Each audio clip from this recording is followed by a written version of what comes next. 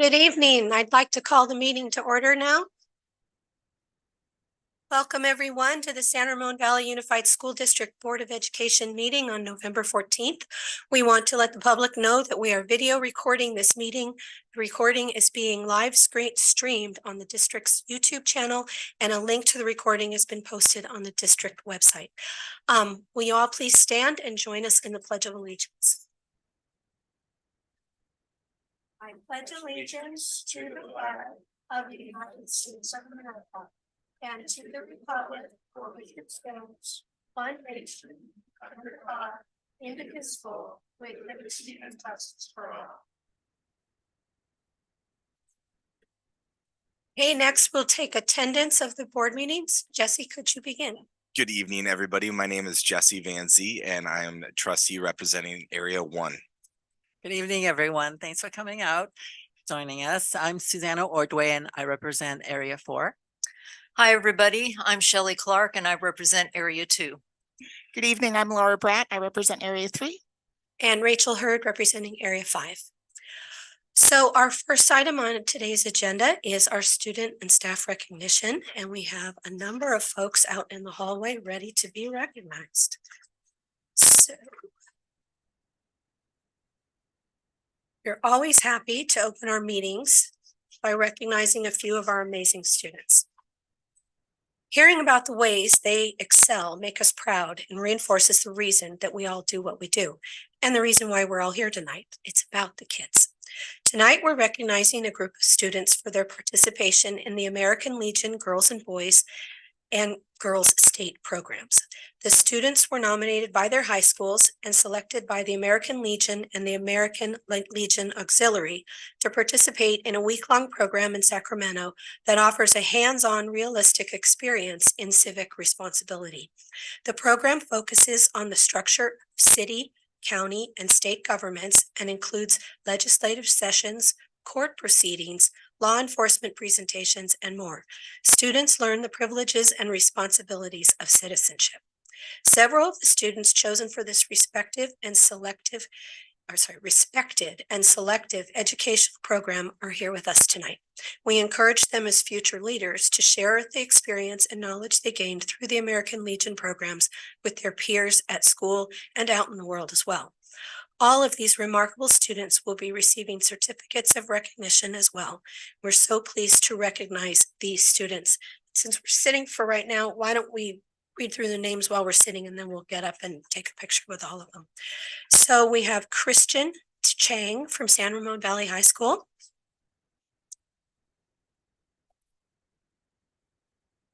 Welcome. Gil Chu from Monte Vista. Ruben Jane from Cal High. Jax Melisincic from Cal High. Sanika Salim from Monte Vista. Alexander Shen from Cal High. Alyssa Yu from Cal High. And there are 3 additional students who are not able to join us tonight. Molly Schnurrer from San Ramon Valley High, Ethan Chen from Monte Vista, and Abigail Choi from Monte Vista.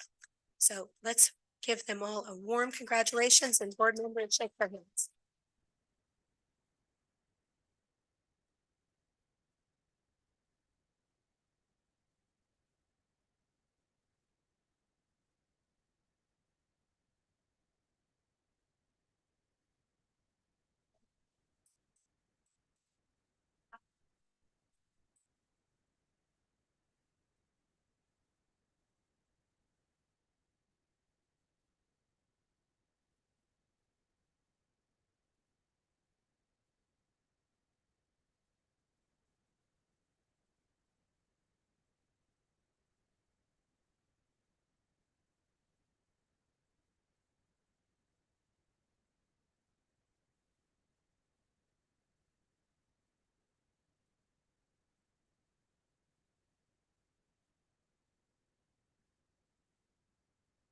Say, got parents coming out.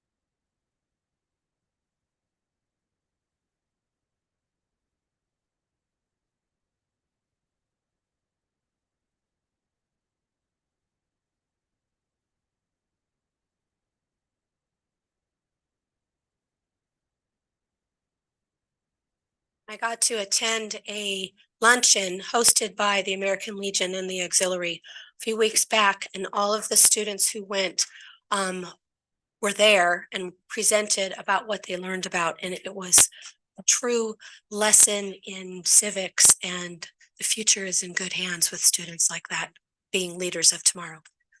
Okay, so best way to start the meeting. Next, we have reports out from the actions that we took while we were in closed session. And so let me get to those.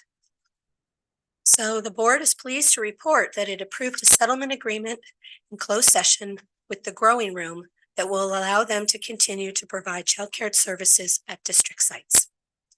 In closed session, the board, by a 5-0 majority vote, instructed district council to settle the matter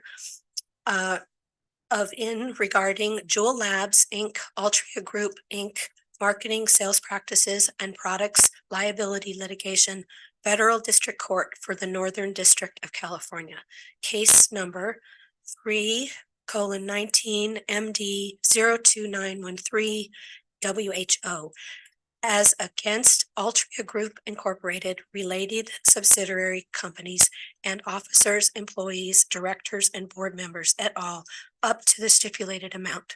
The board members voted as follows: yes, Hurd, Bratt, Clark, Ordway, Van Zee. The board also voted unanimously to appoint Paul Fordion as assistant principal at Golden View Elementary School and Ben Lee, assistant principal at both Greenbrook Elementary and Country Club Elementary, with both start dates yet to be determined. And that was what we did in closed session. Okay, so into the meatier part of the agenda. I think first we have minutes approval, correct? Yes, acceptance of minutes. October 10th. I'll make a motion to approve the October 10th minutes. Thank you. I second. The motion was made by Board Member Bratt and seconded by Board Member Clark. Roll call vote. Board Member Van Zee. Aye. Board Member Ordway. Aye. Board Member Clark. Aye. Board Member Bratt. Aye. Board Member Hurd. Aye. The motion passes 5-0.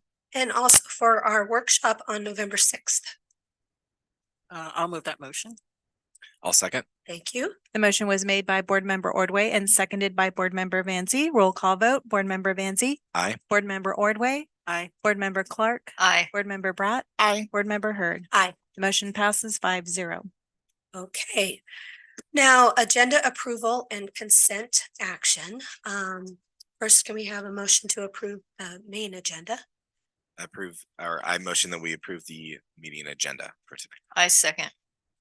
The motion was made by Board Member Van Zee and seconded by Board Member Clark. Roll call vote. Board Member Van Zee. Aye. Board Member Ordway. Aye. Board Member Clark. Aye. Board Member Bratt. Aye. Board Member Hurd. Aye. Motion passes 5-0.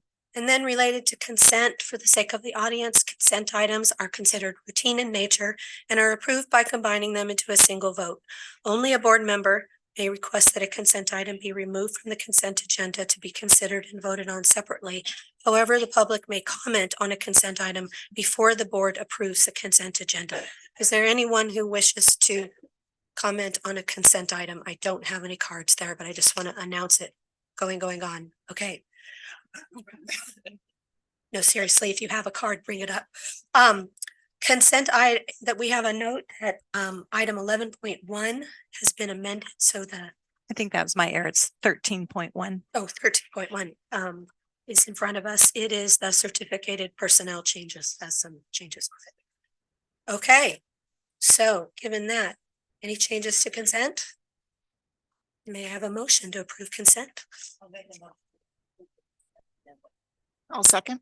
The motion was made by Board Member Clark and seconded by Board Member Bratt. Roll call vote. Board Member Van Zee. Aye. Board Member Ordway. Aye. Board Member Clark. Aye. Board Member Bratt. Aye. Board Member Hurd. Aye. Motion passes 5-0.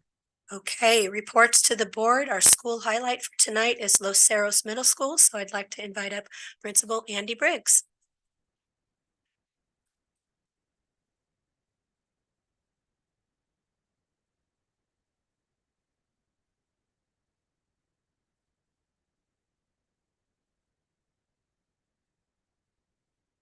What I like about going first, I get to set the height of the microphone. This is great.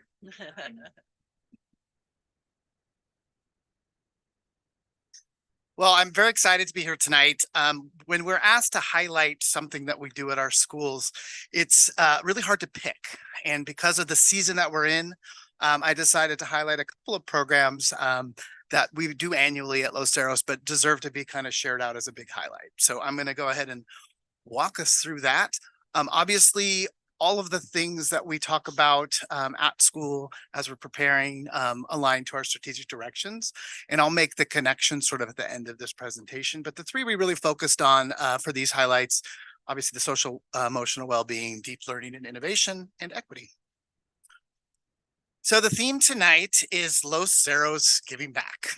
Okay, so the two events that we're going to highlight tonight are our Basket Brigade and our very special relationship with Special Olympics. So we'll start with Basket Brigade. Basket Brigade is an annual event that is run by our school, headlined by our amazing PTA. And what we do is we collect food and resources to provide over 300 Thanksgiving meals, which feeds over 1,000 people every Thanksgiving. And so it is a huge task. And what we do is we collect food donations, and it's easy, right? It's not easy. So as we're collecting the money, we do fund drives through our registration process. We collect the actual food. There's a great list going. The vegetables, the produce this year has been donated, which is amazing. So that didn't cut in. And then we provide each family with a gift card to Safeway for the turkey.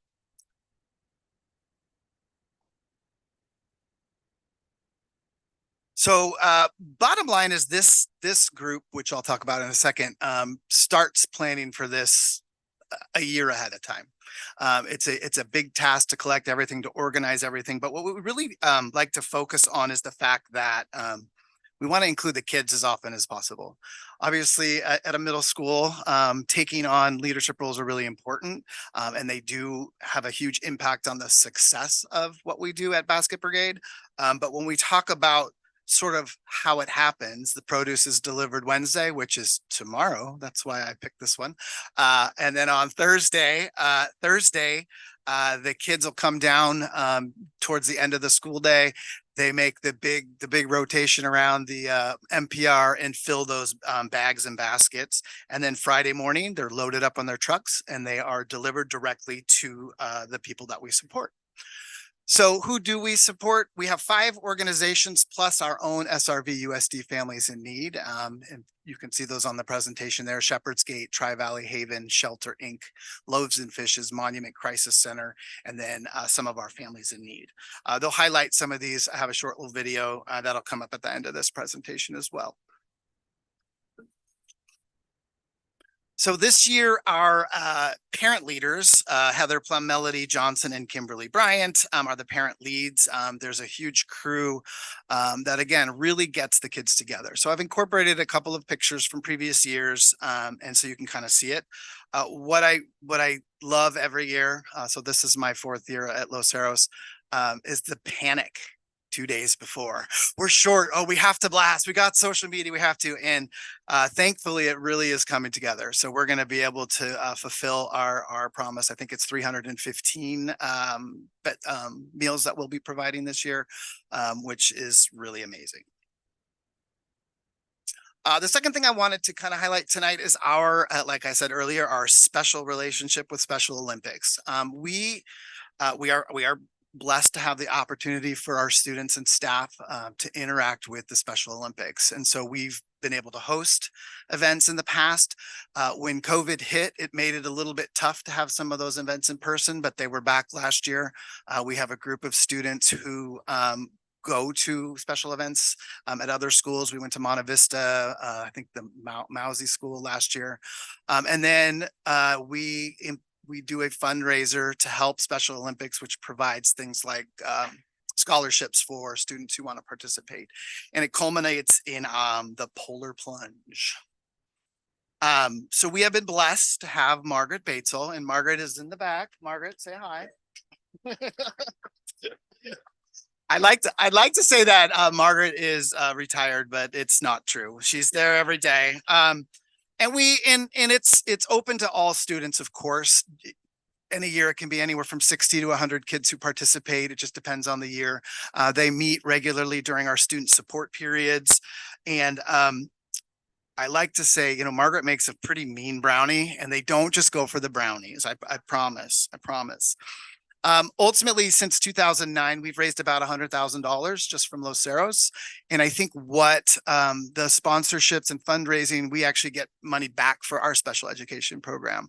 And so it's a great way for kids to really make an impact outside of the halls of Los Cerros. And we jump in the bay. Last year was rainy and awful. 2 years ago was beautiful, but the water's never warm. All right, so I have a short video here. I just wanted to say real quick, I was able to kind of put together some shots from previous years, but during the basket brigade part, there's a thank you video that I spliced a little bit out of the Monument Crisis Center. They reached out to kind of all the people that support them and sent us a video. So I wanted to capture a little of that in this video.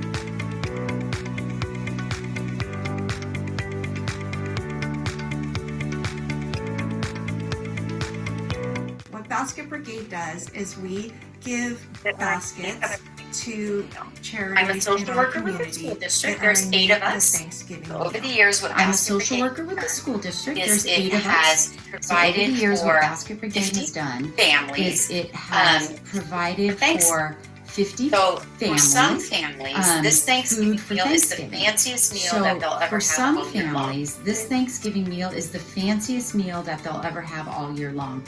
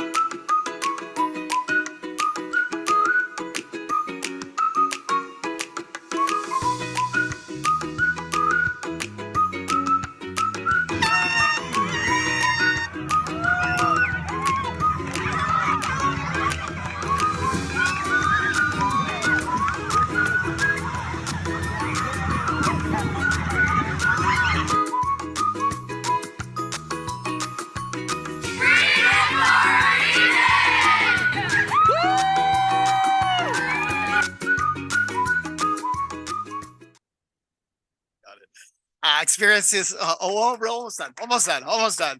Experiences like these not only provide obviously direct support to members of the community, but it allows our students to kind of create those community partnerships, sort of find purpose in those real world skills and address inequalities directly. So I want to thank you for letting me brag about our little school at the base of Mount Diablo, and I'm happy to take any questions if you have any.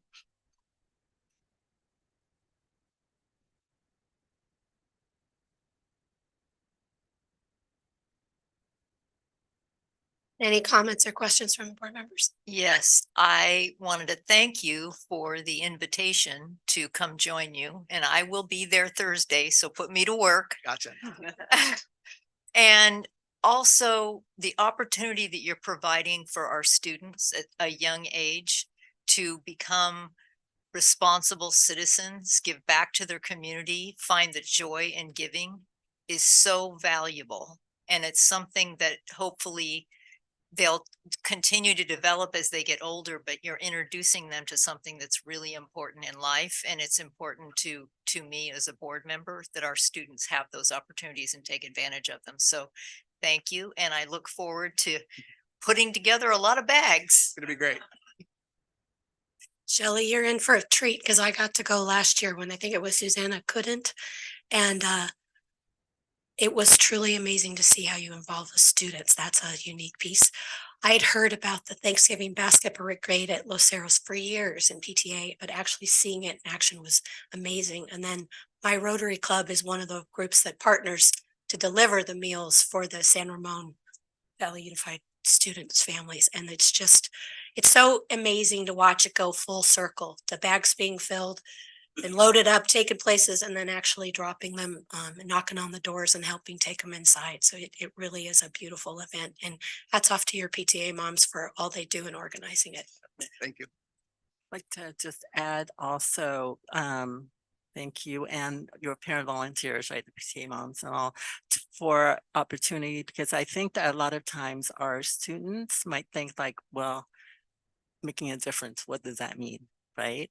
And I think that with something like this, both Special Olympics and basket brigade and other things, that I think it goes to a confidence, right? It builds a confidence that they're helping someone, even if they don't, because I think that kids might think I have to solve global warming, you know, and the big problems, but really helping your community is making a big impact. So thank you for that. I'll just say something really quick. Thanks for teaching your kids about the joy of giving, and especially during this holiday season. I'm sure that that is something that they will always look back on and remember in years to come. So. Well, thank you, everybody. Thank you.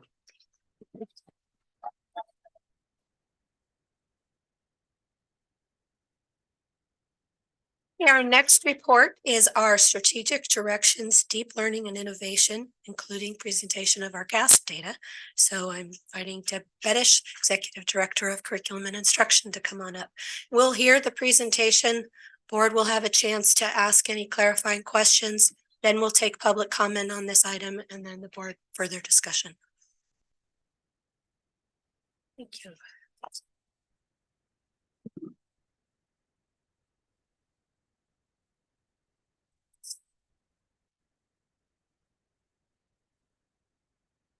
Good evening, President Hurd, fellow trustees, and distinguished members of Cabinet.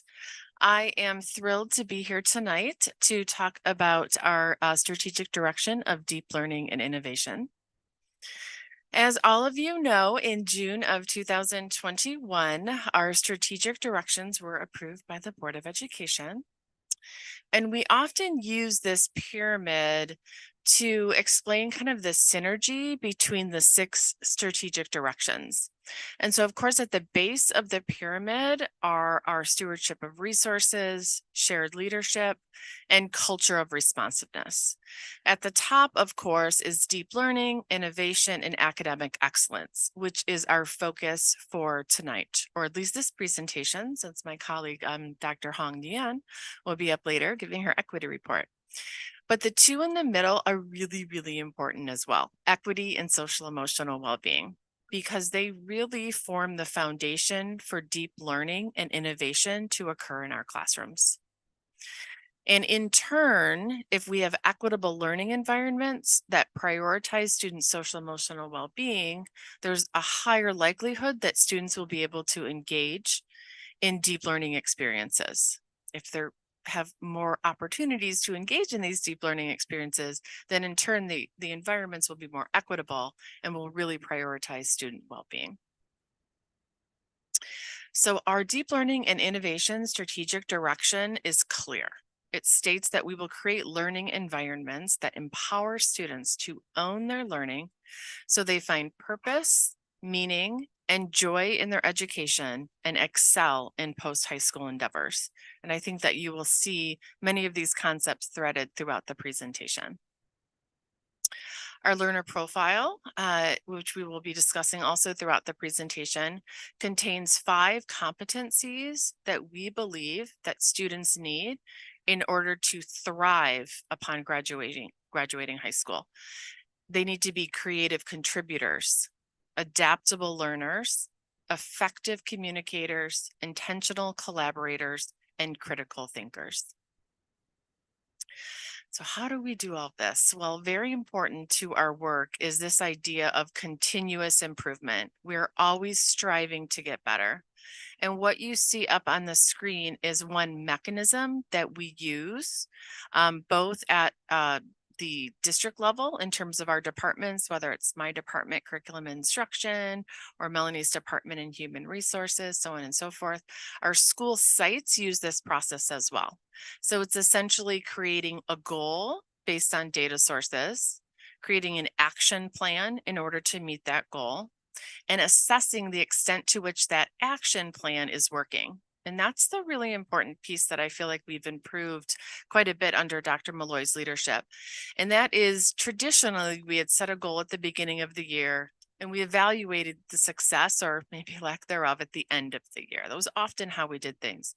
Now we do things in shorter bursts. So we're looking every 6, 8, or 10 weeks specifically at data from our actions so we can assess their efficacy and either continue with those actions, modify those actions, or if it's not working, try something else, right? And that's the adjust part of the plan, and then starting all over with potentially adjusting goals if things aren't working, or if things are working, creating another goal. So that's really been key to our work. So administrators and liaisons, another key component to the work, of course, across everything that we do, including deep learning and innovation. They are the ones that really engage and lead the cycles of improvement, of course, at their school sites.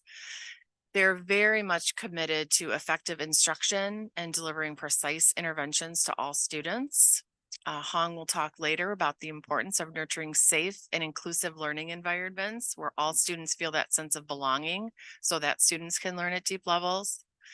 And then this is a really, really important piece that our administrators and liaisons are working alongside really all staff, whether it's the counselors, social workers, psychologists, paraprofessionals, oftentimes, of course, teachers, teacher leaders, to examine data in order to figure out the most effective ways to support our students. And along those lines, we've added a new tool to our toolkit this year, and it's called EduClimber. And I would like to give Kit Bragg, our assessment director, huge kudos for bringing this to us, because it's allowed us to really pull a lot of different data sources together much more efficiently and much more effectively. So instead of having to go to this database to get this information and over here to get this, and then our liaisons and our administrators and teacher leaders would have to do a lot of work to kind of make sense of it and even pull the data, we now have EduClimber, which has everything in one spot. So we can look at a student, a small group of students, a classroom of students, a grade level of students, so on and so forth. We can easily pull their former grades from this year, from last year, from 2 years ago, their standardized test scores from maybe the CASP, from ACT, SAT, AP even, their attendance, how often they're tardy, excused absences, unexcused absences, social emotional well-being screener, behavior, et cetera, et cetera. So it's really streamlined the process, and we're continuing to train and provide professional development on how to use it effectively. And we really feel like that tool will help us pinpoint the students who really need the most support. So our goals for deep learning and innovation, there are 3 of them. The first one is to create a coherent system aligned to support instruction. So that means essentially aligning resources, fostering collaboration across our grade levels, across our subject area courses, and assessing and adapting the system based on our needs. Goal number 2 is to develop and implement instructional models to engage students in learning at deep levels. And that really gets back to those 5 competencies that we spoke about earlier. So how are we providing opportunities for students to think critically about how to solve problems that they can apply to real life situations, for example? And then goal number 3 is to use authentic forms of assessment where students are expected to meaningfully apply essential knowledge and skills. So how are we using what we learn in the classroom, applying them to novel situations? And I will talk a little bit about time, choice, and feedback later in the presentation as well. So we've discussed in here our SRVUSD data dashboard, which is of course specific to our district. It is developed and grounded in our strategic directions. We use it as an accountability tool, as well as to measure the extent to which we're making progress on our various goals. And it contains 3 large categories. And of course, the one that I am focusing on tonight is deep learning and innovation. Under deep learning and innovation are 3 indicators. There's college and career readiness. There's English language arts, which I will refer to for the remainder of the presentation as ELA. And then there's math. So the rest of the presentation is divided into those 3 segments essentially. And so we begin with college and career readiness. And then for this section, as for ELA and math, we talk about the actions for that indicator that we took in 22-23. We then talk about the measurements, what data we are utilizing in order to assess our progress in that area from 22-23. And then we discuss how that is informing our actions in that area for 23-24. So for college and career readiness, 22-23, co-design of a learner profile. And so we are extremely proud of the work that we did alongside board members, alongside students and staff and community members to design the learner profile, which I will also talk about in a couple more slides. Of course, a key component of college and career readiness is this idea that students, all students, need to we need to ensure that all students are learning at least grade level, if not beyond, right? So in order to do that, we've developed, in order to support really our staff in doing that, we've developed district-wide essential standards, which supports staff, it supports students, and really having more consistency and uniformity across grade levels and across courses. And it also really fosters a more collaborative environment where individuals are on the same page in terms of what's essential for that particular course. We've refined some of our supports. I've spoken in here before about the importance of our ELA and math screener assessments across grade levels so that they can help us understand what students, where they're performing well and where they may need some support. In 22-23, we also implemented what we call our shared leadership team model of professional development, or our SLT. And we did that because it's actually fairly difficult in a district of this size to provide professional development to all 1,700 certificated staff, for example. So we developed a shared leadership team model where we bring together the principals, the assistant principals, the liaisons, other key leaders in the school, whether it's counselors or social workers, other teacher leaders. We engage them in PD 5 or 6 times throughout the course of the year. And then they take that back to their staff and they tailor it to the needs of their staff specifically. We did a lot of professional development on grading and assessment in order to ensure that our grading and assessment practices are really supporting the teaching and the learning from our students. And then I'm extremely proud, and I give Jessica Colson, one of our coordinators, a lot of credit for our welding program. So increasing our CTE options to ensure that every student has what they need when they graduate and has a pathway that is appropriate for them is really, really important to us. And so we partnered with Las Positas College and have a welding program that is going, even in its first year, is going really, really well. And I'm really, really proud of that. So how do we measure college and career readiness? So what you'll see up on the screen is varied types of measurements that hopefully together provide a larger picture of how we're doing with regard to college and career readiness. So we said on our dashboard, for example, we were going to co-design the learner profile. Did we do that? We did. We said we were going to increase the use of deep learning strategies in the classroom. We also want to look for our standardized tests, such as ACT, SAT. How are our students doing? How well are we preparing them? Advanced placement exam scores, and then CAST, which is a relatively new assessment that is given in science. So I will go through each one of those. Again, I talk about the learner profile, but it's such an important North Star in guiding us to what our students, the competencies they need to build, that we want to build in them in order to be college and career ready. So you can see the descriptors up there. And again, this was done by, it really truly was co-designed by a team of individuals who thought very carefully about the world and what our students needed in order to be successful in it. We also heard from members of the community that were successful in their respective careers, came and talked about what they felt was important for our students, not just now, but in 5 years, 10 years, 20 years, 30 years. And so we came up with, again, those 5 competencies. We also wanted to look at the extent to which deep learning practices were being implemented in our classrooms. So our supervising directors did some pretty simple walkthroughs, and we looked at classroom practices through these 4 lenses. So the first was pedagogical practices. So essentially instructional strategies that are being used to engage students, similar to what we hear from the learner profile. Are students thinking critically? Are they collaborating with others, etc.?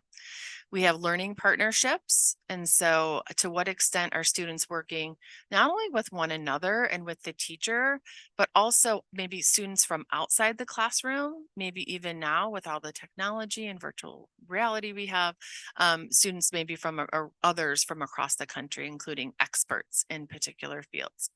We looked at the learning environments and the extent to which they were really set up so that students felt that sense of belonging, that their voices were heard.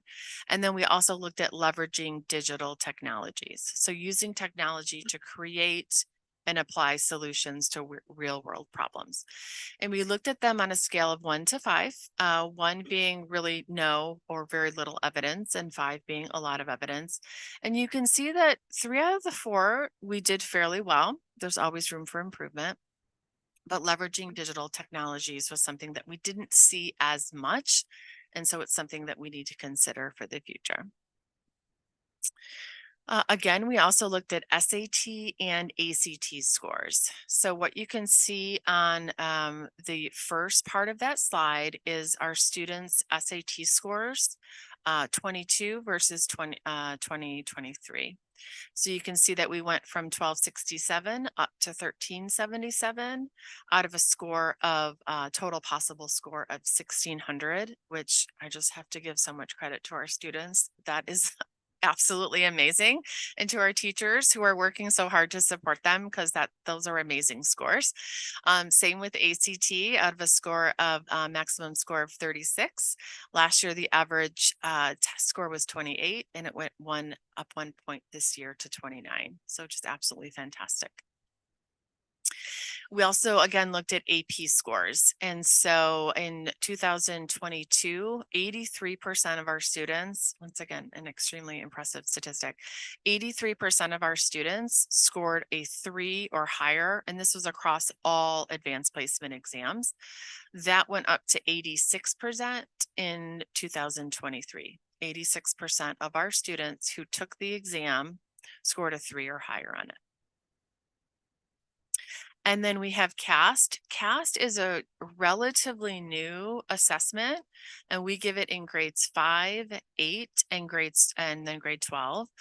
You can see that SRVUSD held steady. We're at 62% of our students in those grade levels who are proficient in science.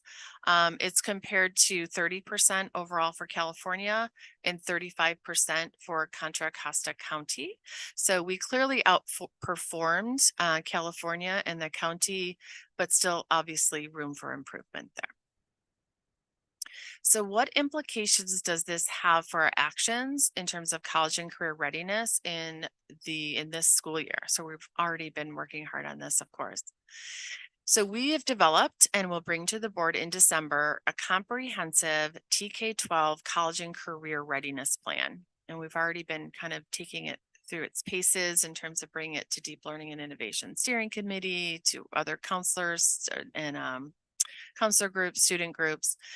And really the goal there is exposure, exploration, and experience. So what we hear from students is they don't have enough information about careers. What careers are out there and how do they get there? What types of experiences, what type of classes do they have to take? So what we really want to do in the younger grades is provide exposure. What even is a career to a first grader, right? And what ideas do they have? And then exploration. How can we support them in exploring various careers that are out there? And then how can we give them experiences with those careers, whether real world experiences through internships, virtual experiences, etc. The second thing that we're already focused on as well is this idea of instructional design for deep learning. So again, how are we continuing to support our staff in engaging students in deep learning experiences that will foster those competencies from our learner profile? And one tool that we provided for K-8 teachers called Define Learning. It's an amazing tool, truly interdisciplinary, and has a lot of things already built in it that structures that for teachers so they can use it wholesale. They can modify it to fit their room, but they're also learning about how to structure those experiences for the future when, you know, Define Learning may or may not be around. We also need to really develop more robust measurements for deep learning. So standardized assessments tell us a lot about our student learning. I do firmly believe that. It can't be our only measurement. So we did those classroom walkthroughs and they were valuable and gave us valuable information, but we need to continue to develop better ways to assess the extent to which our students are able to think critically about things, or the extent to which they are able to effectively communicate or collaborate. And so that's really our next foray. Grading and assessment. So on November 6th, we did a 2-hour workshop. 1 hour was devoted to assessment in SRVUSD, where we focused on the importance of time, choice, and feedback. So with regard to time, we know that all of us in this room learn at different rates. And so do our students. So how do we provide a little bit of flexibility, maybe a lot of flexibility, with regard to providing them the time they need to truly learn the essential standards? Because they have to know that essential standard if they're going to go on and take subsequent classes. So how do we give them time? How do we also give them choice? We all demonstrate our learning in different ways. How do we provide some of those opportunities for students as well? And then feedback. Every research article you read about assessment talks about the importance of feedback, whether it's from peers or especially from teachers. How are students doing in terms of their learning? What are they doing well? Maybe what are they not doing as well? And how can they get better? So time, choice, feedback is really our focus this year. And again, I mentioned it earlier, the importance of continuing to expand our CTE opportunities. So we are supporting each and every student in achieving what they want to achieve when they graduate from high school in SRVUSD. So moving on to English Language Arts, ELA, again, organized in the same way. So I will start with the 22-23 actions. I want to give huge kudos to Deanna Sapia. She is our ELA ELD coordinator. She has worked so extremely hard on so many different things, some of which you see on the screen. We in 22-23 formally adopted, thank you to the Board of Education, a consistent K2 phonics program that we have across all 22 of our sites. And I'm extremely proud of that accomplishment. Most importantly, it is based in the science of reading, which is really all about systematic and explicit instruction. And you will see in our data in a moment that we really do believe it's making a big difference. And we're extremely proud that students, if they switch schools or when they go up to that next grade level, there's an accepted scope and sequence. Everybody's getting the same thing at about the same time. So if students switch schools or go up that next grade level, they are not going to have gaps in their learning. We also added a tool to better assess where students reading skills were, and it's called the Dynamic Indicators of Basic Early Literacy Skills. And I am going to refer to it as DIBELS.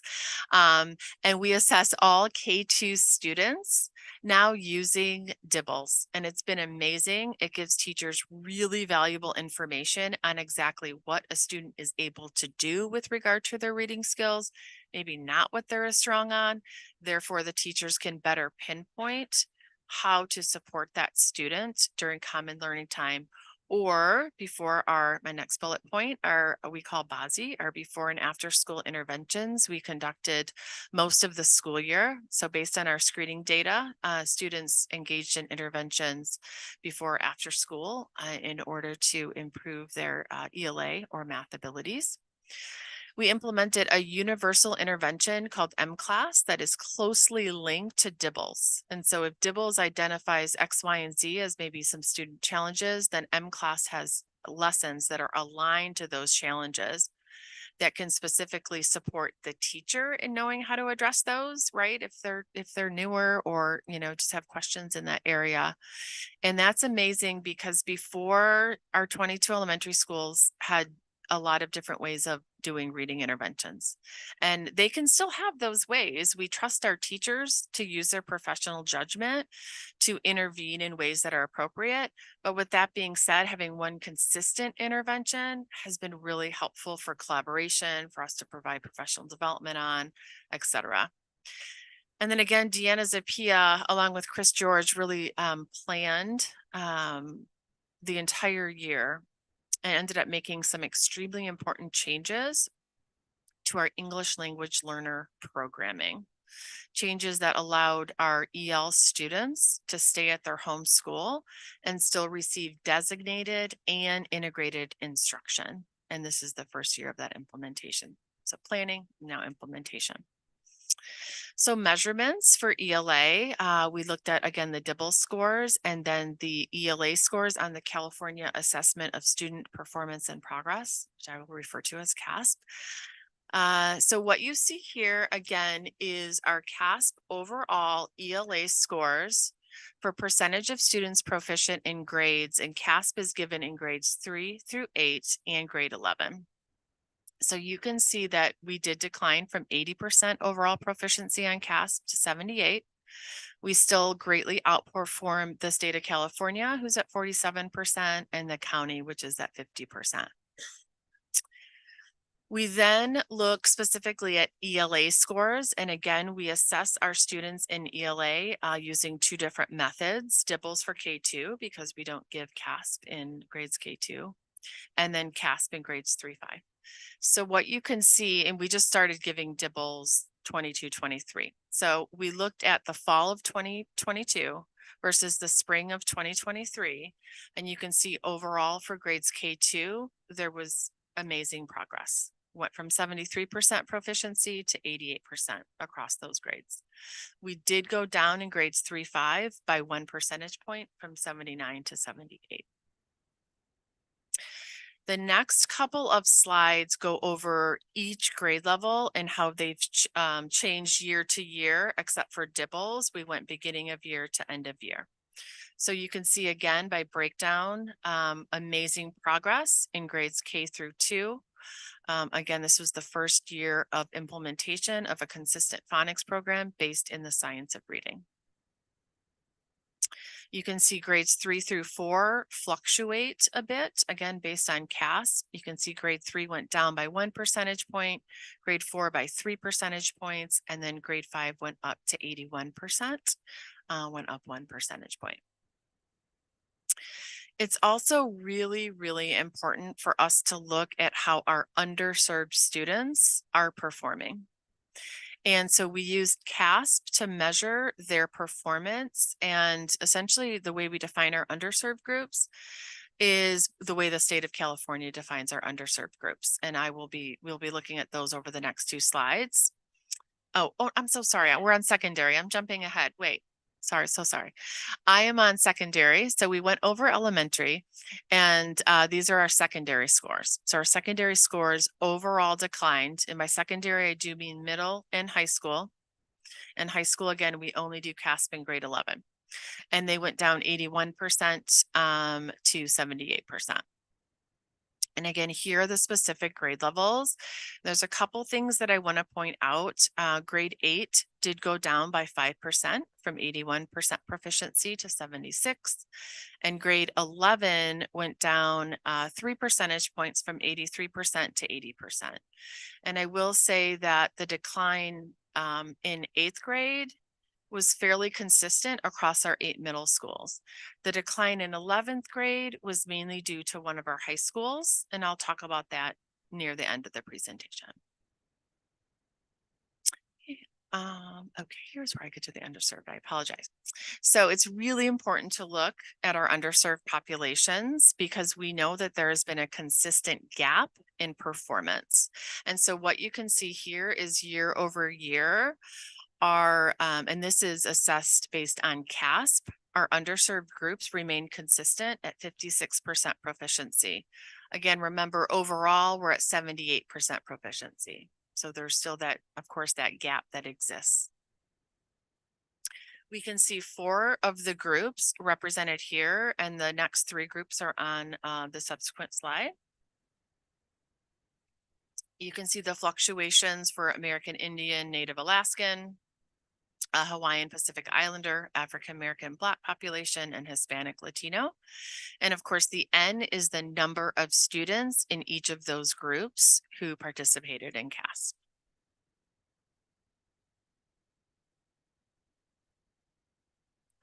And then here's the slide with students with disabilities, EL students, and students who have a socioeconomic disadvantage.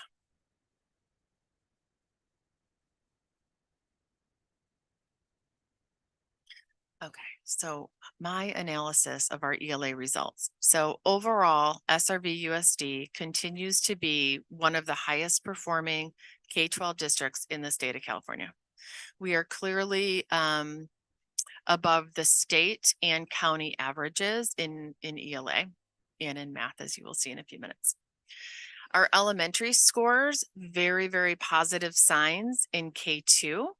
There was a slight decline in grades 3-5. And I will say that the majority of our efforts in terms of the science of reading, that systematic, explicit teaching of how to read, our focus really has been on K2. And the results across the country have been very positive. We wanted to see the results here. They've also been extremely positive. Our secondary scores overall decline most markedly in grades 8 and 11. But though there are fluctuations across secondary, our students do tend, even when you look longitudinally, they tend to reach 80% proficiency by 11th grade. And again, the gap continues between overall SRVUSD performance and the performance of most of our underserved groups. So that leads us to our actions for this year and what we have been engaging in. Our grades 3-5 teachers have already experienced some professional development in the science of reading. Of course, they've experienced, we've purchased them some supplemental resources that support the integration of science of reading, but we want to do more. We want to further these efforts, and that has been something that we've been working hard on this year. We also want to expand and refine the use of M-class interventions, but especially DIBELS.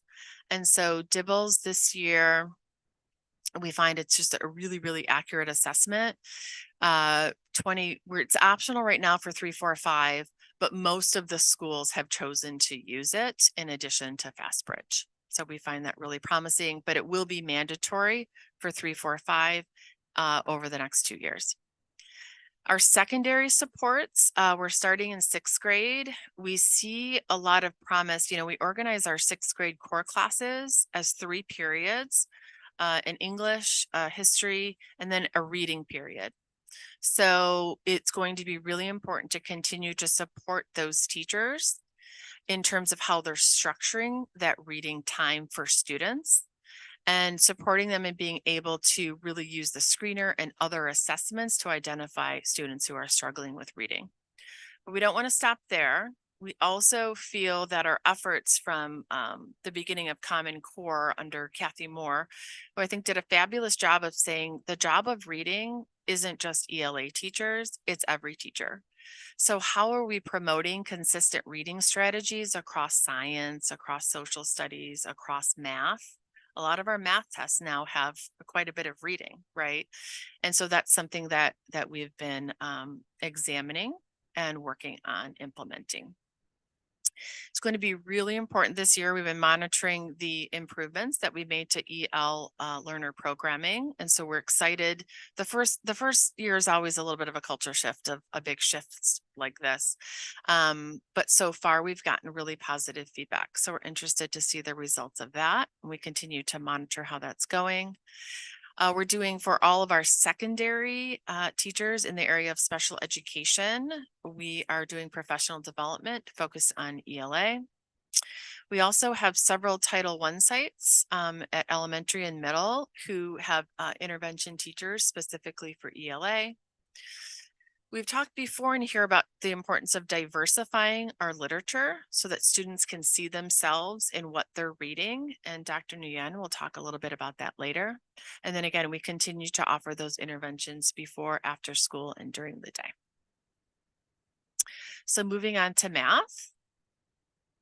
In terms of 22-23 actions.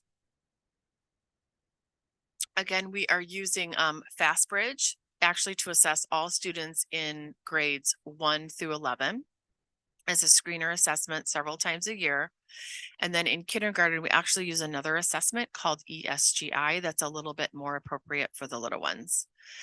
We implemented the before and after school interventions, once again, to support students based on their screening data. We engaged math teachers in a professional development based on something called building thinking classrooms, which is both evidence and research based and has been shown to increase the learning of students in the area of math and especially increase engagement. So they are more involved in their math classrooms. And then paraprofessionals, especially at the elementary level, do a lot of push and support to really support our students with regard to understanding math. And so we created a series specifically for paraprofessionals on how they can support the teaching of math in the classrooms, or at least supporting math students. And then I don't have it on the screen, but I wanted to say mid-year, we also hired Rachel Lynch. She's been a wonderful addition to the team, and she is dedicated solely to math. She is our math coordinator, and she's been a wonderful addition. In terms of our measurements, we'll be using FastBridge and again, CASP. So if you look at SRVUSD specifically, compared to California and the county, you will see that we remain steady year over year at 72% proficiency compared to the state, which is at 35%, and then the county, which is at 40% proficiency. You can see again, when we look specifically at elementary, that grades 1 and 2 based on FastBridge stayed consistent, and grades 3-5 on CASP went up 1 percentage point, 78% to 79%. Again, when we break it down specifically by grade levels, and again, this is based on FastBridge, you can see fall to spring down 3 percentage points for grade 1, and then up 4 percentage points for grade 2.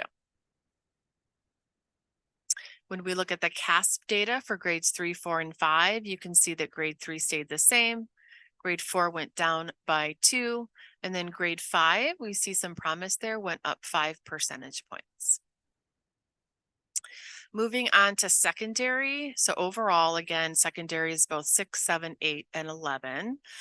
So we're counting both middle school and high school. We saw a slight decline overall from 68% to 67%. You can see it here broken down by grades. There are some fluctuations in 6, 7, and 8. And you can see a drop of 7 percentage points in terms of proficiency in grade 11. And once again, unfortunately, and I will talk about this in a couple minutes, that was attributed to one of our high schools who saw very large declines in math and in English language arts. So our percent proficient for our underserved groups, we went up 2 percentage points, which is promising. With that being said, Our underserved groups are an overall proficiency rate of 48% compared to 72% for all students. So that gap still exists. But there are some promising results. You can see, American Indian, Native Alaskans went down a bit. Native Hawaiian, Pacific Islander up, African American up, Hispanic, Latino stayed about the same. And then students with disabilities went down 1, EL students went up 3, and students with a socioeconomic disadvantage went up 1. So again, my analysis is overall, we continue to outpace the state and the county and continue to be one of the highest performing unified districts in the state of California. Our elementary scores remained fairly consistent, and there was a bright spot at 5th grade, which we felt really good about because our Eureka Math, when we started it, this is like the second class that has had the full Eureka Math experience. And we felt that that spoke highly of the implementation of that particular curriculum. Middle school math rates, again, fairly consistent with the decline at the high school of 7% overall. And a gap continues between our overall proficiencies and our underserved groups. So our actions. I just want to emphasize to everybody in this room that just as important as, when I talked about, ELA across the grade levels, math, especially at the secondary level, has really been, if not our highest priority, one of our highest priorities, because it's something that we know students struggle with math. We also know our teachers are working extremely hard. We hear from our parents about the need for a lot of support in math. So it's something that we want to acknowledge is something that we've been working very, very hard on. So we have held mandatory professional development for all secondary math teachers. So every single teacher across middle school, every single teacher across all 5 of our high schools, including any teacher in special education that teaches math. Those have been going extremely well, and we appreciate greatly the teachers taking the time out of their classrooms to create sub-plans and to engage, but it's been really, really a positive experience. In addition to the mandatory PD for all teachers, we're also building a leadership group who is going to meet several times throughout the year in order to be able to go back to the sites and send a consistent message to the departments with regard to how they can work to improve math instruction and to support our students. And 2 of the entities that are really supporting us with that is the Silicon Valley Math Initiative and Building Thinking Classrooms, which again, as I mentioned earlier, is evidence-based, research-based, and has really been a positive thing. At our Title I sites, we offer math intervention at some of the sites, ELA at others. Another thing we want to do, especially at the secondary level, is really examine the effectiveness of our screeners and our diagnostics. So at one of our high schools, we piloted a diagnostic. And what I mean by that is just a different kind of assessment that is going to do a better job with our high school students of pinpointing exactly what their strengths are, but also what their challenges are, so that we can do a better job during those, before, after school interventions, maybe during an intervention section, common learning time. We can do a better job if we know exactly what that student is challenged by. We can then do a better job of supporting that student. So we're actually been met with great success at one of our high schools. We're going to expand it to a second high school this second semester, and potentially all 4 next year.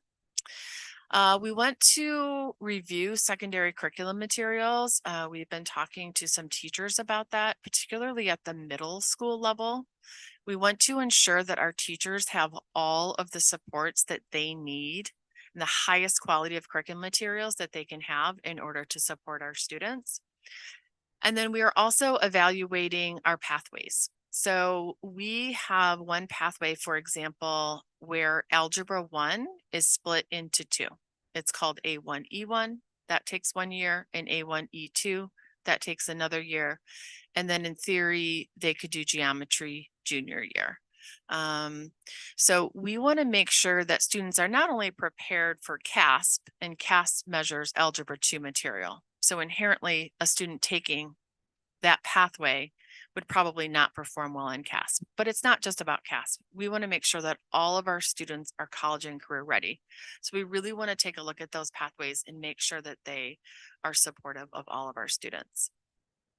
Finally, I want to come back to, before I do my concluding remarks. So one of our high schools declined, and it was San Ramon Valley High School. This is public knowledge, declined in math by 17 percentage points and in ELA by 16 percentage points. Okay. So I want to assure the board that we have been working very closely with Principal Cottrell, and that John Campopiano, who is of course the executive director of secondary, who supervises San Ramon Valley High School, he and I have been working very closely with her and her team. And the first thing I want to say is she's been absolutely amazing. And so it didn't, once we called her, when we got the scores, she was on it 100%. And she had already had a plan that she's been refining ever since.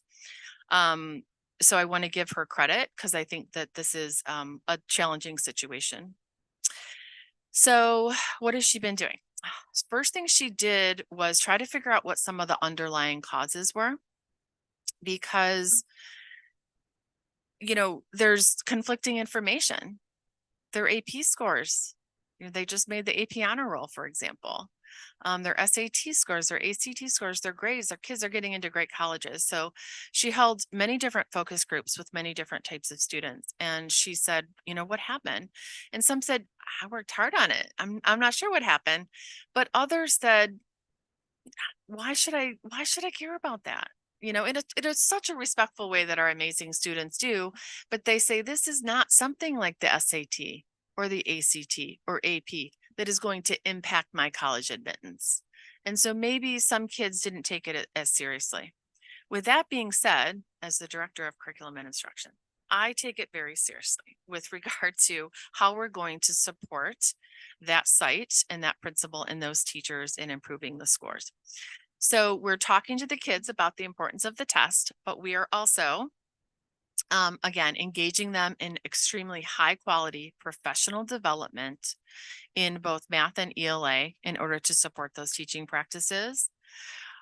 She is one of the schools that is going to be using this MDTP assessment that has been put out by several universities that will, again, better pinpoint student needs so that we can develop better interventions to support them. She is also working hard with her staff for common learning time to improve the ways that we're targeting the students that need the most support during that time. And then she will be sharing and she's doing much more than that. She's been on it and in those classrooms and supporting those teachers and talking to students. And she will also be sharing this data with parents at an upcoming meeting that she will be advertising so that parents can provide her with additional input. So my concluding remarks. A focus on college and career readiness is really a really important part of our next step to ensure that all of our kids have the exposure, the experience with careers, so they know what's out there, so they have a better understanding of what their passions are and how they can follow their strengths into a career that they love. Again, there's signs of a really positive trajectory in the lower grades, especially in elementary ELA and in math. So we want to support the use of the science of reading and our math curriculum. Closely examining and supporting our ELA and math, of course on all grades, but especially secondary, to understand how we can support our staff and students better. Revising the dashboard, which will come later this year. And then just huge kudos to number one, our staff. It's our administrators, our teachers. It's been a long couple of years, right, after COVID, and everyone is working extremely hard. And I really want to let them know how much we appreciate that. I also want to give kudos to our Deep Learning and Innovation Steering Committee and the Grading Reform Subcommittee because they've given really, really important input along the way, and we greatly appreciate that. With that, I think I am done and ready to take questions. So board, do you have some specific questions you'd like to ask Dr. Benish, or do you want to go to public comment first? Got a quick question for you. One, I appreciate the thoughtful deep dive on a lot of data. Wanted to ask you a follow-up question. I appreciate what Principal Cottrell has done kind of in anticipation that, you know, that's a little bit of a shocking result that I don't think anybody was expecting to see. Kind of in the root cause analysis of it. The question that I have is great AP scores, great ACT, SAT scores. And I guess what my concern is, and I'm wondering how much it's been dug into, is it seems like our high learners have consistently stayed there because of the AP scores and the ACT, SAT scores. My concern would be in our other students who might be struggling, and how do we know that that dip is not from just students not taking it seriously, but that we have a precipitous fall off on students who are just struggling to keep up with it. So I'm just curious if that's been looked at too. First, I want to say or reiterate that even though some students said they didn't take it seriously, we 100% are taking it seriously, in part for the reason that you just said. You're right. Our students who are in the higher level AP classes are doing well, and they did well in the CAS. Okay. So that is something that she's working very hard on. I think a piece of it is getting the most accurate data and really understanding how to support teachers in using the FastBridge data maybe a little bit differently than they have. Once you have that screener data, then how do you dig down and figure out really what are the points that students don't have that they need in order to succeed in that math class and beyond? And that's where this new diagnostic comes in. And all of her teachers, and I sat with them at our professional development, were so engaging, taking the scores very, very seriously. They absolutely want to do what's best by students and have some really great ideas about how to go about doing that. So I want to reiterate that it's not about them not taking it seriously, even though that was some feedback we got. This is our issue to own. Thank you. So both of my kids went to San Ramon Valley High School, and the CASP at that particular site has been sort of a hot potato because there's been different opinions from the parent community and from the students over the years, the whole time my kids were there, about the CASP. So I think that from my view, after being a parent in that community for a long time and working closely with a lot of the staff in leadership roles, I think it's more complicated than just simply some of the kids didn't take it seriously. I think that is a factor because I saw that going on there when I was there. At some point, the CAF scores were put on the transcripts. So then if you got one on a transcript and it wasn't a good score, then you may have to do remediation in college on your math. And that set off a whole firestorm at that time because then parents didn't want it on the transcript. So there's been a lot of back and forth at that particular site from my experience.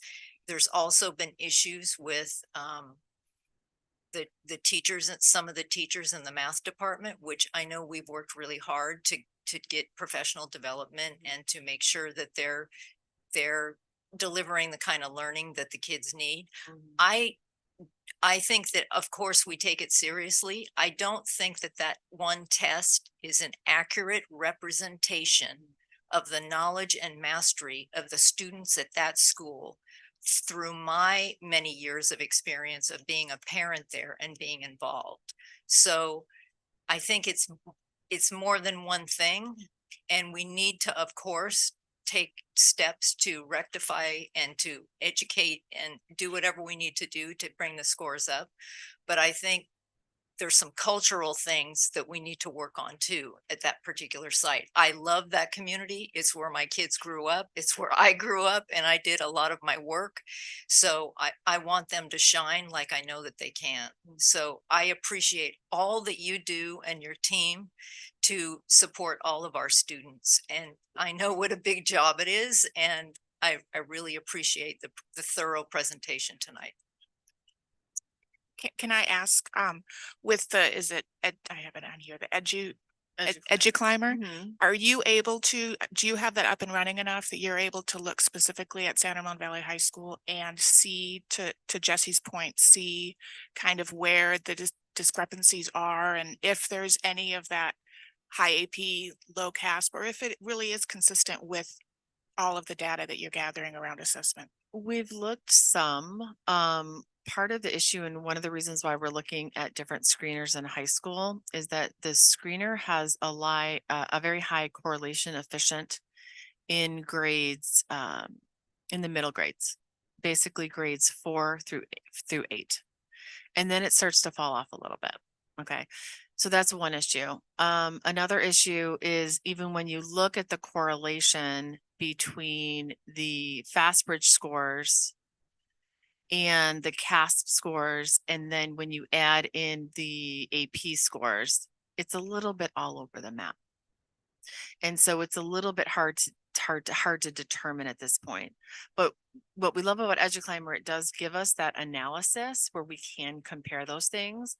But I think we need to continue to hone in on a better screener, because I think that we have similar issues with the screener. Sometimes I don't know if we, again, my responsibility, I'm not talking about the site, do a good enough job of supporting kids and understanding why it's important to do your best on that screener, because it's really important data for us. So there's, I think, some work to do in this area. I will say that we looked at the correlation between AP scores and CASP scores, and there was a fairly high correlation, which goes back to, I think, what Trustee Benzie said. And can you talk a little bit about how CASP scores, the consequences of high or low CASP scores from a state standpoint, from a district standpoint, from a school site? That's a great question. Yeah, so there's several different kind of implications. And so Trustee Clark talked about the history at San Ramon. So about a year ago, we were talking about how to increase the participation at San Ramon Valley High School, because the participation was very, very low. And the state changed their requirement, and they said, if you have under 95% participation from students, then every student under 95 is going to get a 1 out of 4. They're going to get the lowest score. So Principal Cottrell did an amazing job alongside her parent community in getting the kids to take the test. They all came to take the test. They were well above the 95%, but I'm not sure if they wanted, some of them wanted to be there, right? Because the year before, maybe their siblings hadn't been. So that's one implication. If we don't get up to 95%, every student that is below that gets a 1. So what impact does that have? Well, it impacts the overall score, for lack of a better word. We've been hearing from some community members about different websites that are for-profit websites that use our test scores to rate our schools. That's one criteria, very important criteria that's weighted quite heavily. And so when our test scores go down, potentially the scores on those websites go down. When you're looking to move into a community, a lot of people look at those websites. And so, and it's not, as Trustee Clark said, sometimes a good indicator of how a school is, but it is what it is. You know, I know that that's something personally I did before moving into Danville, right? You look at to see how good the scores are. What's easiest to find? You Google elementary schools, you Google your high schools, and it comes up with the scores from those websites. And so that's another implication. We did take it off It wasn't on the transcript at one point. We put it on the transcript so students would take it a little bit more seriously. Took it off the transcript for a lot of different reasons. And so there's really, colleges don't look at it for admittance, but they do, at least the CSUs look at it to determine whether a student may have to take a remedial class. The issue with that is there's lots of other ways that students can get out of that remedial class. CASP is one. And I think we probably need to do a better job of communicating that to our students. But that's just one. You could also do well in an AP test, for example, and not have to take that remedial course. I had one other question about the dip in scores for 8th grade, I think ELA. Can you refresh my memory of where those 8th graders, and I guess to the point too of the 11th graders, where they were in the heat of COVID, and then how are we looking at the effect of that perhaps too on where they are academically at 2-3 years later? I've lost track of time. We've looked at everything, and absolutely, that's a tremendous question. So, well, first of all, for the 11th graders, if you did take the San Ramon Valley High School scores out, they would have remained consistent at 83% proficiency. We've looked extensively and talked a lot about 8th grade. So last year's 8th graders in 6th grade would have had most of their time at home during the pandemic. So it would have been the end of their 5th grade, right? That last quarter, where we were remote, and then most of the following year. And so we've talked a lot about the potential impact that could have had on 8th grade, because again, in that 6th grade class, or in that 6th grade core class, part of it's reading. So if a student's at home, you know, when I talk to a lot of people about this, they say, you know, when a student was at home learning math, I could kind of better understand where they were. But when reading was harder, as opposed to me walking up and down the classroom aisles. At home, it was just a little bit more difficult to ascertain what their needs were in reading than in math, ironically. And then when they got back in 7th grade, they then didn't have great data. It's quite started the assessments in full swing. They then in 7th grade didn't have great data on the supports those students needed. Put them in an intervention or not, you know, do this support, don't do this. And so because we have racked our brains about that 8th grade. And that is the conclusion that we've come to. That's the closest we've got. Yeah. One other quick question. I love that we have a math coordinator. So I was wondering if our math coordinator has been able to digest some of this data and come up with some potential strategies on how to address this in collaboration with San Ramon Valley High School. Yes, and she has met with them as well. And she's wonderful because she did start middle of the year, but she has been a long time, well-respected teacher in our district, former math TSA in our district. And she is the one that suggested that we're really probably not pinpointing the exact needs of the students well enough. And she's the one that brought in like the diagnostics. And so she has absolutely been supporting them, meeting with individual teachers, going into those classrooms and leading all of the professional development. Excellent. And I guess maybe the evaluation of the pathways, including the math pathways, right, with the algebra 1 or A1, E1, and A1, E2 is part of that. It's part of a larger discussion that I feel like we've been having, but are really just beginning with our staff, because a lot of the students in our A1, E1, A1, E2 pathway are special needs students who, and we go back to time choice feedback, who need a little bit more time in order to really acquire those algebra 1 standards. And we want to be able to provide that time. With that being said, that would mean that they take geometry as juniors. CASP expects you to know algebra 2 concepts. So there's a disconnect there. And so what we're also evaluating, actually under the leadership of Rachel Lynch, our math coordinator, is what happens to those A1, E1, A1, E2 students. Do they graduate with algebra 2? right? And maybe that's okay. Or do they not go on in math? And is that okay too? It's really kind of a philosophical decision that we want to have, because we want to prepare all of our students for college and career. What does that look like in math? And so these are part of the larger discussions that I think are going to be really important to have.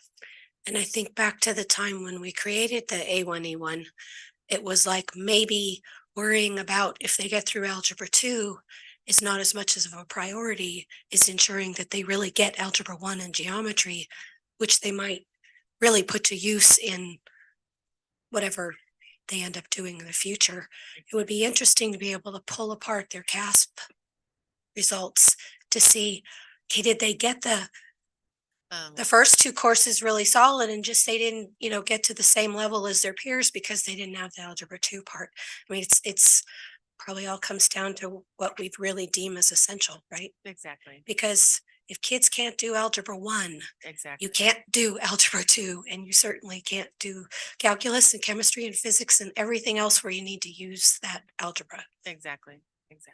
So, John, you looked like you had something you wanted to say. I was just going to say, as I was listening to the questions, I think it's important, as much as there's a ton of information here, that the focus is on ensuring that we know what students need and provide the precise instruction. That's where the diagnostics come in. That's where the professional learning comes in. So for example, we are developing the use of the building thinking classrooms. We have research studies that speak to its effectiveness. We are monitoring that closely. With knowing the diagnostics and understanding the precision, then of course the interventions follow from that. And then we get into the cultural pieces. So I want to be clear that when we look at elementary, we're seeing a great movement forward, especially by 5th grade. When we look at middle, we're seeing some shifting sands there. And when we look at high school, we're trying to unpack what is instruction, what is culture, what is history.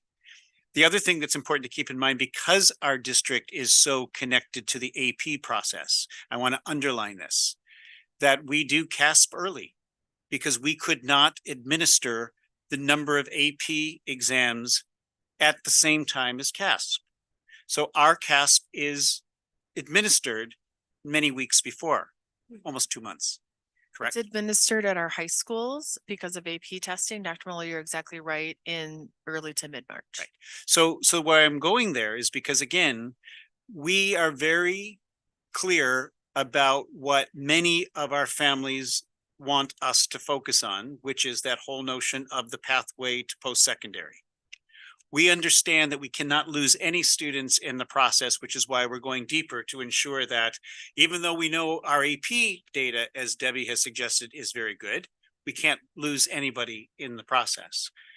But one of the other really simple strategies we're considering is a very simple perception survey that would take 2 minutes to fill out regarding our families and our students' perspectives, especially in high school, regarding this test.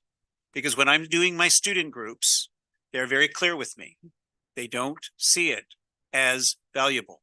And so what we have to be very careful of is we've got to figure this out, because what is instruction, we need to take responsibility for, and we will. What is culture, we need to work with. And the implications, whether it's instruction or whether it's culture, are both necessary for us to figure out. But that's why it's still a little bit complicated, because all we have is anecdotal data. We don't actually have concrete data because we haven't asked, do you take this seriously? Do you see this assessment as important? Do you support your child in high school, especially, to participate fully? If it's an anonymous survey done anecdotally, take 4 minutes, we might actually hear something that will help us understand all of this. But I don't want us to end without emphasizing diagnostics, effective instruction, appropriate intervention to improve all of our learning is key. And CASP is one of many data sets that our educators use. And I'm only saying that because sometimes, because it's the most public and it's the most understood publicly, there are many others such as Dibbles or Fastbridge or what have you. Classroom, teachers, professional assessment is another example that we don't talk about. We talk about CASP. We're not going to stop talking about CASP, but it needs to be discussed in that context. So just a few closing thoughts, and thank you, Debbie, for your presentation. And CASP is obviously required by the state. That isn't, whereas Dibbles, for example, That's isn't correct. necessarily, yeah. I had some additional questions that your presentation made me think of. I know the essential standards have been under development for a long time, but I actually went to try to go find them and I couldn't find them on the website. So is there a way to get to them? That's a great question. They will be on our website. We're trying to put them in a way that is kind of, right now they're more like teacher friendly, and put them in a way that's parent friendly, but they will be on our website soon. Because I think that connection between the CASP really measures all the standards, and the essential standards are, what we're viewing as most important. It's what's driving intervention. Mhm. It always makes me wonder if a kid who's struggling is working really hard to meet the essential standards, maybe they wouldn't be meeting all of the standards measured by the CASP, but would also be doing well in terms of all the things that we're trying to measure. I'd love in the future for us to be able to see a demo of EduClimber. Mhm. And maybe like, what does it look like at a student level? What does it look like when you're trying to dig deep into a grade level? I mean, something that's always tough with these assessments is CASP, we're comparing year to year of the same grade. It's different kids, right? Right. So it's really a measure of our instruction and where we are in our innovations in terms of getting better at how we're teaching certain things. It is interesting with the K2 data, at least this year with the screeners, you're really comparing the same kids at the beginning of the year and the end of the year, and based on what would you expect a beginning of the year first grader to know versus the end of the year first grader to know. But that is super exciting to see the growth in our students and to be kind of proof in the pudding of the efforts that your team has been doing. And I'm really thank you for sharing that, because that's the data I've been wanting to see for a while now. I think one other question was with the welding program. How much participation do we have in this first year? And do you have an idea of how it's distributed across the high schools? I do. We have 16 students. We have, it's pretty evenly distributed.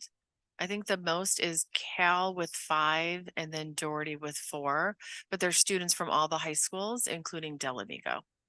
And, we've just got some anecdotal data. A couple of students were talking to the support teacher and they said, if it weren't for this program, I would have dropped out of high school. And I know it's anecdotal data, but it was really, really meaningful anecdotal data to us. So. Well, and I think there's huge opportunities for them through the program, but maybe we can even come up with some others of them, meeting real alumni that are working in the field and are, very gainfully employed that had their start in welding, and it'd be pretty cool. Yeah. Okay, let's open it up to cards, and then if anybody, go ahead. Real quick, Susanna. Sure. one.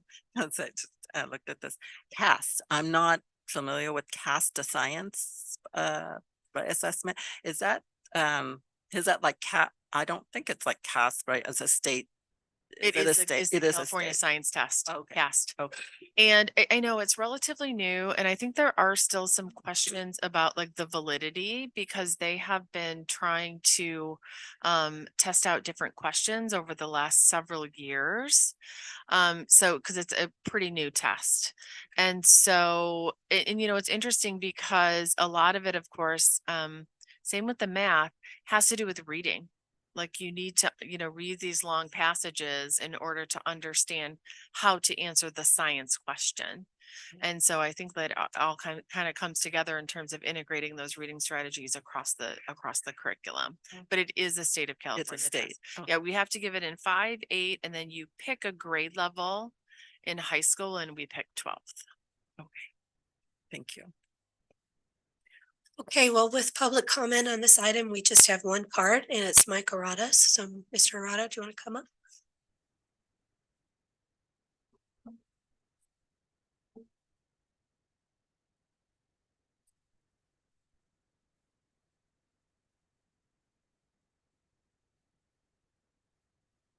California's academic performance index testing, which quietly ended a decade ago, rated schools on a 1 to 10 scale.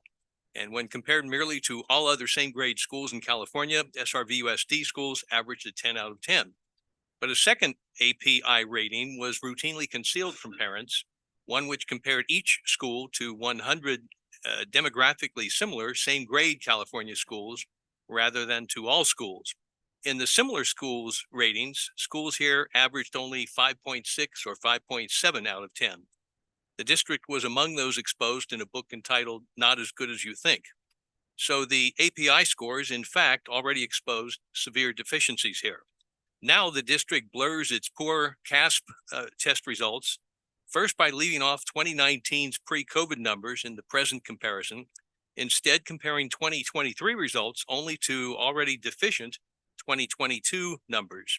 Secondly, by comparing results to the rest of Contra Costa County and to California as a whole, similar to the API comparisons in the past, and rather than say to La Cañada, San Marino, or even Dublin Unified, some of the higher achieving such school districts. Third, while district spin doctors do note that 2023's middle school and high school scores declined relative to 2022's, they still try to hide the ball by attributing that drop largely to a decline at one of the district's high schools. But in fact, as the sign shows, at least 5 of 8 middle schools and all 4 of the high schools have declined scandalously in math and/or science, along with 2 middle schools and 2 high schools in English. What the sign shows, by the way, is the declining percentage of students at 5 middle schools and all 4 high schools who met or exceeded a desired testing standard. And yes, indeed, the especially miserable performance of San Ramon Valley High, the site of so many scandals over the years, is a contributor to poor performance overall. But Cal High also contributed substantially to overall low numbers. And meanwhile, Doherty Valley and the district's high-achieving Asian parented students in general, even with their own test result drops, still help prevent aggregated results from dropping even lower. District-wide results, including 2019's, in fact, back to 2015 in some instances, are posted at srvexpositor.com on the Grading for Equity page. What those results show is that or at least seem to show, is that from elementary to middle to high schools, the longer kids attend schools here, the worse they perform academically. That's what the test results seem to show. Meanwhile, SRVUSD continues pushing overtly racist so-called equity programs, pornography in libraries and classrooms, and grading for equity. As I said at the board workshop last week, so-called deep learning is in fact a deep fake.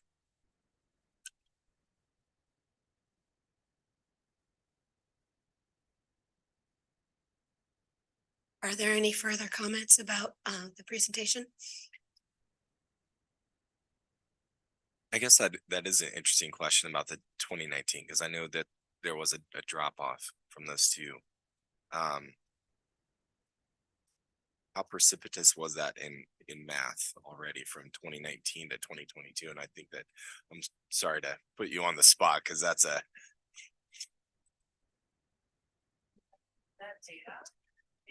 thick folder, but I would have to go back and kind of look through it. And it depends, elementary, secondary, middle or high. well, I guess for the high school, if we're kind of talking about that. But again, I'm sorry I'm putting you on the spot with that. But No, that's yeah. okay. If it's okay, if I could just. yeah, I'd just summarize be that curious data of for you. looking at Okay. that as well. Yep, Yeah. absolutely. Absolutely. I will say that the COVID period, which we all have been clear about, was a very difficult, divisive, challenging period. And we are seeing the impacts of that. Yeah. We're not making excuses about that. We know that we have to do what I said and what Debbie said earlier to address that, but we are seeing an impact. Yeah. And so that is part of the equation. So even though Debbie doesn't have the exact numbers, it is a pretty significant shift, and that our goal is to get back to and exceed 2019 numbers. We're not there yet. But what I do believe, and what we have communicated here and what we will continue to share, is that we're not waiting till next year's CASP data. We've changed how we monitor. That is the other big shift I want to emphasize. We've changed how we monitor improvement. It's much more in 6-week type cycles. At cabinet now, we actually bring the data in every so many months, even at the cabinet table, so that we can understand what's happening, so that our goal with the strategies and with the processes is that we will rectify what that period of time has caused. And I'm trusting that with our staff, we can do that. Thank you. And then one follow-up question on that is, as we have limited time and resource allocation for professional development time, do we have a plan to shift to where we have some of these more urgent pressing needs to kind of shift a bolus of time in that, or does that make sense?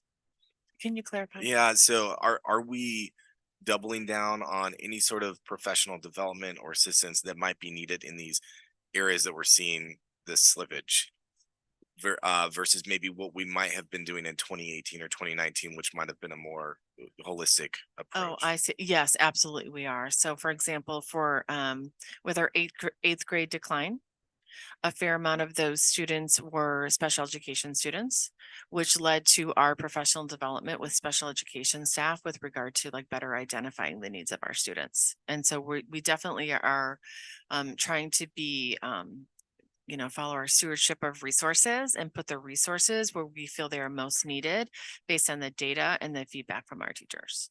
Excellent, thank you. Go ahead, Laura.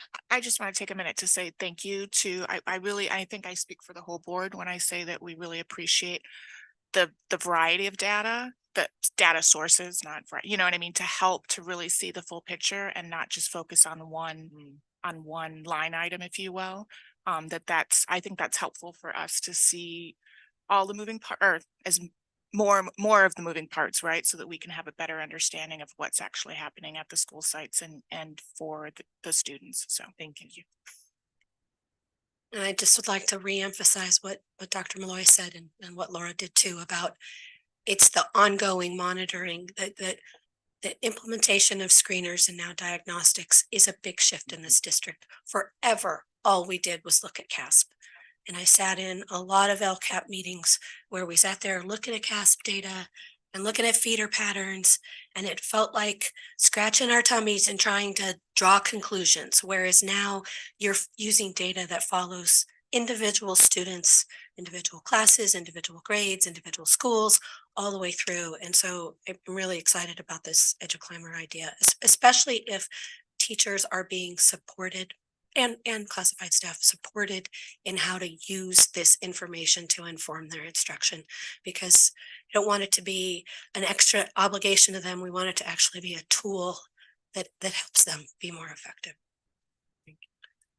Okay, thank you, Deb.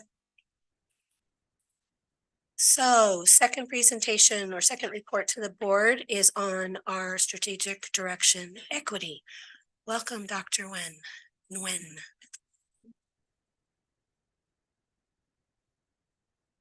Hi, good evening, board, superintendent, our assistant superintendent, staff, students, and families. Thank you for having me here to go over our equity report. So Deb did an awesome job going through and speaking about deep learning and innovation. And so, of course, you see this pyramid here. She did mention that equity as well as social emotional well-being is the foundation for our work in deep learning, innovation, and academic excellence. And of course, we have our learner profile. A lot of thought and work has been put in and a lot of feedback from community students as well as staff in order to come up with these 5 competencies. And so we appreciate the work of all of those that were on this committee. And so really looking at what we want our students to have and achieve as they leave here in SRVUSD. And so with our equity work that we've had in our strategic directions, that is a 3 to 5 year plan, we've gone over and looked at our goals before. And so with equity within our district and SRVUSD, we will ensure that all students are empowered to reach their full potential by valuing student voice, addressing systemic inequities, and closing opportunity gaps. And I've had multiple opportunities already and a couple within this week to listen to students because we know that that's so important for us to be able to hear from them. And so with our goals that we have within our district, goal number 1, really looking at creating learning environments that are safe, equitable, and provide a sense of belonging for all staff as well as our students within our district. And we know how important it is. And our students tell us when they are feeling unsafe or when they feel like they don't belong. And it's important for us to hear their stories, hear where they're coming from, and do something about that. And so really working on those learning environments there. Our second goal is to create a culturally responsive and equity informed policies, procedures, and practices that lead to equitable outcomes for students, and really looking at our policies, procedures, and practices in place that are currently happening right now. What do we need to change, revise? What do we need to add? And our third goal is to develop teaching and learning experiences that are responsive to and supported by diverse learners in our district. We have all these different diverse cultures and identities. We want to make sure that we're meeting all of those needs of our students. And I'll show you data in just a moment of the changing demographics that we actually have within our district. And of course, goal number 4, how do we go about recruiting, hiring, and retaining a more diverse staff? And so our HR team is here, and they'll be talking about that in their annual update. And so with our equity that we have within our district, it's so important that we are dedicated to ensuring that every student has equitable access to high quality instruction and learning opportunities. And this goes into all of our different actions that we have that we'll be sharing about today. It's so important that we provide that access. And so that word is important for us to continue to do. As we think about all of the different actions that we have in place, all of the stories that we hear, all of the voices from our staff, our students, and our community, we know that we actually have to work on providing equity policy that's in place. And so we're going to be working towards identifying some of the needs that need to go into this equity policy that we'll bring forth to you in the coming months. And so we'll share that information, and right now it's in draft form. And so we want to make sure that we have something that's a little bit more concrete to share our commitment towards educational equity. Right here, you see a number graph of where our students are at. Back in 1999-2000, we had about 20,000 students within our district. Of the students that we had within our district, students of color were at 19%. Now looking at 23-24, our enrollment, we have about 29,200 students, and it went up to 68%. And so this is students of color. Not to say that if you were to look at certain demographics within one school that these numbers are going to show, it's going to be very different from school to school. But overall, looking at our 29,200 students, 68% of those are students of color.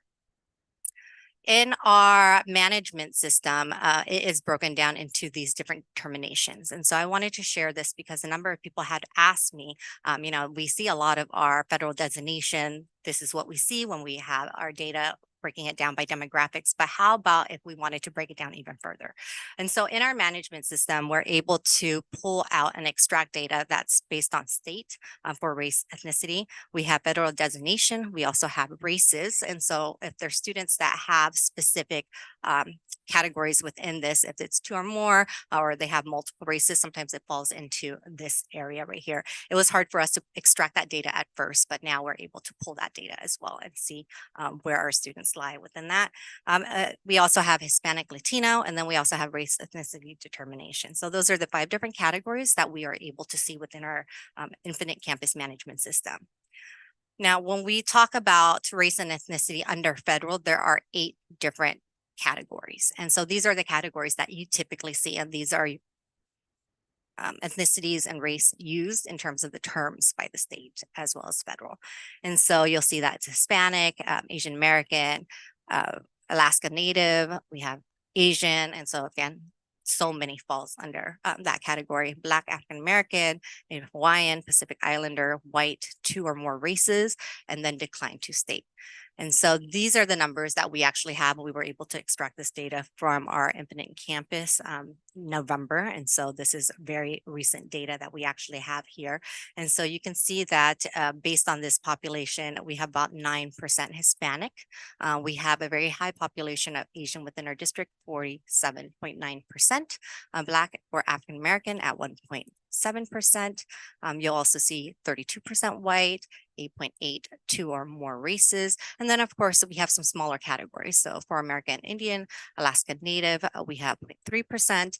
Same for Native Hawaiian or other Pacific Islanders, missing do not state. And so we have different categories that are within these spaces here.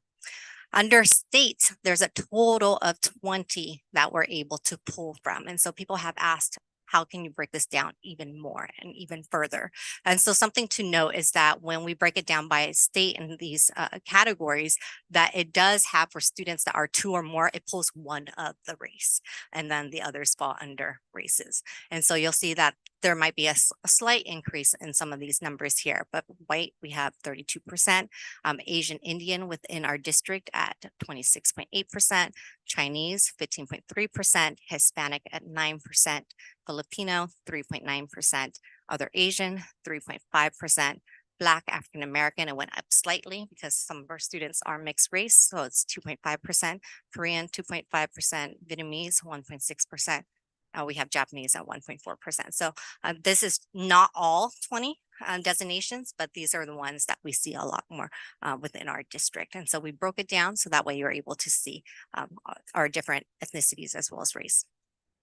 And so within our data dashboard that we actually have, you'll notice that, of course, we're developing for our strategic directions. It is our accountability tool that we actually have.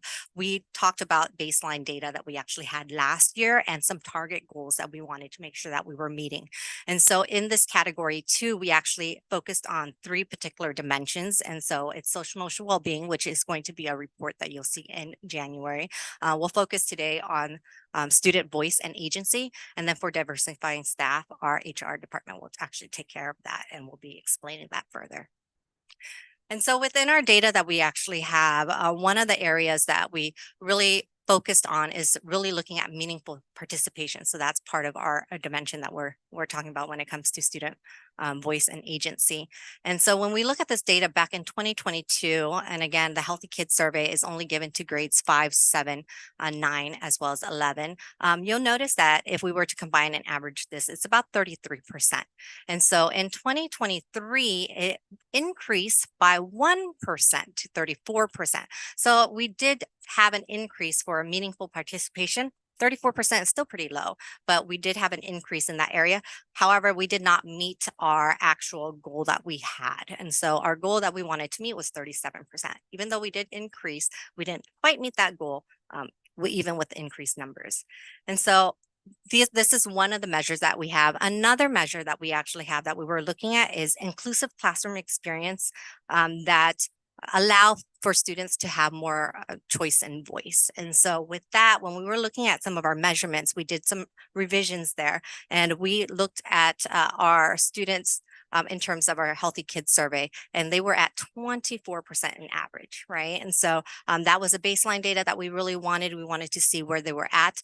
In 2023, we were able to gather the data, and they actually met the criteria of moving to 24% and then moving it to 26%. And so we actually met that criteria. We wanted our baseline data to be at 24%. It went up to 26. We actually met that data and it went up to 26. However, that doesn't show that we have students that feel like they have meaningful participation. Again, there's going to be a number of students in there that don't feel like they have meaningful participation. But for us, it's important for us to figure out that why, right? Why is that our numbers are still pretty low when it comes to meaningful participation or their inclusive classroom experiences.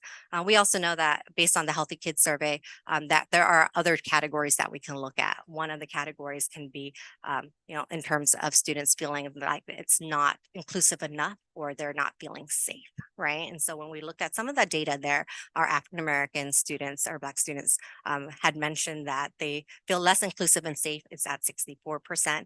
For Latino, Latinx, and Hispanic students, they said it was about 70%. And then we also have our non-binary group that mentioned that it was at 31%. And so when we look at all of these different data, we're thinking about what are our next steps? What are our whys? And so we think about our equity actions that we have, and I'll go into talking about confronting discrimination, diversifying curriculum, which Debbie had mentioned before, social emotional supports, as well as wellness. This is going to be an area that Jessica's going to cover in January. Student voice affinity groups, and we've had opportunities to be able to meet with students in that area. The CTE pathways that Debbie had talked about already, and we're going to continue to expand in that. And then, of course, diversifying staff. That's just an area that we know that we're going to continue to work on. So for confronting discrimination, the last few years we've been working on our Responding to Discrimination and Hate handbook. And so we've been really working to refine it. It's a handbook that is used by all schools on how they go about approaching when there's a discrimination hate incident that occurs on campus. And based on, the incidents that are occurring, how can we support the students that are the victims in this case, but then also how do we repair harm and also work with the students that caused the harm. The restorative justice as well as restorative practices is something that we've been really working on diving into. We know that within our system that we need to work on building relationships, really making sure that our staff is trained and understand what does it mean really when we're doing restorative practices. It actually happens in the classroom with that community building piece. And then when there are conflicts that occur, how do we go about solving those conflicts? And so we talk about like restorative justice is more as that umbrella. We have students that may be out of the school system for a number of days or if not longer period. How do we bring them back in and make sure that we are providing that safe, inclusive environment for them and also educating students, right? This is an area for us to really work on having restorative conversations and really build our relationships with our students as well as our staff. We provided a number of district-wide equity trainings, especially last year. We used that shared leadership team model to be able to look at what we have within our district, whether it's on implicit bias, whether it's talking about microaggressions or community building. And then our goal was to be able to share that with our shared leadership team, and then they'll be able to bring it back to their staff and be able to share that with their staff. And so we put that model that's in place, and we're working closely also with one of our organizations, Digital Promise, and how do we refine that system that we actually had put in place there. Another thing that we actually did last year was we also provided equity trainings for our classified staff, right? They also had mentioned like, how do we go about providing trainings for them as well? So in February, we did an all-day equity training. We brought in a speaker. We had lots of engaging activities within that space for classified members that were working that day. They were able to participate. And then we also opened it up to classified members that were not working that day for them to come in, and we were able to provide trainings for them. We also gave them different opportunities if they wanted to opt in to do some additional trainings themselves. And then also we were able to pay them for participating because they're using extra time. And so we're going to continue doing equity trainings throughout and be able to work with our school sites on how can we continue to foster, when it comes to discrimination and hate, how do they respond? What can they do? We're building case studies as we speak, right, with the different incidents that are occurring in our district. And it's so important for us to be able to utilize our own data to support. And then one of the other things that we've been working on within our district is trying to collect data and collect accurate data because we know that as incidents occur, whether there's community letters that are sent out or within our system in Infinite Campus, how are we documenting? Before we were able to go in and input certain information, but it didn't capture the discrimination and hate acts that we wanted. And so I had to work really closely with our IT department to create some custom fields for them to build this into Infinite Campus. So that when there is a act of discrimination and hate that actually occurs, that it can actually be tracked within the system. So that way we could have some baseline data that we can look at this year and then compare it to future years. And so that's something that we're really working towards and building in. And so hopefully we'll be able to share that information a little bit more widely with our community. So that way they're aware of what's happening and what are our responses as well as our resolutions that are in place with that. Another area that we're really working on is trying to finalize a racist and hateful language document that actually includes like N-word or to include some of the racial slurs that are being used within our schools and letting our students as well as staff know that it is not appropriate, not okay. And so this is something that we're working on so that way it is shared out more widely. We also want to make sure that we're deepening our understanding of intent versus impact. And we know how important it is for us to know that when an incident occurs, sometimes that impact may be a lot bigger than what the intent was of a student that maybe said, oh, that was just a joke. But then impact might be greater and more long lasting. And so really having a deeper understanding with staff as well as with students and community on what that is. And then of course, really trying to name, interrupt, as well as resolve and educate whenever there's words that are hurtful that occurs, behaviors that are hurtful. We're looking at symbols that are being drawn sometimes within our schools. We hear that, N-word is being drawn on bathroom doors, or swastika might be drawn here. So what do we need to do in order to name those, also respond to them, and do that through a more holistic measure and way for our students as well as our staff to really come together in those spaces. We want to provide more professional learning for our staff to be able to handle and deal with these situations, but also with our students. How do we also empower them to be able to speak up and have them share out what some of those next steps might be, right? Because we might think that certain next steps are going to help our students, but maybe that's not the right approach. And so we've been doing a lot more listening when it comes to this with our students. And so with our data collection that I had mentioned earlier in our behavior management system, we actually had to customize this and build this in. So when our administrators are going in and inputting this within the system, they're able to actually put in information that's anonymous as well. So then that way we are able to track that information. Right now, we are looking at a total of 7 categories. And as we find that there might be other categories that might need to be included, we would include them. And so hopefully this would just help for us to be able to see what's happening within our district.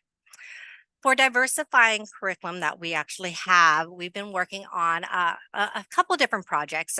One is with our high school team. And so we have high school English teachers as well as our liaisons really working on this, and they're meeting again after Thanksgiving break. But really looking at our high school books that are being read in English. And so one of the things that came up at the end of last year was, we had students that shared that there are certain books that are being read within English classes that may be hurtful. So the impact is there. And so how can we go about making some changes in that area? And so our English teachers came together, they had discussions, they're looking at different books that they would like to pilot and use within their classes that's still going to meet the standards of the students within the class, but then also be able to diversify some of the text that's being read. Some of our teachers are great at making changes and really having conversations with their students. But we know that because of the diversity within our district and it's changing, that we also need to look at our curriculum and make some changes there as well. And so we're expanding textbook diversity. I know that there may be a number of different books that are being brought forth by our English department as well. We also need to look at culturally competent teaching. We have students that are different within our district, and we want to be able to teach and have them be able to respect one another and also show appreciation for one another. And so really looking at our literature and how can we continue to expand that.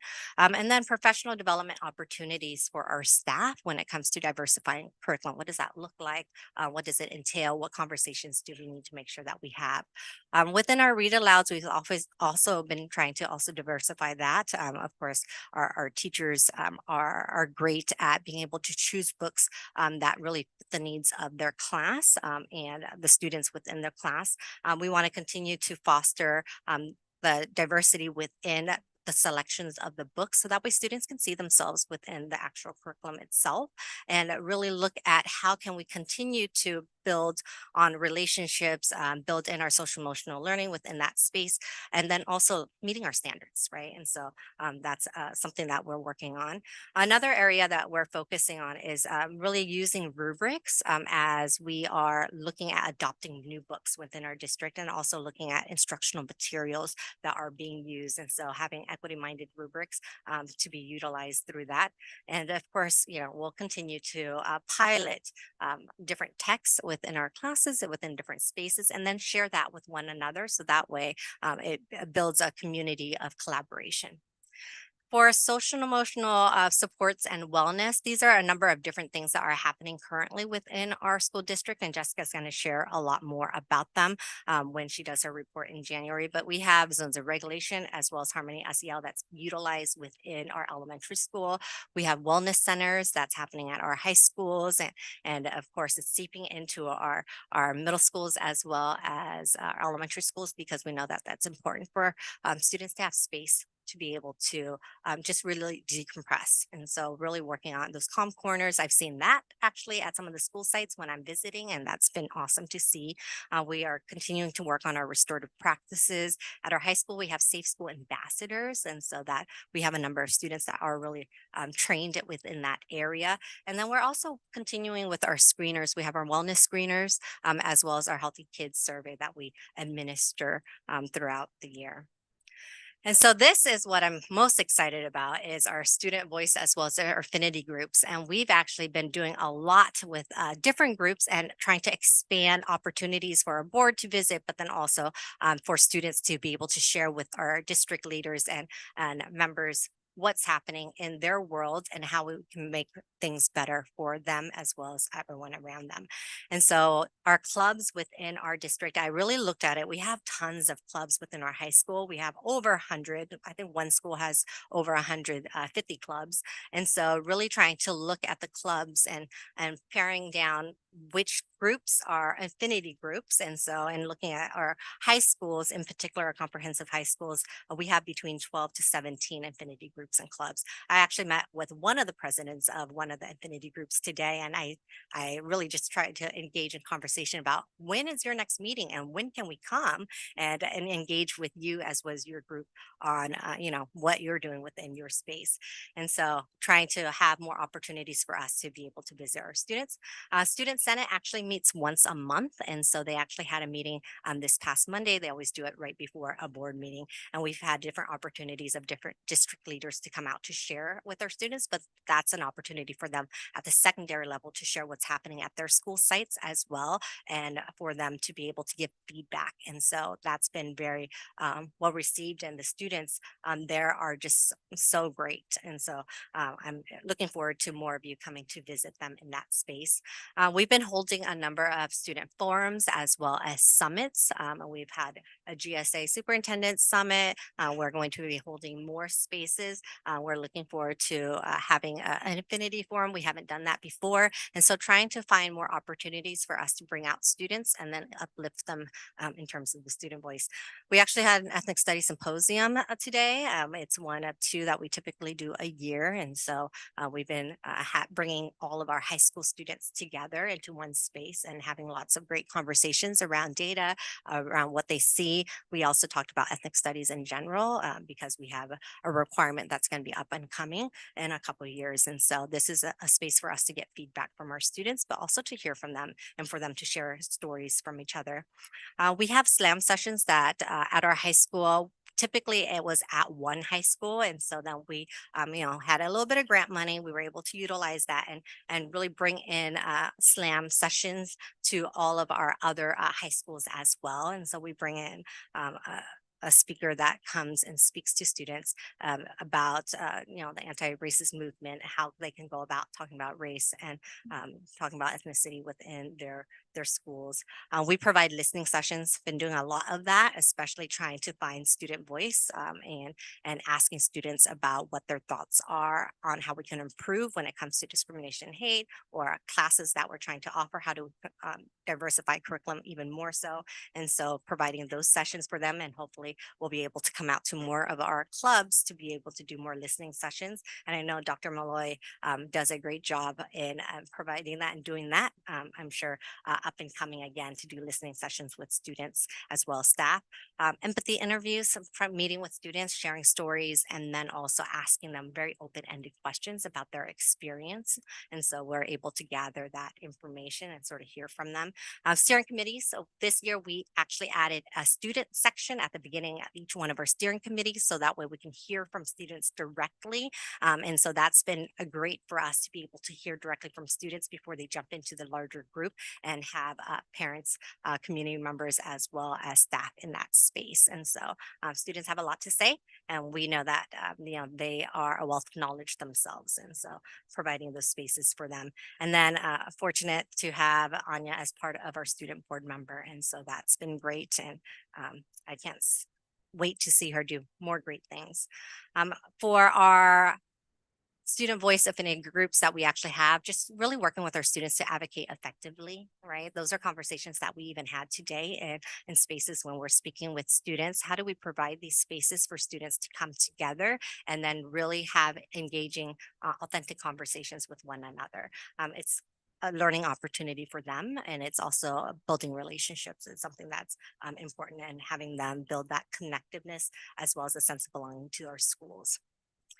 For career technical education pathways, Debbie had mentioned a lot about our career, college and career readiness plan, and what we need to do in terms of moving forward, really diversifying our educational pathways that we have, and really looking at different partnerships that we have within our community.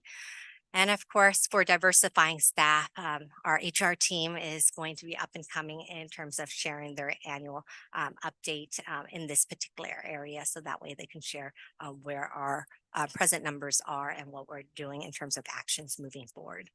So for concluding remarks, and just really thinking about where we're at with equity, we want to make sure that we're striving for equitable access to instruction and learning opportunities in all areas for all of our students.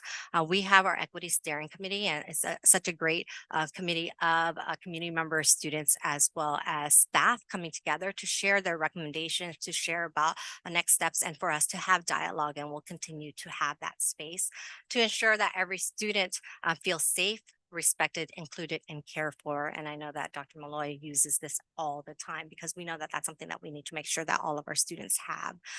Commitment to foster deep learning and academic excellence. All of our work in equity as well as social emotional well-being really helps to build that foundation for deep learning and academic excellence. And we're going to continue to work on our dashboard and making changes to it, because we know that there's maybe certain data points that we might need to shift and change. And so we'll bring that back to the board in December. And so with that, that ends the equity report. Thank you. Any questions from board members? Yeah, I have a couple comments. One, I want to thank you for all the work that you've done, and it's had a great impact on our students, and also the opportunities that you've provided us to be with the students and to hear from them directly. So last week I went to SLAM, which is Student Leaders Anti-Racist Movement, and it empowers students to interrupt that, when those kinds of things happen, to be able to interrupt that in a way that's non-confrontational, but is very effective. And I'm so happy that we're getting that in all of our high schools. This morning, I was at the Ethnic Studies Symposium for a couple hours, and the students were gracious enough to let me sit at their table. And the things that came up there were similar to the ones that I heard at SLAM, and those are diversity in staff, being able to see themselves in their teachers. And one of the most powerful things that one of the students talked about was they're from a foreign country and their name is not, the same as a lot of the names that we have here. And actually having a teacher who pronounced their name correctly in their native language was so powerful for them. So again, the work that we're doing to try to provide some diversity in our staff, it really does have an impact on a lot of our students. Also, feeling safe. Some of our students don't feel safe, and it's something that we have to pay attention to. And you're doing a great job with all the different programs and outreach that we're doing to try to educate, and with restorative justice and things like that, because that's so, they can't learn if they're not feeling safe. I think the data that you're trying to collect is really important, because one of my questions is, how do we ensure that when something like that happens, that there's a consistent response from our, whether it's our administrators or our teachers or whatever? Because a lot of the things that I hear from some of our students is they don't feel like anything's being done because they're not hearing about it, or I know that we have restraints on what we can divulge because of confidentiality and things like that. So is that part of the professional development that we're developing for our staff? Yeah, so one of the things that we want to be able to do is take all the different incidents that we have occurring in our district and build case studies for them to be able to read and then think about how are they going to react, or how are they going to go about the situation itself. Of course, we can't divulge certain information because of confidentiality, but one of the other things that we also talk about is resolutions. What are the different resolutions that are happening across sites for them to be able to share out? And so providing those opportunities for our administrators and also our staff to really look at and dive into to have those conversations. It's important. And if I can just highlight that, just like last year, we spent a considerable amount of time talking about intent versus impact, which Hong spoke to. As we look to this year and listen to the feedback, what we're saying is we need all of us to name, interrupt, resolve, and educate when any words or actions or symbols are used that are discriminatory. What we're finding is that the naming and interrupting is the first part. Because if I don't experience something the same way you do, I might actually not know that I need to interrupt it. But when we're asked to by students who are sharing that they are harmed by something that's happened, the naming and interrupting part is the first step. And that's where the training and the professional learning and the support is focused now, because I understand, we all understand that the resolving and educating might take deeper levels of skill. And at this point, there's a continuum.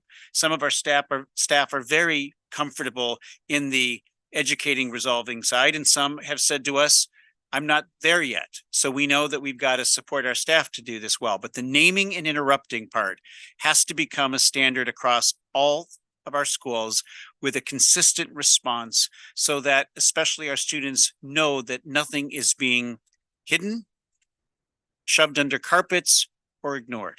And so you're going to be hearing a lot about name, interrupt, resolve, and educate. Those are kind of the next steps in our work. And I appreciate, to that point, the data gathering that we're starting to do. And I know in the equity steering committee that we had last week, that you showed some of the early data in terms of the numbers to the specific marginalized communities, that type of thing. How are you going about gathering that information? Is that self-reporting? Is there So all of that information, the data that I shared at the Equity Steering Committee, which I also shared again at our symposium, because we wanted to make sure that we're sharing it with students and having them have conversation, it is being extracted from Infinite Campus. So our administrators are the ones that are inputting that information within that system. So that way we have something that's consistent. We've also had conversations that things may be going unreported, right? And so the numbers that we see might still be on the low side. Right. And so what can we do with our students to get them to be able to speak up and share out with their administrators that are on campus? So that way we can talk about how to go about resolving certain things that are happening. So essentially, in order for it to show up in the data, it has to be reported to an administrator or a staff member who can then enter it into Infinite Campus. Right. Yeah. Okay. I have a quick question. So this kind of comes from the supplemental information that was provided in the agenda packet as well too. So what targeted strategies are in place to address the achievement gaps that we talked about with some of the CASP results with our underserved groups?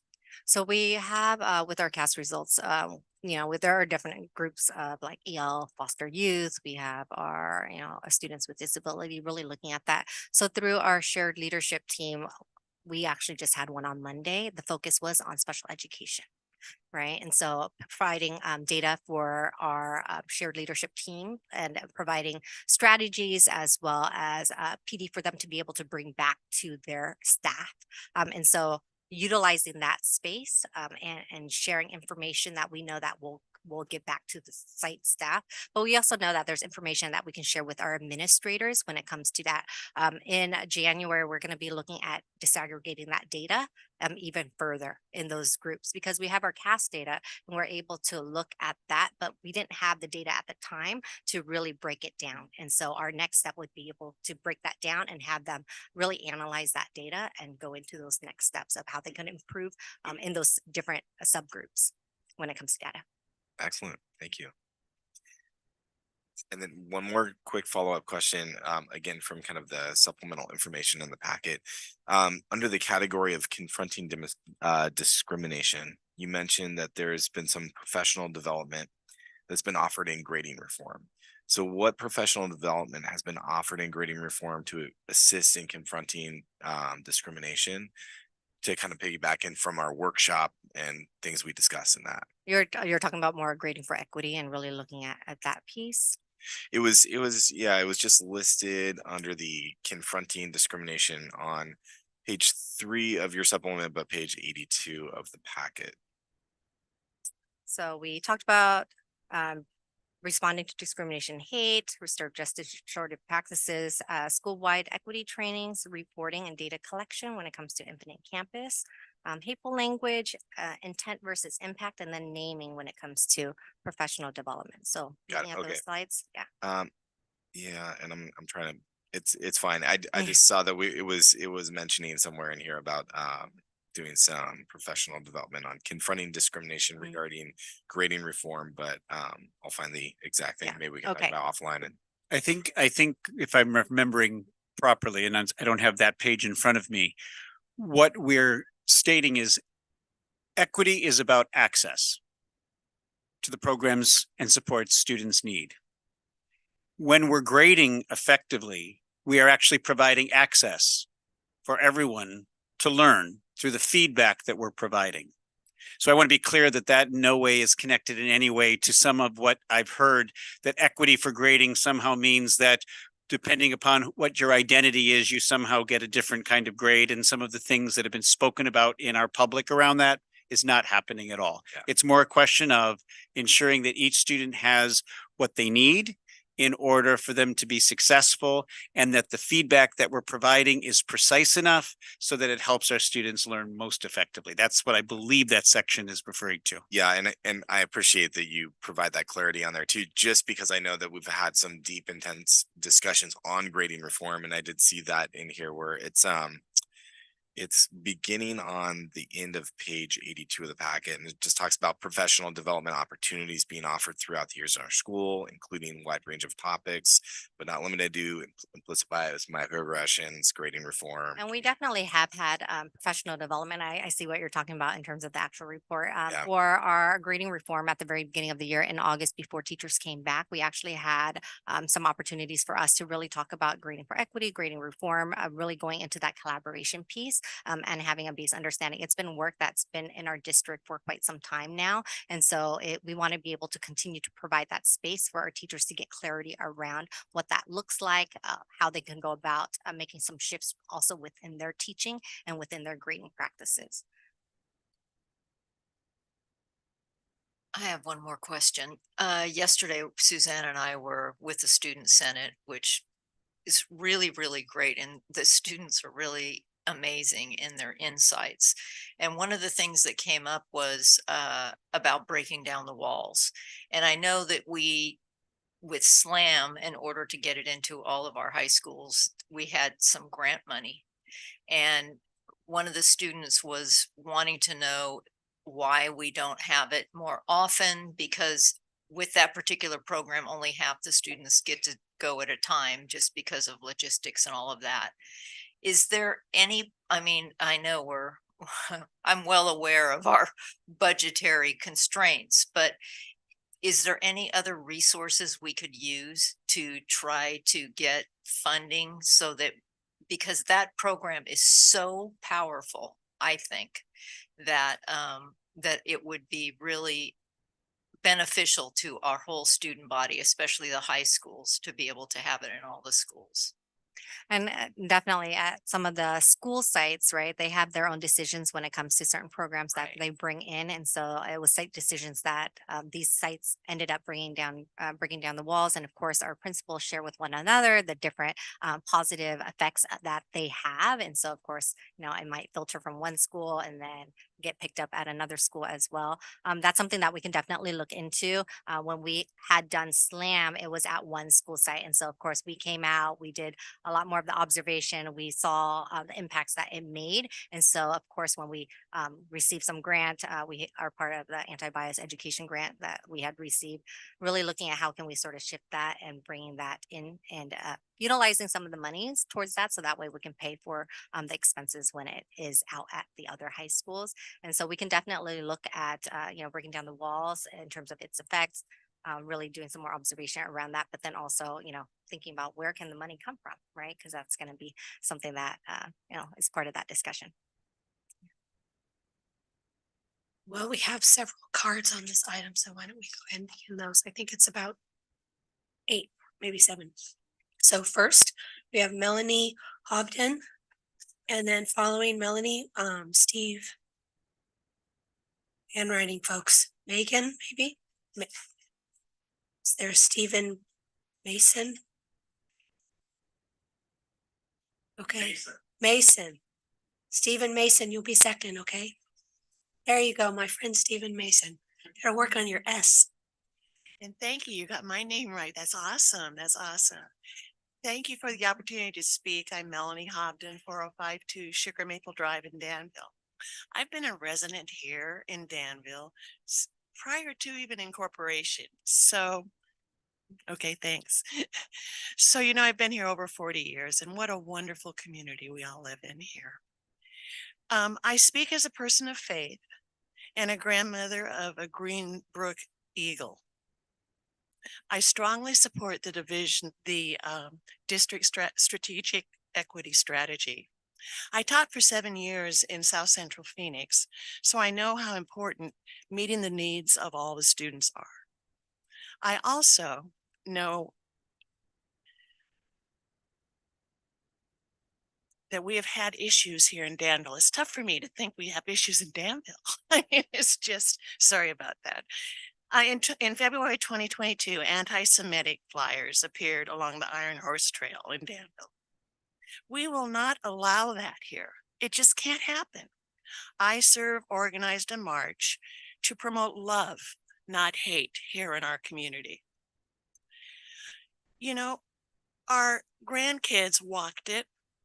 They prepared this sign, peace and love. This interfaith community got together and did something about it, using the community with the students, with the faith community. We can really make this happen. Peace and love. Let's make sure our schools welcome all our neighbors in love and concern. I thank you so much for working on this very, very difficult issue and continuing to have Danville as the best place to live in the world. Thank you for letting me comment.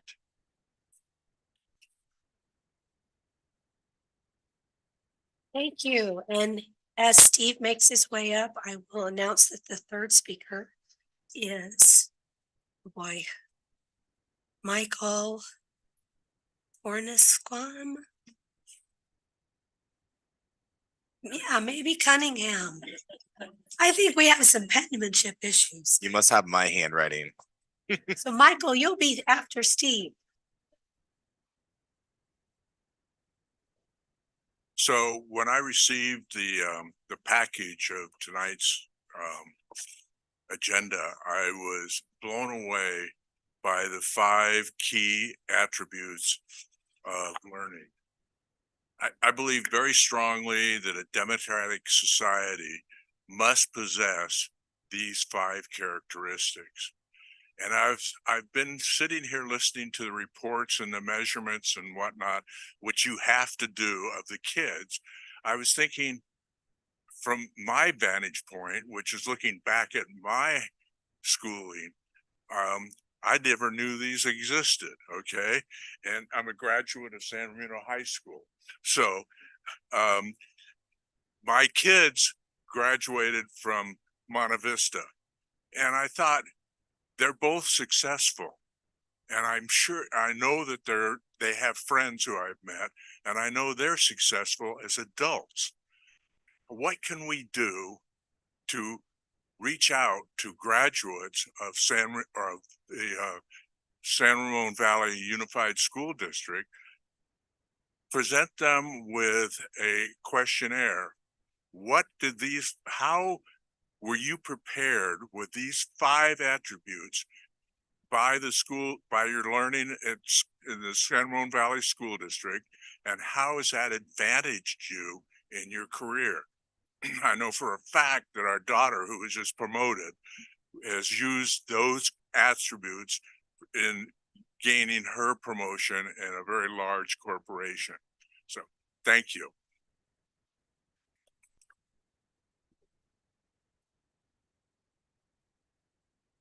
Thank you. And after Michael Cunningham, we'll have Arlene Reed.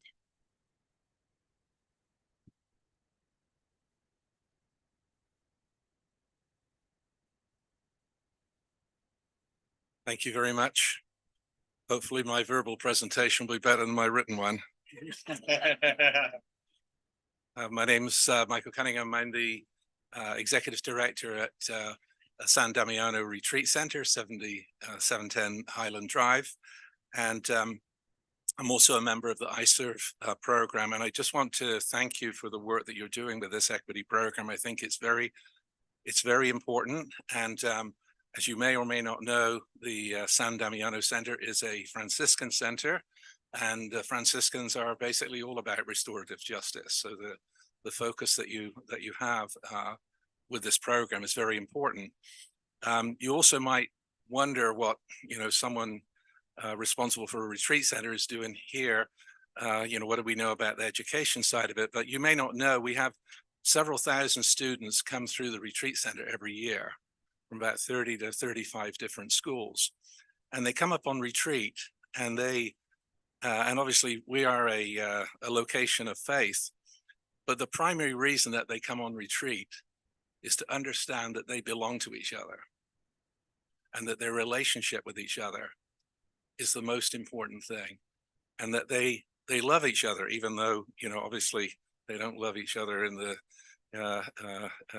in a demonstrative sense every day of the week, because we're all sort of getting along. But they have 3 intensive days where they focus on that issue, and I can't tell you the transformations that occur when everyone is put into an environment when no one is excluded.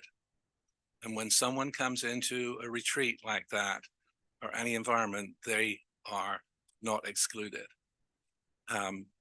One of the words that the doctor mentioned earlier this evening struck with me, and the word was culture, because you have a tremendous activity obviously going here. I'm new to the place, as you probably recognized, not newly minted by the color of my hair, but new to the area.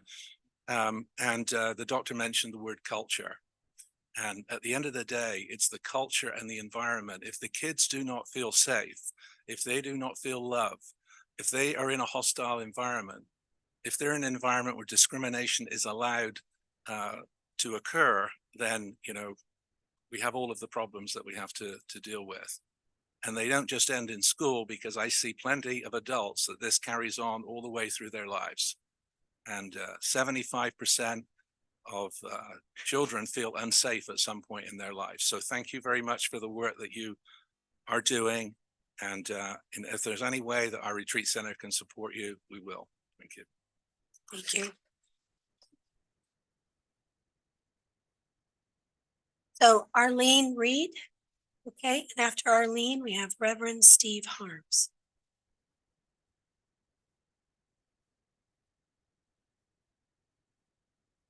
Hi. I was really impressed with the slideshow and all of your comments and those of the people here.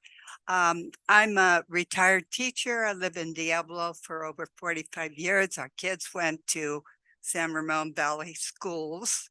And I'm a member of Peace Lutheran Church here in Danville and also a member of Interfaith San Ramon Valley. I really appreciate all of the work you are doing. You know, I know in some conservative districts throughout this country, the school boards have authorized removal of books from libraries and the elimination of gender issues from classroom discussion. LGBTQ plus topics have been curtailed, and outing students to their parents have been required of teachers. Truthful accounts of our country's racial history have been stopped. Racial discrimination has increased, and there's been little reaction to Islamophobia and anti-Semitism. As a person of faith, I am grateful to the San Ramon Valley Unified School District that you have been attentive to opposing those kinds of practices. And I applaud you, your attention to diversity and to diversify curriculum and staff to support different student groups. I was really impressed by the number. And to combat all forms of discrimination. And I encourage you to fully continue all the things that you are doing. You know, it's really important that our students gain the background to develop critical thinking and acceptance of differences so that they may become educated and compassionate citizens of our democracy. So thank you so much for all that you are doing. Thank you. And after Reverend Steve Harms, we'll have Todd Bryant.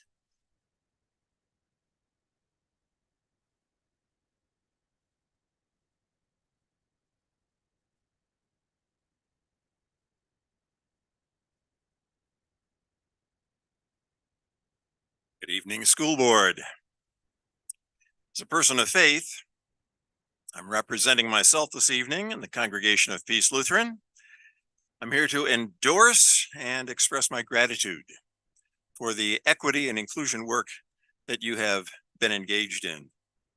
While it is growing pains for some, it is also long overdue for others of us. I serve Interfaith San Ramon Valley, has been active for more than 25 years. We have practiced mutual education amongst ourselves, shared celebrations, defended each other in times of public intimidation, and prayed together. So, of course, we at I Serve, as leaders in congregations, are strong advocates for equity and diversity. Our faiths and our friendships inspire and motivate us in the affirmation of all people, all cultures, all spiritual paths, all sexual expressions of identity, and especially in pursuing the truth. We know we need each other.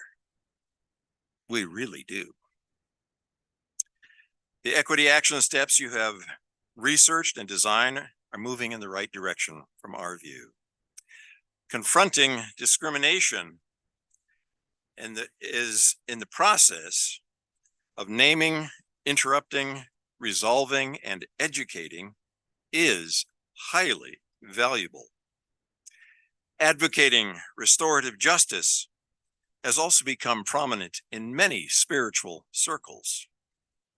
Addressing Islamophobia and anti-Semitism is essential for these painful times that we are in.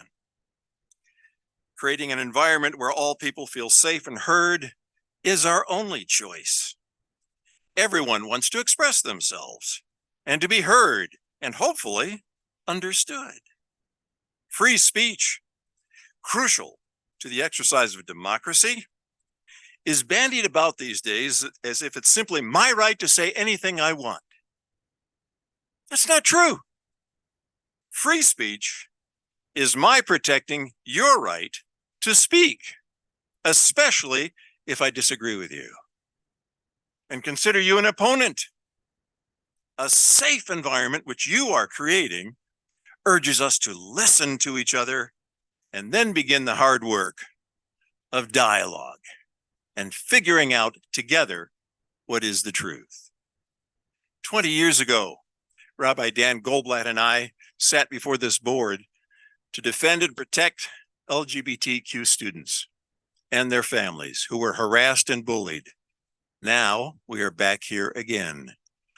We need your support. We join you in supporting protection for all students, all the marginalized, and all who need your care and support. Thank you. Thank you.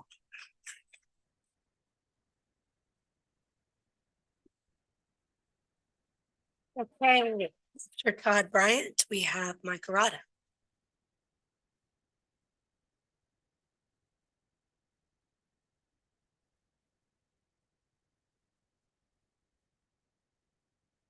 Good evening, everybody.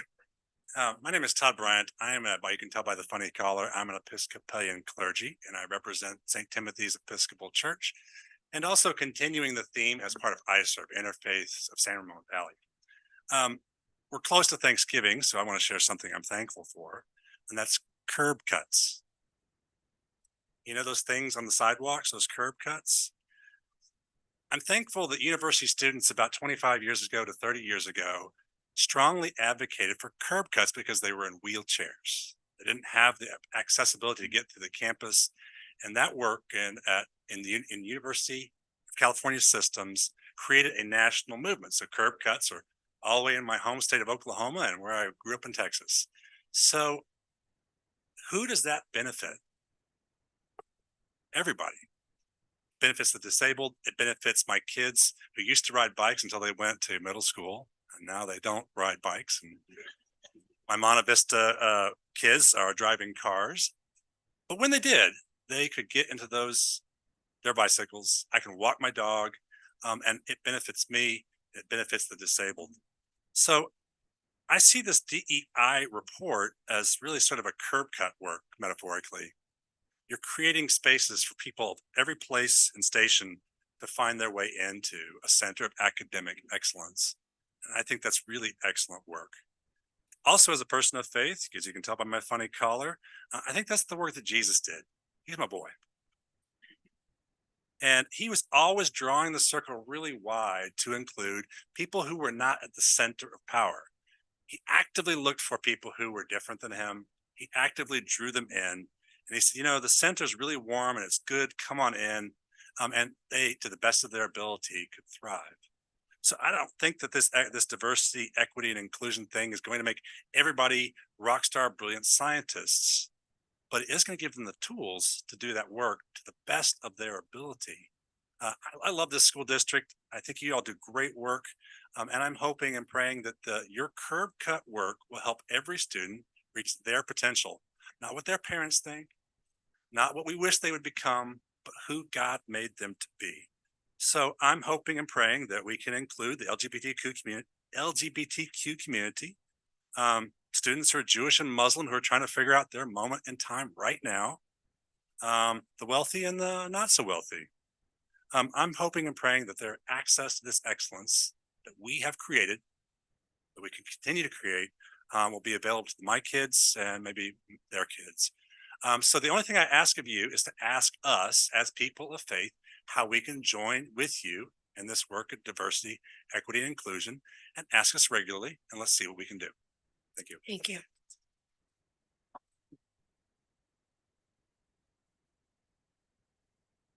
And after Mike Arata, we have one more card, Mom for Education.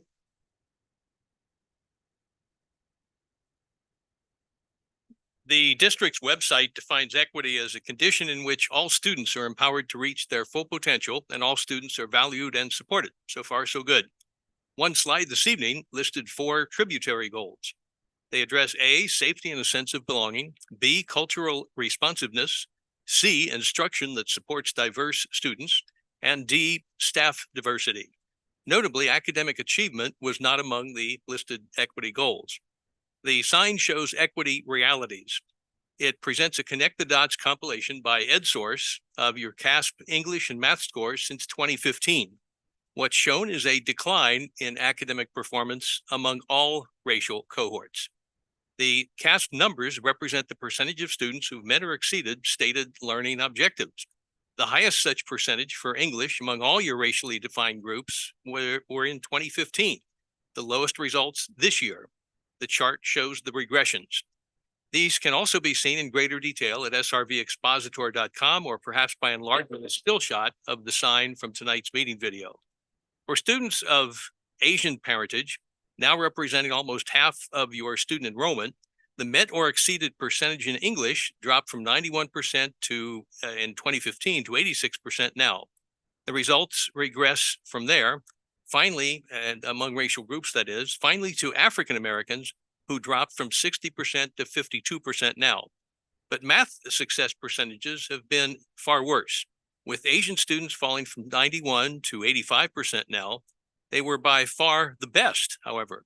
White, Hispanic, and African American students have all dropped 10 points from their already low scores in previous years. African Americans are down to just 38.8% now. As I said, deep learning has become a deep fake.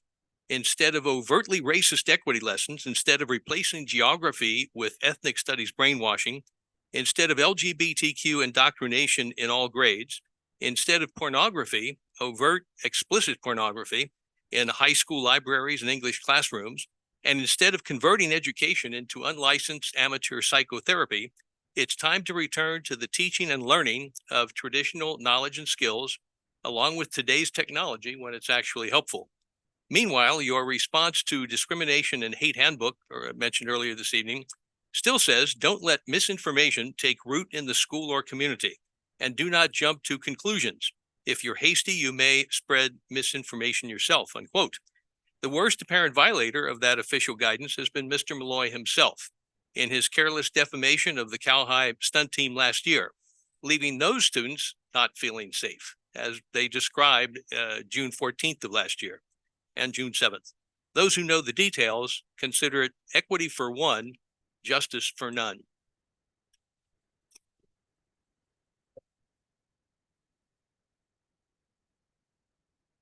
Thank you. And final card, Mom, for education.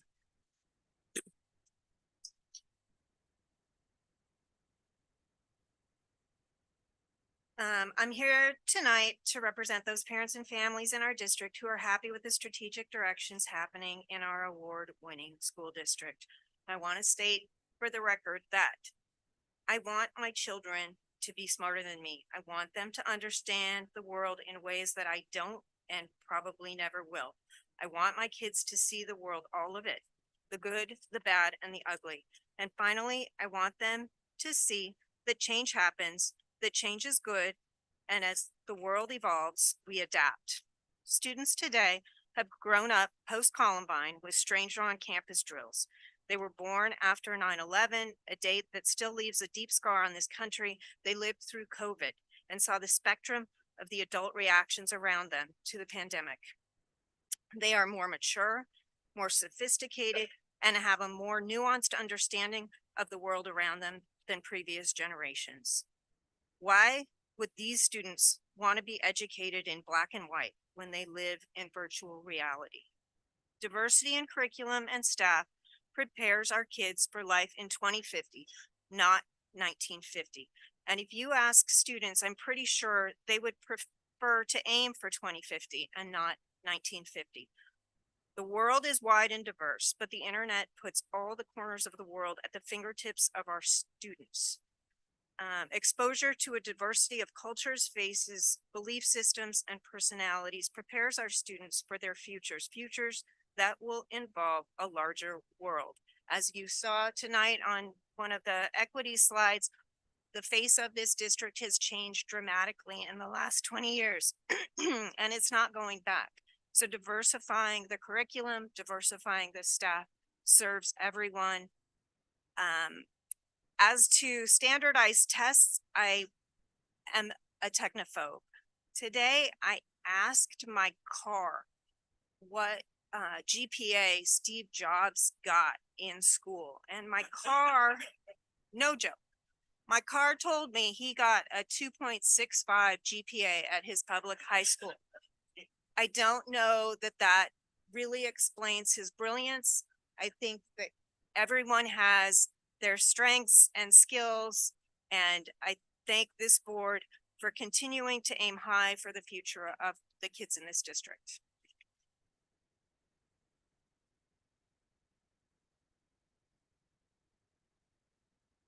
Okay, trustees, anything else on 10.3? Okay, thank you, Dr. Nguyen. We are going to go to 10.4 now, but I wanted to mention that we are missing Anya tonight, and that makes us sad. She's always a contributor to our meetings. She is homesick, and we wish her speedy recovery. So there we go. 10.4 is a Human Resources Department annual update. So Melanie, take it away. Good evening, trustees. As my team members come up and get settled for the presentation, I just kind of wanted to give you a brief overview of the Human Resources Annual Update this evening. And just thank you for the opportunity for us to be able to come and share with you a summary of our dedicated work efforts over the course of the past year, aligned with the district's strategic directions. We are going to provide an overview of a number of initiatives and enhancements to the processes and procedures in the Human Resources Department. Those include the progress that we have made in terms of the equity goal of diverse hiring, an initiative that we want to share with you this evening with respect to a teacher residency program, and an update with respect to systems improvements that we've made over the course of the last year. So we're really excited to share with you. And before I turn it over to my team here, I just kind of wanted to share with you and remind you that beginning in the fall of 2022, the Human Resources Department implemented the first phase of its efforts to address the diversity of our staff to the district. And we convened a diversity teacher hiring group to kind of discuss and review research-based strategies with regards to the screening and the hiring procedures of new candidates to the district, specifically our teaching staff, to make sure that all of our processes and our procedures were really aligned to what the research says will lend itself to allow us to work towards improving our diversity and equity goals and to diversify our staff here in the district. Carrie's going to be starting with discussing how our metrics, the progress that we've made with respect to our metrics and our targets in terms of addressing our diversifying staff goals. I will talk to you a little bit about our teacher residency program, and then we'll turn it over to Karen, and she will discuss our systems improvement aspects of our presentation for you this evening.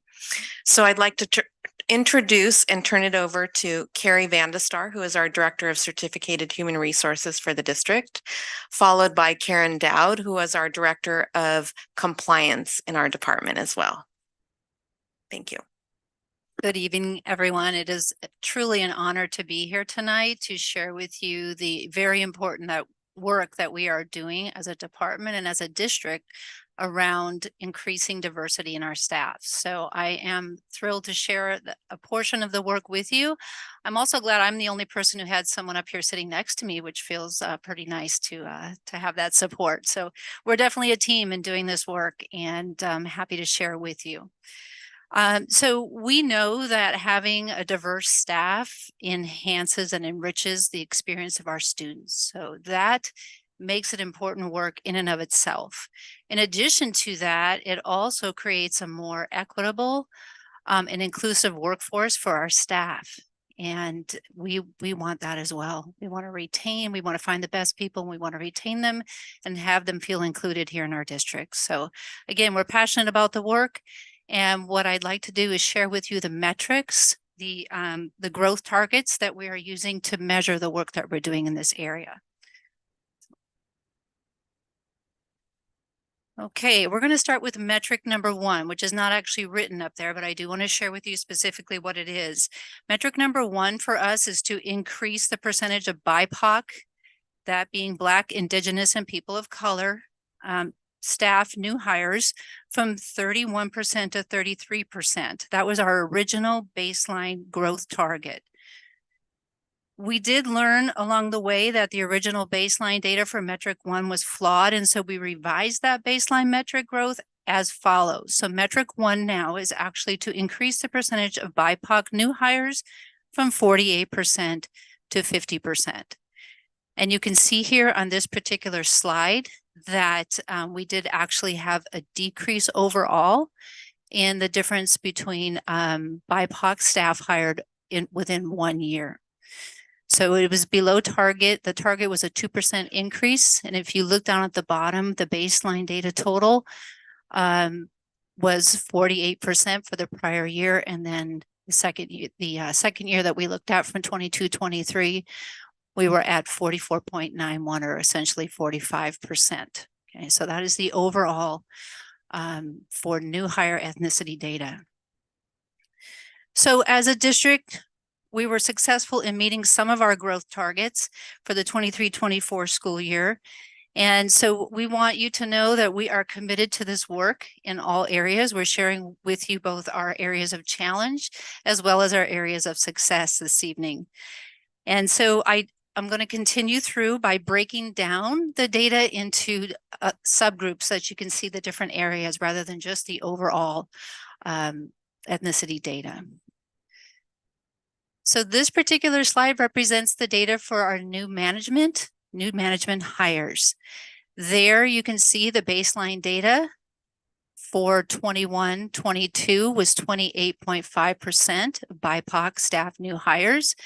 And a year later, that would be the green, we had a total of 41.67% BIPOC hired within that year. So that is a difference of 13.10% in terms of the hiring of BIPOC staff in our management staff.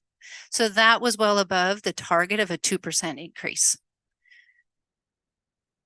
And then if we look specifically at certificated new hire ethnicity data, again, down at the bottom of the slide, you see that the baseline data for certificated new hires was 24.06% BIPOC, and within a year, the data was at 27% BIPOC. So that is an increase of 2.94% difference in BIPOC hired within 1 year, and that was above our target of a 2% increase for certificated staff hiring.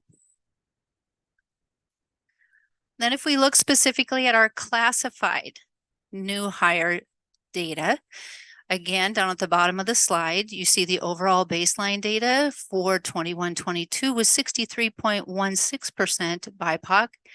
And a year later, that number for BIPOC hires was at 53.15%. So that was a 10% decrease in terms of BIPOC hiring in that 1 year. So that was below our target of a 2% increase. Okay, so as we look at this data, we want to take a look at where our accomplishments were and where we have work to do. So if you look at the overall data, having broken it down, this slide represents where we know we've accomplished, we've made progress. We still have work to do, but we have made progress. So as mentioned, we had an increase in the percentage of BIPOC new hires in the area of management, new management, as well as in certificated employees. We also had a decrease in BIPOC staff leaving the district due to dissatisfaction. That went down to 5.49%. Okay, so again, those are accomplishments, areas where we've made progress. Areas where we have challenges ahead of us in terms of this work. is we had a decrease in the percentage of BIPOC new hires for all new hires. If we put everyone together, we went down 3.09%. And in classified new hires overall, as you saw on the previous slide, we went down 10% in terms of BIPOC hiring over 1 year. So I do want to point out we've faced many challenges right now, particularly the labor shortage, teacher shortage in particular, but we often do have a lack of candidates in general to fill the positions that we're looking for. And I know that everyone's aware of that. That does not deter us from this work, but it is definitely a factor that impacts our ability to increase our data and to meet our metrics in the time frame that we're hoping for. So again, as we look at the district dashboard, metric number 1, as I mentioned, was an increased percentage of BIPOC as new hires from 31 to 33. We found the flawed data. We revised that baseline from 48% to 50%. The outcome there was that we met our goal with managers and certificated employees, and we did not meet the goal for overall new hires and classified employees. And again, in terms of an outcome, although there was a decrease in the percentage of new hire BIPOC classified employees, overall classified employees are the most diverse employee group that we have at 45.99% BIPOC. Okay. And then again, another outcome, the overall percentage of new hires BIPOC is 44.91%. Okay. Other important outcomes that we want to be aware of. This is metric 2 that I mentioned earlier. We had metric 1, metric 2 that we were working on. In metric 2, our goal was to decrease the percentage of BIPOC staff who leave our district due to dissatisfaction in working here. Again, I was mentioning the importance of retention, so this speaks to that. Our goal was to reduce that percentage from 13% to 10%, and we met that goal. We decreased it from 13% down to only 5.9%. So that's a celebration. That's progress. Again, there's still work to do. We need to be mindful of it. But that was an accomplishment. And again, we do exit surveys when people leave our district and they resign. They're asked to fill out a survey. And so as you can see, in 22-23, we had 91 people respond, whereas the year before in 21-22, we only had 50 people respond. So that in and of itself is an improvement in terms of our response rate on this particular survey. So again, if you compare the 2 years, in 21-22, I'm looking at the bottom of the slide, 50% of those who resigned or left would return to SRVUSD, and 68% would recommend our district to someone else. If you look up at the top of the slide, of those 91 who responded, 79% said they would return to San Ramon Valley Unified, and 84% would recommend our district to someone else. So again, another accomplishment and a reason to celebrate the progress that we're making in this area in terms of retention and job satisfaction for our staff. And another important statistic for us, the overall percentage of BIPOC employees. The district increased its overall percentage of BIPOC employees from 25.67% to 28.2%. Now, that's not specific to new hires. That's the overall percentage of BIPOC employees or BIPOC staff. So that's an increase of 2.53% increase for all employee groups overall. Okay, I will stop there and turn it over to Melanie to share with you some information about the residency program we're working on. Yeah, so if you could advance the slides for me. Thank you. All right. So yes, so another aspect of our efforts to look at how we're going to address our challenges with not only addressing our targets for diversifying staff, but how we're going to look at and be more creative in the district's ability to hire teachers. especially our most challenging to fill positions. So we are in the very early stages of developing an initiative with respect to a teacher residency program for the district, which we're calling Tomorrow's Teachers Initiative. And basically, our goal will be to recruit new teachers to the district. And we will provide, our goal is to provide financial assistance to cover the cost of credential program costs, which average range about $25,000 to $35,000. And so with that commitment to teaching in our district, we would provide that financial assistance. Can you, next slide, thank you. All right, so there's a number of aspects that is related to this work and a number of layers. We recognize that in order to be able to provide financial assistance and attract new teachers to the district, we're going to have to secure some funding to support that. So my team and I are in the process of writing and developing grants through the California Department of Education and CCTC, California Commission on Teacher Credentialing, to apply for grants to develop teacher residency programs. So they have capacity grants and implementation grants. Capacity grants will allow us to develop capacity within the department to be able to support the oversight and running of the program. The implementation grant will hopefully provide, if we are able to secure it, we'll be able to provide funding to provide that financial assistance to our teacher residents that participate in the program. In addition to that, we're going to be looking for a financial commitment from the district because we know that grants alone will not be able to sustain the program.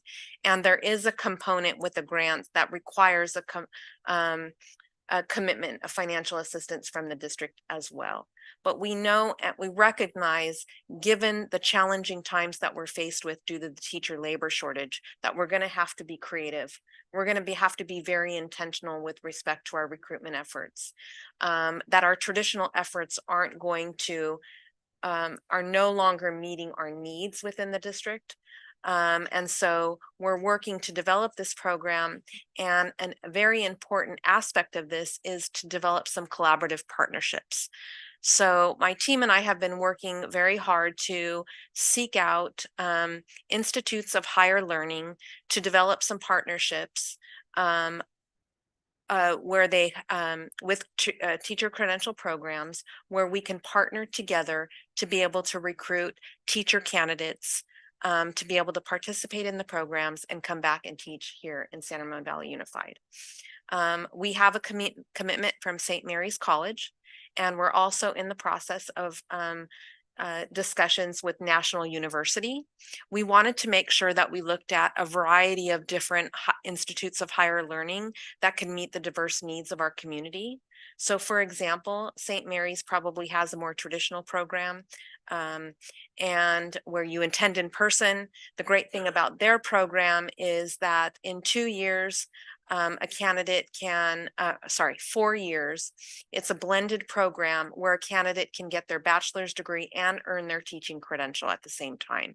So that would, traditional credential programs usually take a 5th, sometimes a year and a half, maybe a 6th, and a 7th year, a 5th or a 6th year traditional programs. They've got a blended program. Those are becoming more modernized credential programs. So that's something that could be attractive to potential candidates. We also looked at data from our new teacher candidates and looked at where are we seeing the most graduates coming out of. And National University tended to be a very high percentage of our new teachers coming out of this program. And we attribute that to the flexibility of this hybrid program, which is a combination of both online and virtual credential formats. And candidates have a lot of flexibility and choice.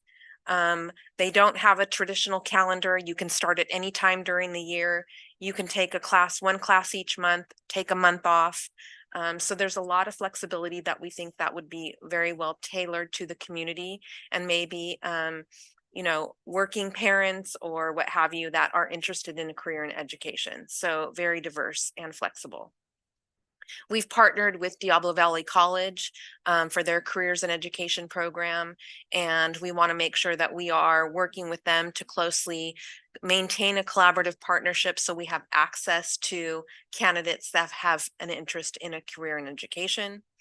We've also met with and are talking and collaborating with the Diversity Coalition here in our community to kind of get their feedback and be able to kind of make sure that we are continuing our efforts and research-based instructional strategies and responding to the needs of the community with respect to making sure that we are advancing our diverse goals for recruitment and retention.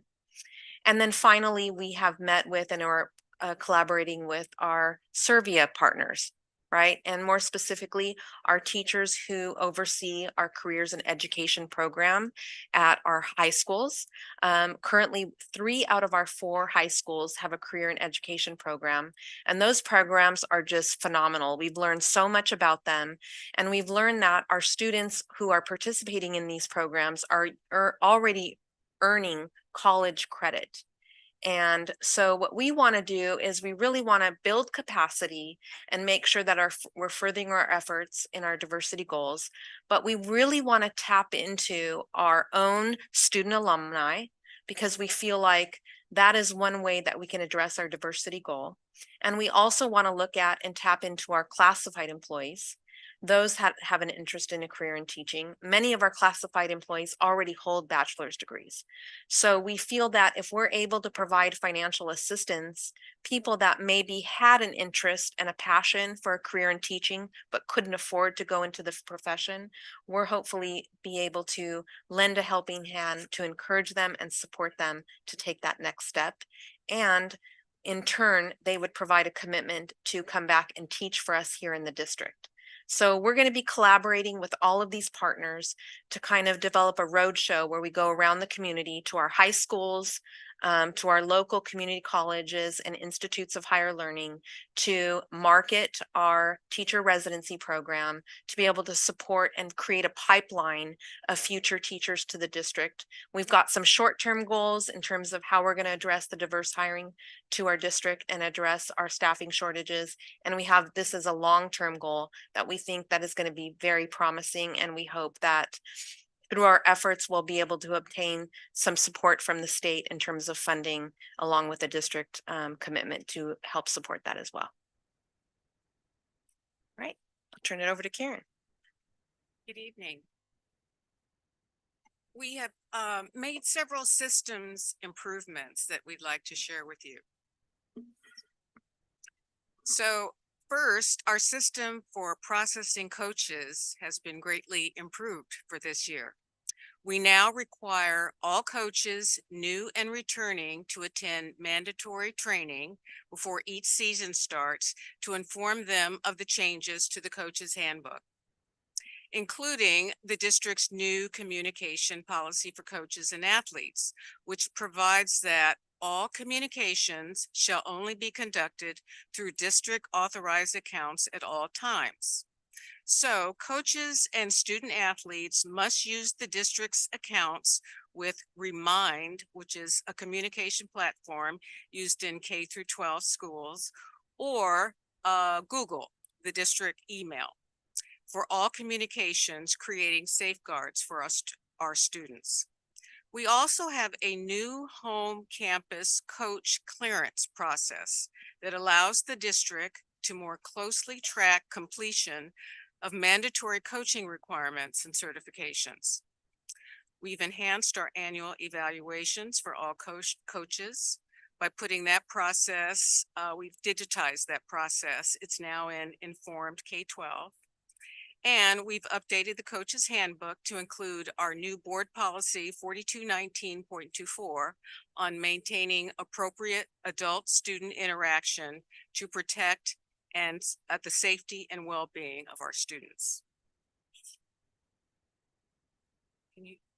Yes. So our other system enhancement has to do with reasonable accommodations.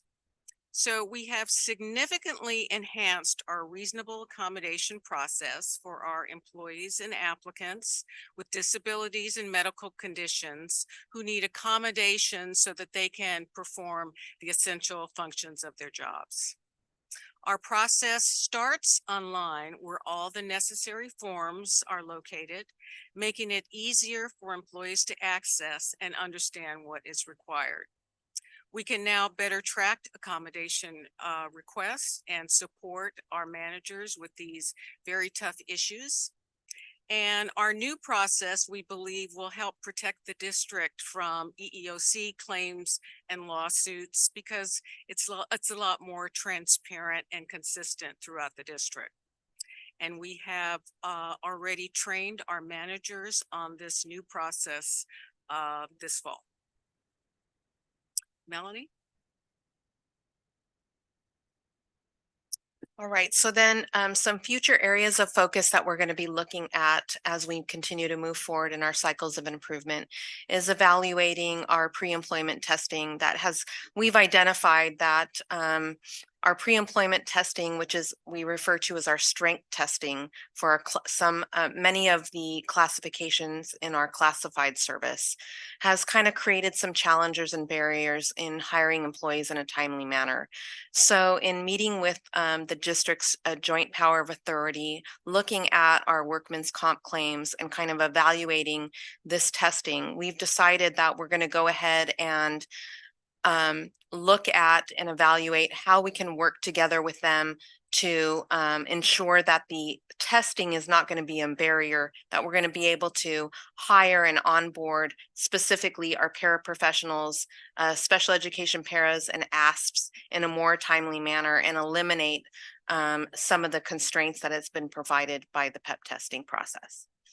The next thing that we're going to be doing is looking at two different platforms, one to streamline the onboarding process for new employees, and another one to make sure that we're tracking employee evaluations using a more modernized system. So we're very pleased to have shared with you kind of an annual update of kind of all of the progress that we've made. And we're already looking to the future of how we can continue to evaluate our systems and make improvements as we move forward into the next year. So thank you for your time. And I'm not sure if you guys have any questions or comments. We're happy to take those. Thank you. Anybody have any questions? Yeah, actually, I want to thank you for that comprehensive and very different areas, right, of our hiring processes too. So thank you for the information on the diversity hiring. Just wondering when you hire and the increase, right, that percentage of increase of people of color, how are we placing the employees? Are we looking at school sites that I guess like percentage of again looking at demographics of the student population? How does that work? Do you want to take that, Carrie, or do you want to? Okay. Okay. I understand what you're saying in terms of, wanting to place and have diversity at all sites. The challenge with that is that people apply for specific positions typically at specific sites. So if they are applying to be a teacher at Cal High or a teacher at Bella Vista, then and they're selected, then that's where they're going to go. So a lot of, that initial choice of where to teach comes from the applicant. There are other situations where we may need someone in a certain place and reach out to someone in particular and try to place them. But for the most part, they're selecting the school site that they'd like to teach at and then interviewing and being hired for that. So. Okay. Thank you for the clarification. It's just, I know that, our goal is to have, I think the demographic of the staff and teachers kind of align with our with our students, because they're the ones who would like to see someone just like Shirley, your example of a teacher who was able to support their student in different ways. in the cultural space. So, but yeah, okay, thank you. And I actually also want to say, I love the idea of the teacher, the new teacher, the initiative, right? The hiring, the residency program, yes. Because I think that actually like a lot of businesses, right, and industry have done that where they grow their own.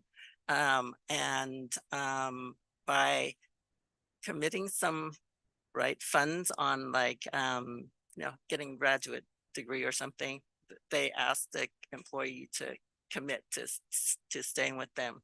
So it's kind of like that, as well as I know that in like the New York New York University, NYU Medical School, right? If they provide students actually with free tuition, but then they have to commit to a certain number of years, whatever, at the hospital. So no, I love the idea of growing our own teacher residency program and kind of tapping into alumni and different groups. So thank you for bringing that and developing that program. Yeah, and to piggyback on the school site specific data, do we have that data percentage of diversity of staff and staff at the different school sites, and then how that's reflected with the diversity of the student body? We certainly do have the ability to pull that data and analyze that and provide it.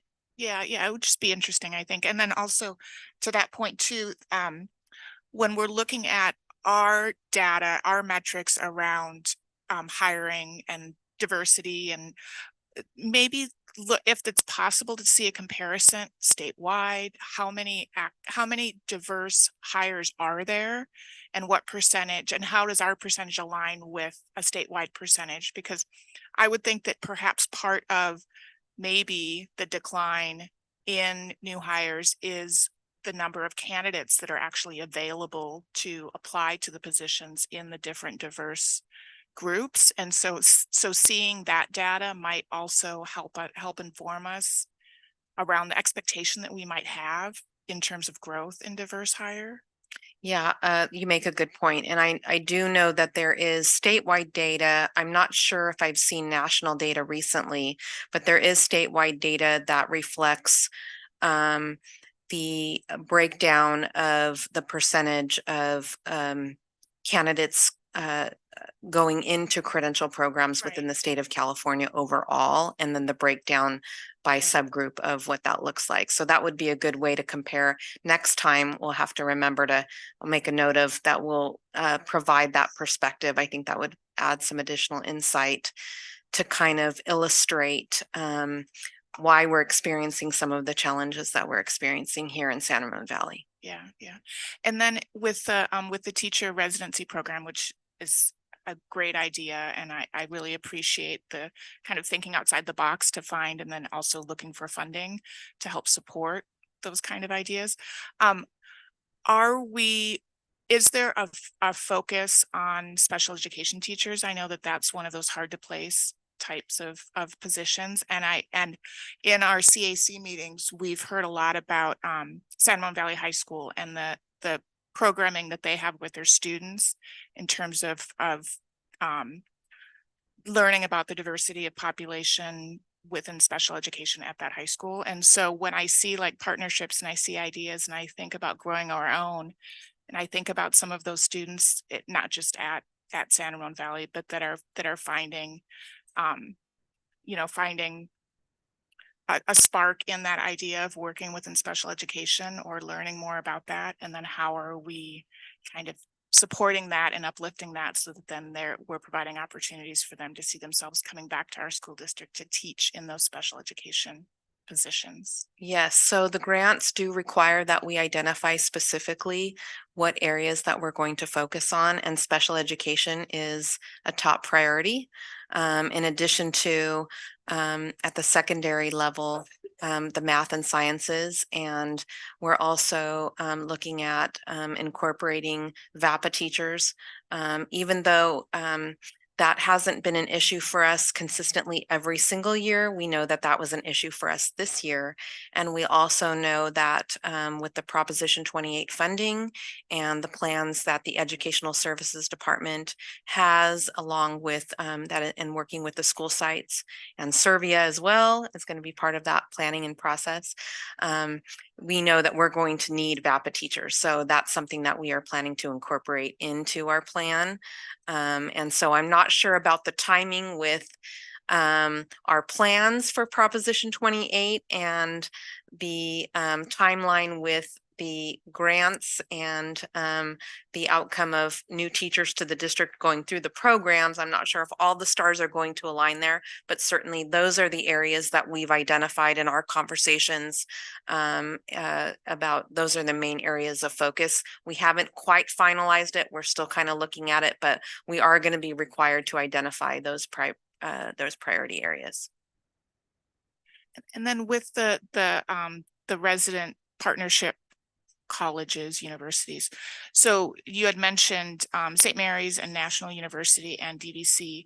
Is it limited, or are you also thinking about maybe expanding it to Cal State East Bay or Las Positas, which perhaps the population in those colleges and universities might be a little bit more diverse than a St. Mary's or a DVC perhaps? Yes, so we're definitely open to, and kind of one of the things going into this, we really wanted to focus on a local Cal State type of college or UC. And the challenge with Cal State East Bay is they already have partnerships with 2 other local districts.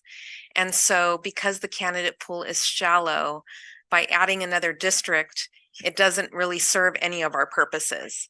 And so we really had to branch out. And so we've reached out to a number of colleges and universities across the state. And, we reached out to Chico State, for example, because we get a lot of quality candidates from our current students who go to school and want to come back. But they really only want residency program partners that are local to them. And so there are some challenges with finding who we're going to partnership, and we're trying to make sure that we're thinking about what the diverse needs of the community are and the different types of candidates that are going to go into the program. But we're open to all ideas and all opportunities. They do recommend that we have at least 2 IHE partnerships, and I think 3 as a max. And so that's something that we're still in the process of exploring. We're still in the early stages. Our first grant is going to be due on December the 15th. So we do have to make some, final commitments. And then the second grant will be due in February. So we're rolling up our sleeves. We have a lot of work to do, and we're open to all ideas.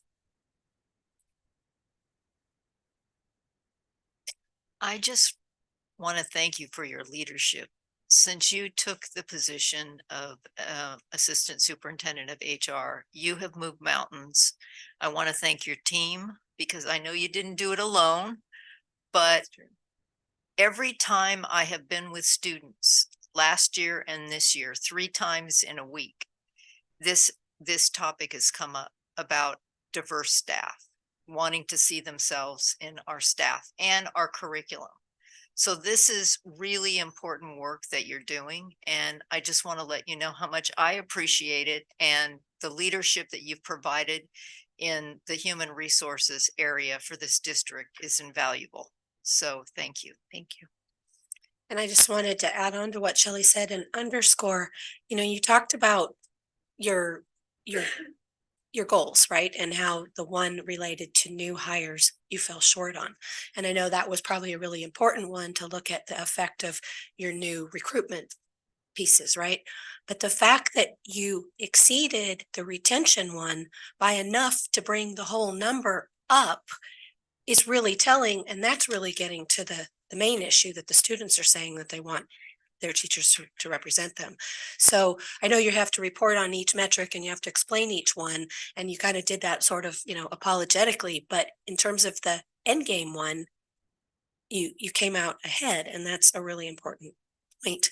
one of the questions that John and I got when we were talking to teachers at our Gale Ranch visit was exactly in this area. And he said, watch the board report tonight. But that whole idea of retention, of not just bringing teachers in, but making them feel welcome and like they belong is, really, really significant. So I wanted to underscore my thank yous to you guys for the work you're doing in HR and hearing what our students are asking for in their teaching staff. You have one card on this item, so can we take that? It is our friend Aiden Yelkoven. And welcome back, Aiden. We haven't seen you in a while.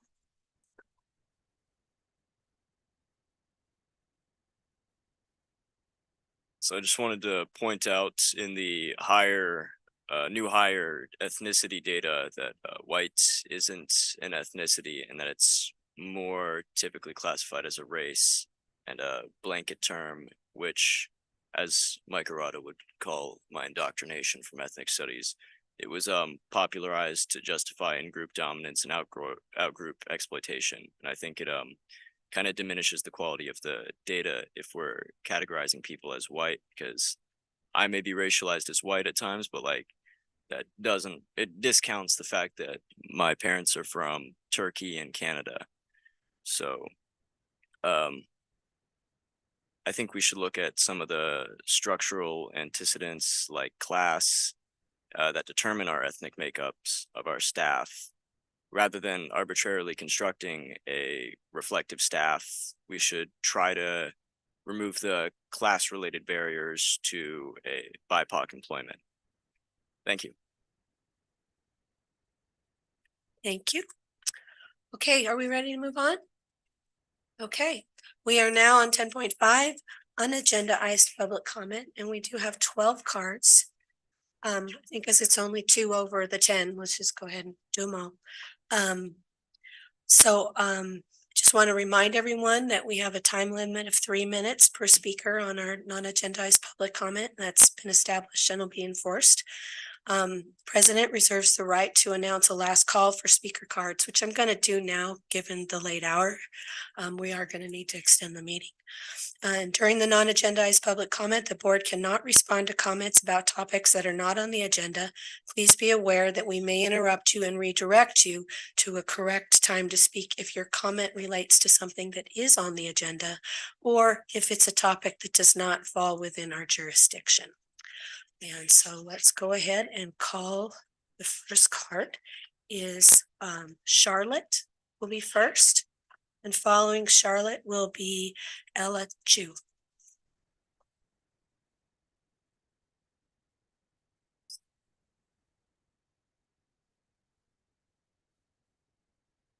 So maybe Charlotte has gone on it. I did have one other card that Laura just caught was under my notes. And I wanted to put Teresa Butler Doran up first because I know she is a teacher and she probably has to get up early tomorrow morning.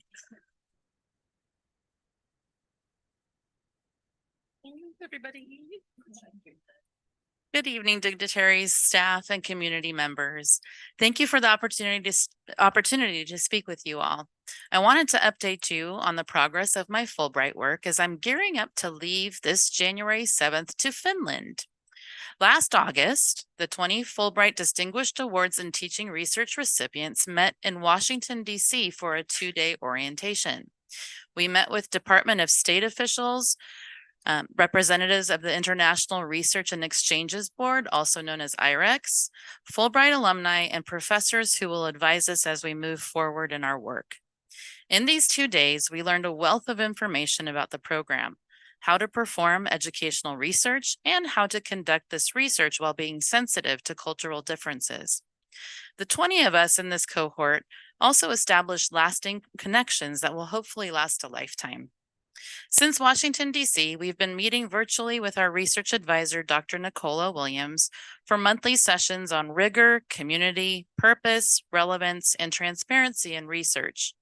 For many of us, this is the first research project since college, so the information that we're learning is extremely helpful and valuable for our upcoming research. Within the cohort of 20 award recipients, 4 of us are headed to Finland. Since June, the Finland Four, as we've been named, have met virtually 3 times with the Fulbright Finland Foundation to review housing, transportation, visa arrangements, how to connect with our host institution's faculty advisor, and a variety of the logistics that are required for living in Finland. I'm sure that you can see that I'm really looking forward to what's to come. But I'm not only excited about going to Finland, I'm also excited about bringing back lessons that will enhance and benefit our students' learning experience and global competence. Being globally competent requires today's students to recognize their responsibilities to both the local and global communities and to develop and apply knowledge in culturally appropriate, relevant, and sustainable ways. I hope that the lessons that I designed for our students will empower them to take action locally and globally. I would like to end with a fun fact about Finland. Did you know that Finnish classrooms have an atmosphere that is relaxed and informal? So the students often wear socks and no shoes. Thank you so much for listening and for your support throughout this wonderful opportunity. Thank you so much. We appreciate you keeping us informed about your journey. Okay. So last call for Charlotte. Okay, so next is Ella Chu. And following Ella will be Diane Fornet. I got my glasses for this. Diane Fornassi. Okay.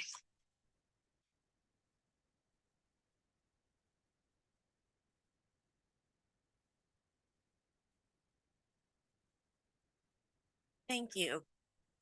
I'm Diane Fornacier, and I'm representing our local chapter of AAUW. And we wanted to come today to share with you how we are supporting the girls and young women of the San Ramon Valley School District. We also want to thank you and some of the teachers at especially the middle school level for supporting us with the programs that we're doing to help the girls. Their AAUW stands for the American Association of University Women, and it was actually formed in 1891 with the mission that they wanted equal rights for women, especially equity in the area of education and career progression. And here we are 125 years later, and that mission still stands. So we're doing our best to make inroads on it. I wanted to mention 3 particular areas. The most important area of our chapter is to send 7th grade girls to a summer camp. It's called Tech Trek, and it's in order for them to become more familiar and expertise in STEM classes. And it's completely run by women volunteers. And this past year, we were able to send 15 girls to that camp. And we fund them completely. It's over $1,000 per girls. And we wanted to share what one of them's experience was, but she had to go home and do her homework.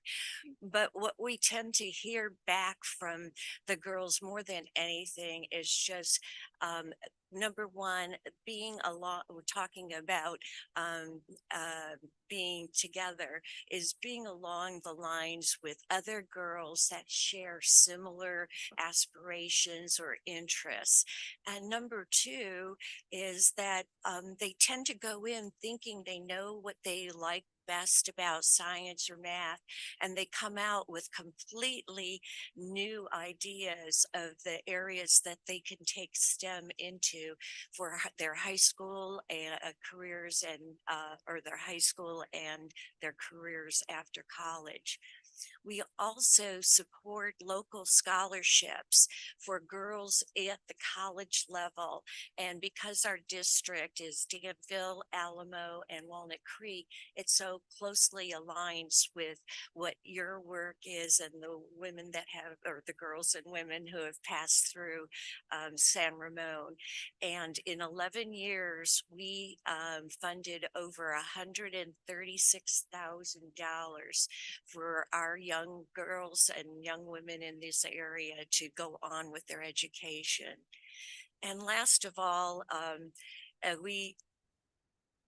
okay. Okay, and thank you very much too, and your teachers, especially the 7th grade science and math teachers. Thank you. Our next speaker is Marcy Watson, followed by Nicole Horder.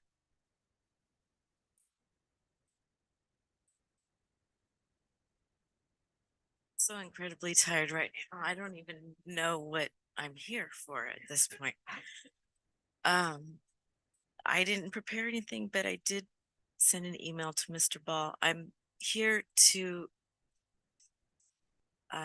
express my concern and comment about the Cal High graduation possibly being relocated to another high school, or having the children pick what family members they could have at their graduation.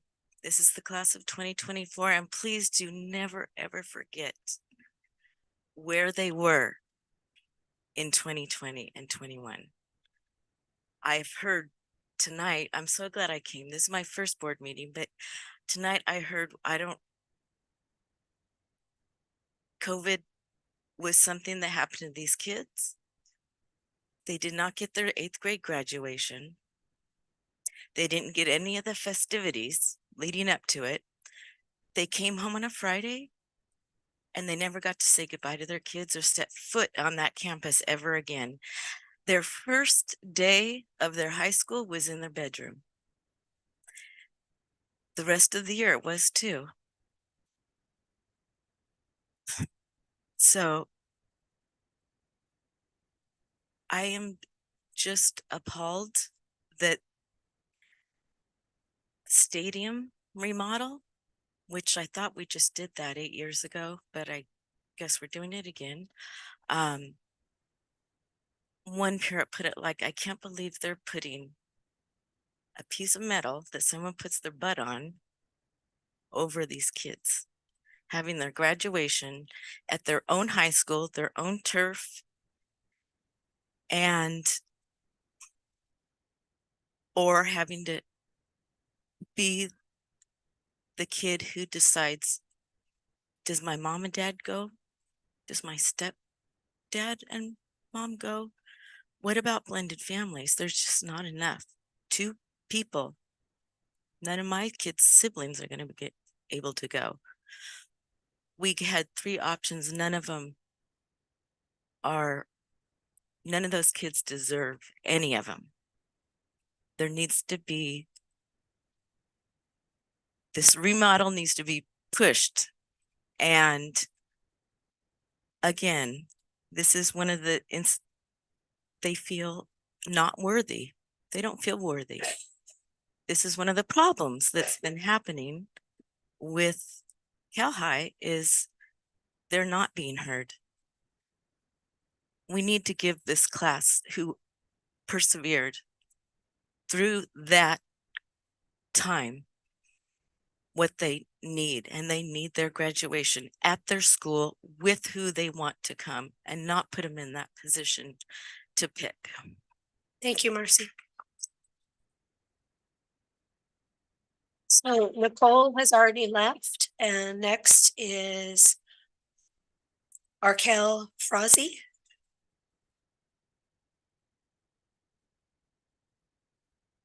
Good evening, trustees, Superintendent Malloy, and staff. My name is Arkel Shaw, and I'm here this evening as a member of PFLAG. We are an organization in support of and in allyship with the LGBTQ plus community. And so I just wanted to say thank you for the work that you are doing around strategic directions and how invaluable that is for this community.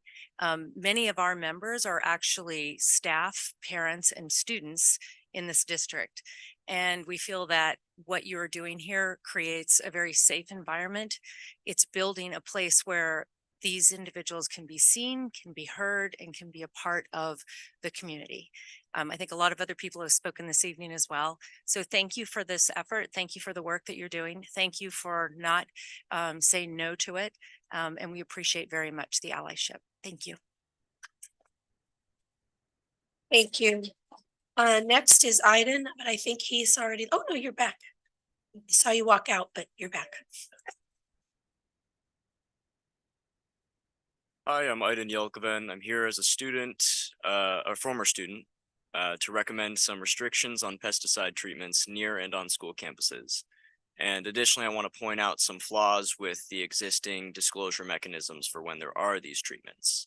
So in 2017, I was a student at DVMS, and on a summer bike ride, I spotted a notice of intent to apply pesticides. And it listed allergic acid, triflurin, and isoxaban, and also glyphosate, also known as Roundup or Ranger Pro. So now in 2023, none of these medium to high toxicity chemicals are approved, as by California law, we have switched to those deemed low risk. And I'm grateful that we're not using Roundup anymore, but I still have some concerns going forward. I'm concerned that we may have switched to newer and less tested chemicals in place of those that are well researched and deemed harmful. And I don't believe the physical paper notices that the district provides are enough. These disclosures are only required for 1 day prior and 3 days after treatment. We should use digital disclosures as well on the SRVUSD and school websites and by email to parents and middle to high school students. I'm asking for the reevaluation of the use of any pesticides near where children learn and play, and for more transparency and public disclosures when there is treatment with these ineffective and toxic chemicals. And when I say ineffective, I say that because all these chemicals do is create more resistant organisms, like insects that are more resistant to these treatments, and same with plants. And all this demands is more potent chemicals, which in return will harm these children for the rest of their lives. Thank you. Thank you. And last card on non-agendized is Mike Arata.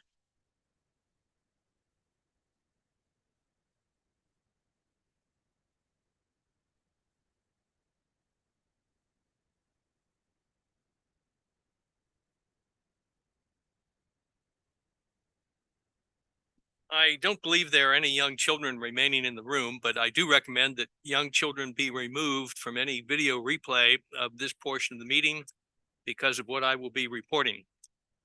In February and April board meetings, I and others exposed the depraved how-to sex manuals and some of the other extensive pornography in the district's high school libraries. One might think that material already to be sufficiently vile to satisfy the district's sex and gender activists, whether they be teachers or administrators. But one would then be underestimating their willingness and or their determination to corrupt the minds and morals of the students in their charge. The latest such perversion is the 4-to-1 board adoption in October of the staff recommended novel Tomorrow and Tomorrow and Tomorrow as a textbook. The book's explicit sex and drugs should have been enough to reject adoption of the book, even without its sadomasochism, so that parents and other taxpayers can understand the depths of depravity approved by SRVUSD for student consumption. I'll read briefly a passage from the book. Setting the scene, Israeli Dov Mizra is a married 28-year-old gamer programming instructor at MIT. He has seduced Sadie Green, a 19-year-old student. Quoting from a little later in the book, he escorted her into his bedroom. Now be a good girl, he said. Take off your clothes. I don't want to, she said. Dov, it's freezing in here. Take off your clothes. You know what happens when you disobey. So Sadie took off her clothes. The S&M had only started when they had reunited in the fall. Sadie had been turned on, at first at least, and then slightly disturbed, unsure of the game they were playing and why they were playing it. Dov wasn't abusive. He always sought consent. But he liked handcuffs and other more complicated props and ordering her around. He liked making her strip and tying her up and gagging her on occasion. He liked to slap her and spank her and pull her hair. He liked shaving off her pubic hair, which he did with the care and consideration of an artist. He had peed on her once, but when she told him to stop, he had, and he'd never done it again. When he hurt her, and he never hurt her much, he was always tender and sorry after. Unquote.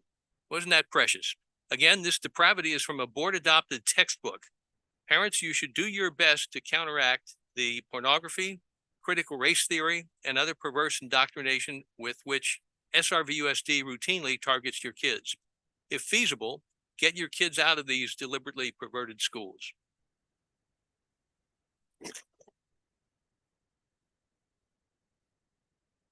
That concludes non-agendized public comment. Now we are at association presidents' reports.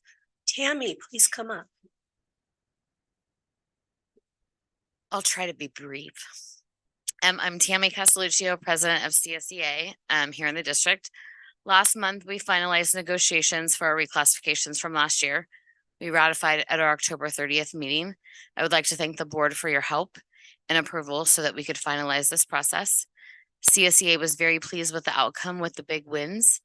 We truly appreciate the collaboration. We would like to thank the management's negotiation team, Melanie Jones, Evan Miller, Evan Powell, and Linda Raleigh Tom, as well as the CSEA team, Mona Monger Milani, Jose Pinon, Joanna Canaparo, and the CSEA labor rep, Priscilla Elliott. Before you tonight are a few job descriptions finalizing the process. We would appreciate your approval.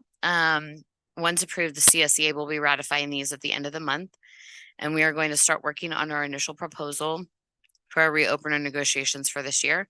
Hopefully we'll have information for you soon. And I just wish everyone a great break next week. Thanks. Thank you, Tammy. Before we go to Melinda with Serviette, can we have a motion to extend? I know we won't need a full hour, but can we make the motion for that? Just Yeah, I'll make the move, motion to extend our meeting. I'll second. To 11 o'clock. I'll second. Thank you. The motion was made by Board Member Ordway and seconded by Board Member Bratt. Roll call votes. Board Member Van Zee. Aye. Board Member Ordway. Aye. Board Member Clark. Aye. Board Member Bratt. Aye. Board Member Hurd. Aye. Motion passes 5-0. Go ahead, Melinda. Hi, everybody. My name is Melinda Daly. I'm Vice President of the San Ramon Valley Education Association. I'm filling in tonight for our President, Laura Finko, who is not able to be here. I will not take the full hour that we just extended to. So, I do think it is important to start by acknowledging that the land that we are standing on is that of the Ohlone Nation. Even the smallest of gestures to demonstrate awareness and understanding can go a long way. I'm always grateful for the opportunity to share updates about Servia members. The work that's being done district-wide to support students is amazing to watch. Educators are making a difference every day, despite the growing challenges in education. I was heartened by a recent Gallup poll that shows that 77% of Americans believe that unions help workers, which is the highest percentage since 2003. This shows me that Americans recognize what we here in San Ramon Valley have always known, that unions are critical to the success of workers, and in our case, critical to the success of students. In San Ramon Valley Education Association, we have a 98.2% member density rate, which means that it is a very, very high probability. I need Mr. Allen here for all my statistics, but very high probability that your child's teacher, counselor, school psychologist, all of the above certificated positions is a Servia member. We are Servia Strong for Kids. We are student-centered. We are solution-oriented, and we are problem solvers. You will hear, hopefully soon, tonight from members of our negotiations team about all that we are ready to do for students. We are excited to get back to the table to ensure that we continue to be leaders in the East Bay when it comes to taking care of our educators and our students. Thank you. Thank you. And I do not see anyone from SEIU, so let's keep going. Student board member, we do not have Anya here, and I don't believe she left us a report. So John, that's to you. Thank you, President Hurd, and I am going to be very brief. I am grateful to the members of our team who presented strategic reports tonight. I know that 3 in 1 evening is a little intense, and I'm grateful to you and to our community for their patience with that. But I hope what you've seen is that we have shifted how we're doing our work. I shared with you that we needed our strategic vehicle in order to make this happen. Strategic directions, the learner profile, the dashboard, and now the process of implementation. And though we will be making some adjustments because we learned in year 1 that some of the things we set out to do need some adjusting, which you'll see in January, I do appreciate the team's depth, the analysis, and the next steps. We don't do this sitting at a district office alone. We are connecting with our community, all of our partners regularly. They are helping us inform the work. Most importantly, I want to thank our staff because without them, we do nothing. I want to thank our families and caregivers because it's their partnership that helps us improve. And most importantly, and we got to experience today, our students who have so much wisdom to share regularly. So I'm going to leave it at that for tonight because I think that you've heard enough from us this evening. Thank you so much. Okay, now we're into action items. First one is consideration of revisions to the Board of Education meeting calendar, and John's going to lead that one. Just very briefly, we're asking for 2 changes to the 23-24 board meeting dates. January 16th instead of January 16th to make it January 30th. And the reason for that is there's a possibility of some conflicts that evening that have come to our attention. So just to be safe, I would ask for that shift. And then we were also aware, and we apologize to those impacted, that we need to move our April meeting because it falls on the significant days of Passover. And so that is why we're asking that move to be from April 23rd to April 16th. I'll make a motion to amend the calendar. I'll second. Motion was made by Board Member Clark and seconded by Board Member Bratt. Roll call vote. Board Member Van Zee. Board Member Ordway. Aye. Board Member Clark. Aye. Board Member Bratt. Aye. Board Member Hurd. Aye. The motion passes 5-0. Okay, now we are on 11.2, which is a public hearing for the joint initial proposal for labor negotiations between the San Ramon Valley Unified School District and the San Ramon Valley Education Association, or SRVUSD, for the 2023-24 school year. This is that process where we have to have a public hearing where anybody needs to read the next item if they have any issues with it, and then put in a card. We have no card, so I'm just going to open the hearing and close the hearing, and then we can go to the presentation of the joint proposal. And I guess Melanie, you're going to lead that, and we do have 3 cards from SRVUSD members. Great, thank you so much. So we are pleased to be able to present to you a joint proposal between San Ramon Valley Unified School District and SRVUSD, the San Ramon Valley Education Association, a joint initial proposal to engage in reopener negotiations for the 23-24 school year, which is the last year of our agreement that we have with the Teachers Association. And what we are bringing forward tonight is our plan to open the following articles: hours of employment, safety conditions of employment, salaries, benefits, and our plan to replace the full inclusion article with a new special education article. Great, my mic's off. Let's go ahead and do public comment. And the request was that Dee Dee would go first, Johan second, and Sarah third. Is that how you want it? Yeah. Okay.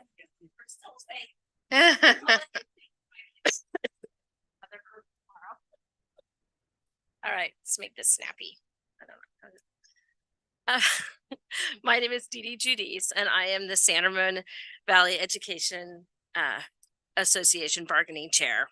It is my honor to be here tonight representing SRVUSD and the students in our district.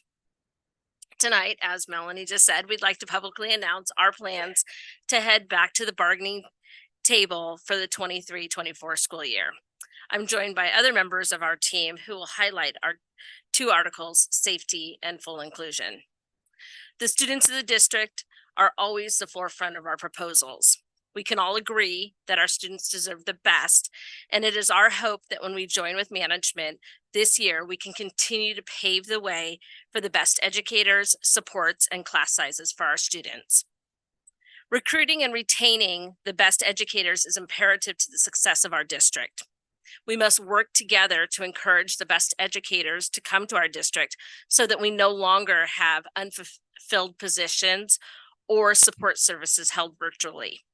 Our students deserve that. Last year, we were able to work together to add contract language that honors service credit for our educators. This great accomplishment opened doors for districts across California to do the same. That being said, now more than ever, we need to do all that we can to recruit and retain the best educators with the best salary and benefits package possible. So now I'd like you to hear from Johan and then Sarah, who will share a little glimpse of our 2 articles, and then we'll get back to the table. So thank you.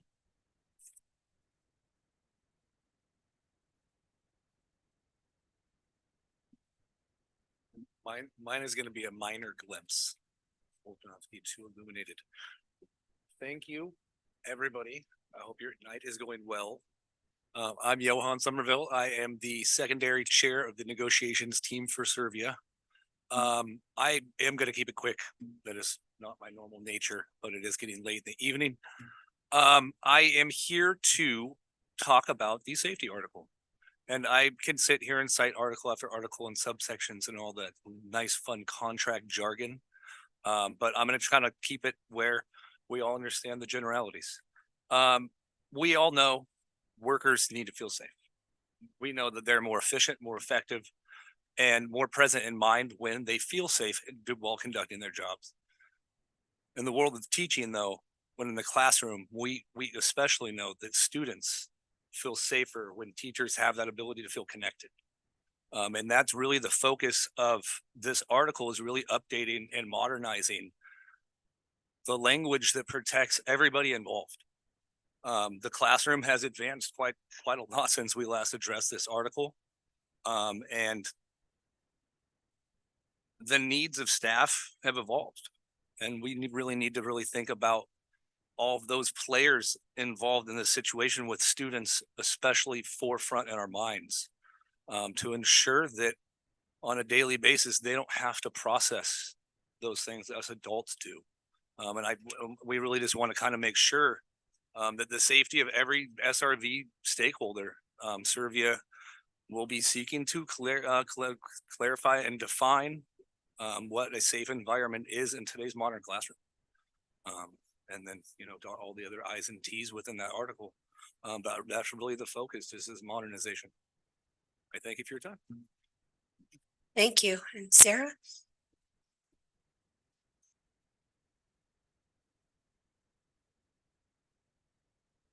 Good evening, members of the board. My name is Sarah Cohn. I am a special education teacher at Monte Vista and the SPED rep on the negotiations team. Linda Darling Hammond, professor of education at Stanford University, stated that since 2014, California school districts have reported worsening shortages of teachers, with the most severe shortage occurring in special education. She referred to the situation as, quote, a 5-alarm fire. As a result, we have seen in the San Ramon Valley a large number of contractors and remote educators who have been placed in vacant positions in order to ensure our most vulnerable students' academic needs are being met. As such, our students are our number one priority, and the inability to fill these vacancies with vested educators who are showing up every day for our students, while not unique to San Ramon Valley, is something we must address immediately. Hiring speech and language therapists, special education teachers, school psychologists, and paraeducators has historically been a challenge. However, our goal is to once again take this opportunity as a school district to meet the moment with feasible solutions to this 5-alarm fire. Given the larger number of students identified with special education needs, and in particular, the larger number of students identified with mental health needs since returning from remote education and COVID, our district has seen an unprecedented need for more special education providers. And at the same time, the number of unfilled special education positions in our district has grown significantly. So I'm excited to share with you that the San Ramon Valley Education Association has a particular interest in opening the full inclusion article of the Servia contract and changing this smaller article to a more robust special education specific article. Our students are our number one priority, and with the development of this article in concert with the San Ramon Valley Unified Management, we think we can build the very best contract in order to attract and retain the very best educators. Our students deserve the very best, and with the expansion and development of the full inclusion article, we believe once again we can be leaders in education in the East Bay. Thank you for your time. Thank you. Okay, now we are on, so we need to, don't have any action, oh, we do have action on that. Right? Yes. It's an action item. So I have a motion to accept the joint proposal. I'll make a motion to accept the joint proposal. I'll second. Thank you. The motion was made by Board Member Bratton, seconded by Board Member Van Zee. Roll call vote. Board Member Van Zee. Aye. Board Member Ordway. Aye. Board Member Clark. Aye. Board Member Bratt. Aye. Board Member Hurd. Aye. Motion passes 5-0. Okay, now 11.4, consideration of approval of the revised salary schedule and new and revised position descriptions as a result of the 22-23 classified reclassification process. Melanie. Yes, we are very pleased to finally be bringing this item forward for your approval this evening. I just want to acknowledge our CSEA bargaining team, not only for their patience, but their collaboration in working through this process. And we're pleased to be bringing forward the outcome of the reclassification recommendations, which are going to provide revisions to the salary schedules for both the CSEA Unit 2 and CSEA Unit 2 at 3. Excuse me, and as well as new and revised job descriptions that have been developed to include additional and job duties and responsibilities that more accurately reflect the district's needs. And so we bring these forward for your approval, and the budget implication is included here as well, including statutory costs to the district. Thank you. Any questions, board members? May we have a motion, please, to approve the revised salary schedules and new and revised position descriptions?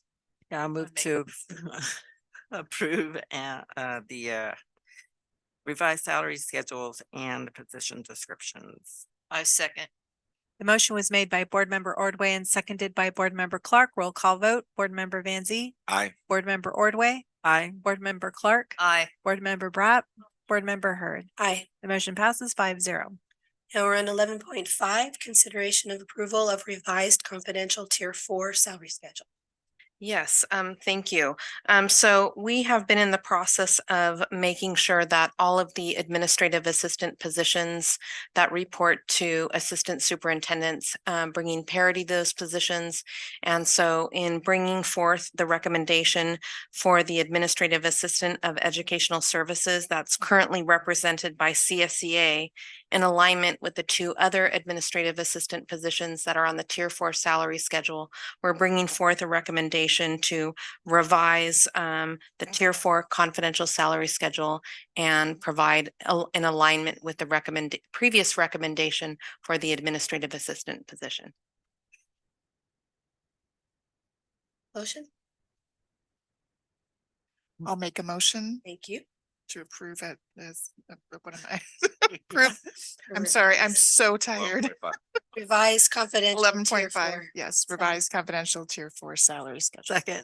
Okay. The motion was made by Board Member Bratt and seconded by Board Member Ordway. Roll call vote. Board Member Van Zee. Aye. Board Member Ordway. Aye. Board Member Clark. Aye. Board Member Bratt. Aye. Board Member Hurd. Aye. Motion passes 5-0. Okay, last of these, consideration of approval of appointment of members to serve on the 23-24 School Absence Review Board, or SRV committee. Yes, thank you, President Hurd. This is consideration of approval of 9 members to serve on the School Attendance Review Board. As you can see, those 9 members are listed there, and we're asking for approval for the 23-24 school year. Okay. I had a question. Will there be a board liaison for this? Is that necessary? Is that a? It is not. It is up to you if you'd like to add that aspect, but in past SARB panels, we have not had one. They are acting on behalf of the board when those meetings and those panels are conducted. So this is what we currently have written into the BPAR that was adopted on consent. And I think it might even become a problem if we were on, because we are the Yes. appeal, the ultimate appeal. on If something. it comes to you. Okay. Okay. So motion, please. I'll make a motion to consider the approval of appointment of board members to serve on the 2023-2024 School Absence Review Board SARB Committee. I'll second. The motion was made by Board Member Van Zee and seconded by Board Member Clark. Roll call vote. Board Member Van Zee. Aye. Board Member Ordway. Aye. Board Member Clark. Aye. Board Member Bratt. Aye. Board Member Hurd. Aye. The motion passes 5-0. I just want to be clear, Trustee Van Zee, it's the 9 members appointed here, not board members, just to make sure. I think I'm sorry. we were saying the same thing, but I just wanted to clarify. I was just reading out. It's late. But yes. Thank you. Yes. Thank you. Yeah, review board. Yeah. Okay. All right, we have 2 informational items. One is on proposed curriculum adoption, and the list of what is being proposed is in consent that we already approved, but I think this is just to draw attention to it. We don't usually do it this way, but it confused me when I was reviewing the thing, and then I went, oh, it's the same thing. Good evening. I know it's getting late, so I will try to make this quick. So I am here to share some information with you on proposed curriculum adoption for Chinese Mandarin and middle school history, social studies. And first off, I want to thank, Dr. Kemp and Evan Miller in business for providing us with really opportunities, the financial resources to engage in several pilots over the last several years. It makes a huge difference to our teachers to have updated materials. So thank you. So this one is just a little bit funky, in part because we're engaging in a lot of different pilots and we wanted to bring these now. We will also be bringing pilots at the end of the year as well in secondary world language. But we wanted to do this now because we're ready and teachers want the materials as soon as possible. So this is the preview. They would be on display for a month until our next board meeting until December 13th, where in theory they would go up for adoption. So for Chinese Mandarin, and we teach that, of course, in grades 6 through 12, we have about 5 teachers, so it's not a huge program, and they've been exceptional at really collaborating in order to find materials that work for them. And it's been a little bit hard in Chinese because something that's really, really important to them, because it's important to our community, is that they have materials that have both traditional and simplified characters. And that is actually pretty challenging to find. Number one. And number two, Chinese materials in general are challenging to find, in part because not a lot of schools teach Chinese in high school and middle school. So we're lucky we have that opportunity. So there weren't that many to choose from. So when they really got down to it, they were looking for things like, of course, high quality content, one set of materials that could cover kids from 6th grade to 12th grade, right? Cover all the levels. Again, both traditional and simplified characters. And they wanted paper resources and online resources. And so some of the levels had already been using the integrated Chinese. And that's what they ended up choosing. And that's what they went to adopt. And they looked through them thoroughly. Some of the teachers were already using them in class for some levels. And then some of them tried out certain sections with students, and they all came to the agreement that these were the best materials. High quality text and ancillary materials. Again, that really important, supporting both traditional characters and simplified characters. Offers continuity because it's the same. Right now we have 2 different sets of materials, and this is the same material over all levels. And again, online and paper formats of different aspects of the curriculum materials. History, social studies, this has been going on for a year and a half. And so, and I credit the teachers for staying in there because last year they, in middle school social studies, piloted 2 different things and they decided that they didn't like either. You know, they could have made a decision on something and said, it's okay. But of course they wanted the absolute best for our students. So they said, let's do it one more semester. So this has been a year and a half of piloting for many of our teachers, as you can see on this calendar here, when we started in August of 2022. And then decided essentially in August of 2023 that we wanted one more semester to pilot Nat Geo. And ultimately that is something that they decided that they wanted to move forward for adoption. So you can see here comparing Nat Geo to TCI. And this is the teacher input.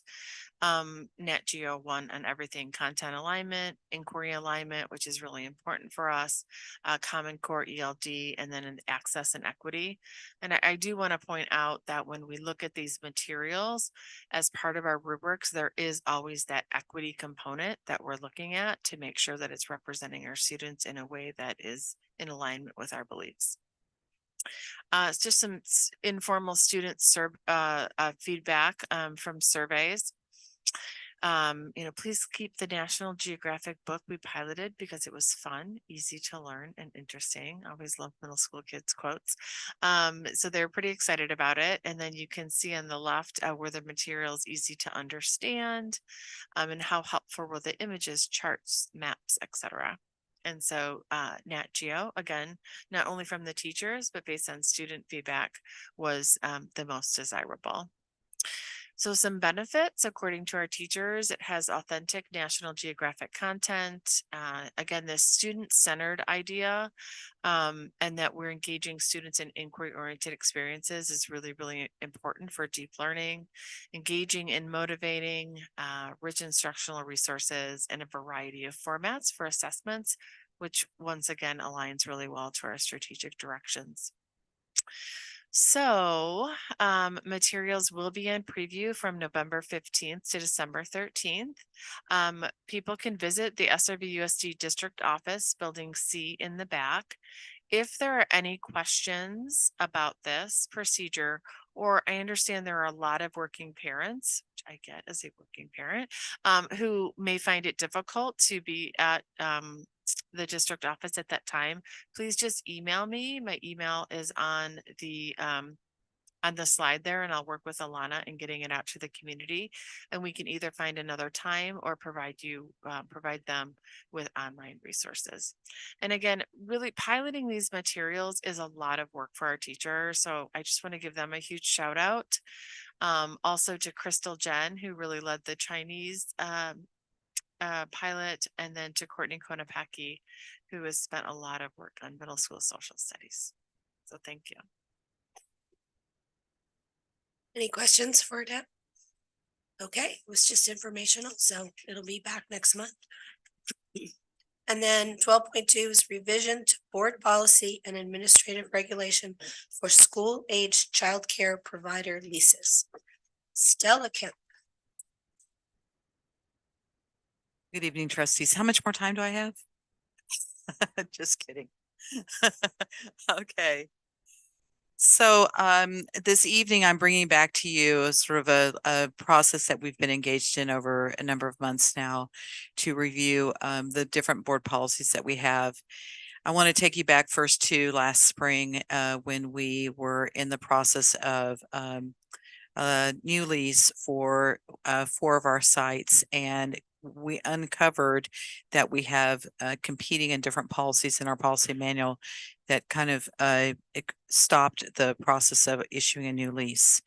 So I wanted to point out to you that the issues that we had regarding the board policy is that our current policy manual has 2 policies, one found as 1712 and the other one 5148. When we began the process last spring to issuing new leases for the sites that I mentioned, we went to 1712 and used that to guide us. Basically, the language in 1712 and 5148 is very similar. except that 5148 really applies to childcare that is district operated and funded through district funds. So the district does not do this. 1712 is in the community section of the board policy manual and is really not in the right place. It should be in the 3000 section where we have all of our lease information about district facilities. The second piece is administrative regulations. So when we began to venture down the road of issuing an RFP for a lease for childcare services, there was no AR attached to board policy 1712. So we realized that following the board meeting in June that we actually had an AR 5148. Again, speaks to district operated childcare programming, which we don't do. And so additionally, AR 5148 was excessively complex. It limited board authority when issues arise and emergency means need to be taken. So with that in mind, the decision was, or the recommendation is to eliminate these policies, eliminate board policy 1712 and replace it with a new board policy 3280.1, which falls within the district lease section of the policy manual, to completely remove board policy and AR 5148 because we do not operate district operated childcare services, and to create an AR that accompanies board policy 3280.1 and an exhibit to outline the process for lease issuance for school-age childcare providers. In your packet, you have the language for the board policy, and the language for the board policy is very similar to the old board policies. We have added in language of before and after school childcare to define what those services are.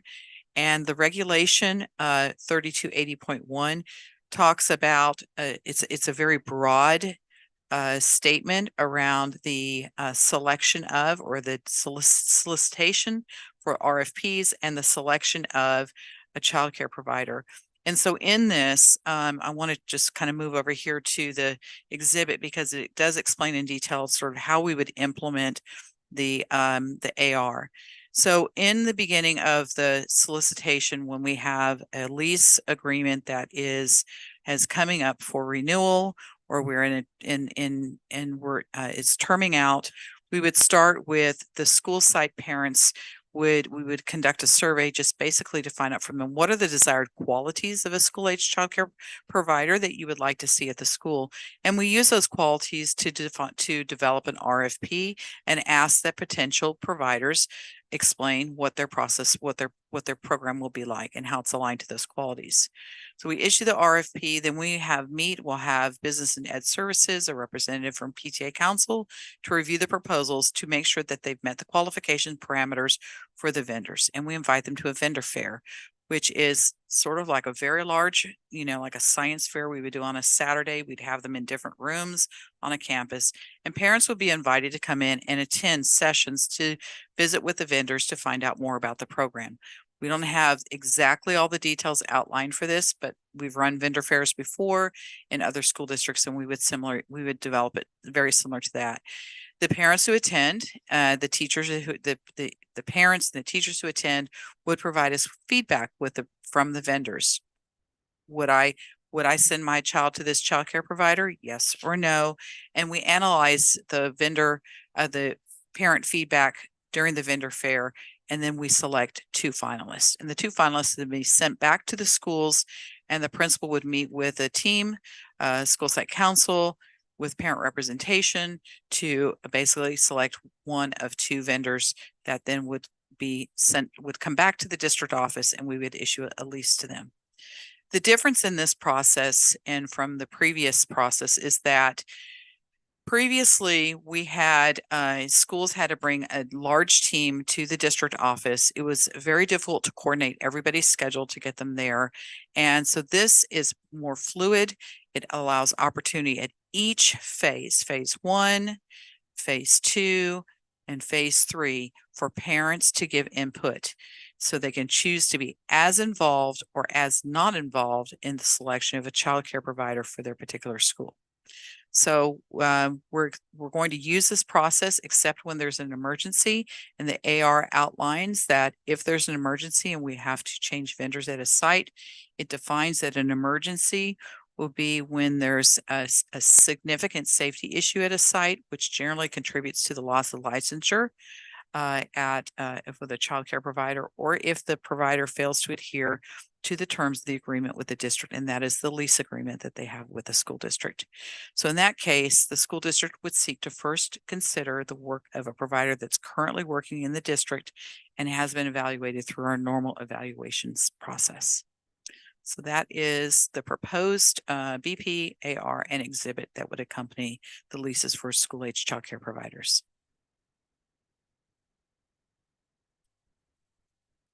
Any questions or feedback on this? Because it's like a conceptual process in AR. It hasn't been written up yet. Yeah, this is conceptually how we're gonna follow the process for selection. Yes. What do you think? Everybody's so tired. I think it's good, and I like how there's 3 different opportunities for parent involvement. Really, the first 2 is broad parent involvement, and then the last one would be a select group would be in on the final selection. Okay. No further direction. Write it up and let's get it approved. Well, we are going to bring this back. So we'll bring this back as a consent item at the next board meeting. Thank you. Actually, I'm not sure if it should be consent if it's our first time reading the language. Oh, you have it in your packet. Oh, we do have a language. Yes, This it was is. just a slide. Yes. Sorry. Yes. And I did read the language. It was just late, really Yeah. late last night. Okay. Okay, thank you. Consent next time is fine. This brings us to board member reports. All right, I'll go first and I'll be as quick as possible. Because I want to appreciate it that it's 10:33. But a lot of great things I've been able to do over the past month since we've had our previous board meeting. I'll just highlight a few of them. Working with the town of Danville, Shelley and I both do that as liaisons, and it's always a joy to meet with them and see how they partner with our school district to make sure that the town's functioning in collaboration with us. We all got to attend the PTA Advocacy Day. I won't speak too much onto that because I'm sure some of you will also want to do that. But I think one of the things that was very special was that we were all there to support that. I'm going to be starting office hours. First one will be on December 11th, and I'll work with the communications team to get information out on that. Also was able to attend the Facility Oversight Advisory Committee meeting over this past month and meet at Stone Valley Middle School. It's always a great school to tour and hold things at, as well as work with some of or be able to sample some of the child nutrition services food, which was absolutely phenomenal actually that night. It was one of the better meals that I'd eaten that week. So I appreciate them for doing that and coming out special for that. And then also the state of the district meeting that we got to have. That was an inspiring meeting. We talked about where we are and where we're going. And I love that, Dr. Malloy, that we're leaning in under your direction with trying to understand where this curve of rapidly accelerating technology in AI is leading us. And I was just thinking over this point as we were looking over that learner profile and those things that as we're trying to figure out what our students are going to need to be in the future, that the learner profile is not going to be obsolete because of advances in technology. And I'm just excited that we've kind of already done that work in advance of how this is all going to be coming out. So that was very inspiring for me. And also I've had multiple opportunities just to interact with families, asking questions about the district, trying to help them navigate various things that I think can be confusing. And it's kind of one of those things that we get to do as board members that I always enjoy being able to provide some clarity on that for families. So anyways, thank you to you all as well. Be brief, try and brief too. Echo. Yeah, no, I'll just echo what you said. Just adding a little bit more. I also want to thank Kelly Hilton, our our director of technology, sorry, I'm tired, technology, and Dr. I'm gonna butcher her name, Kidwai,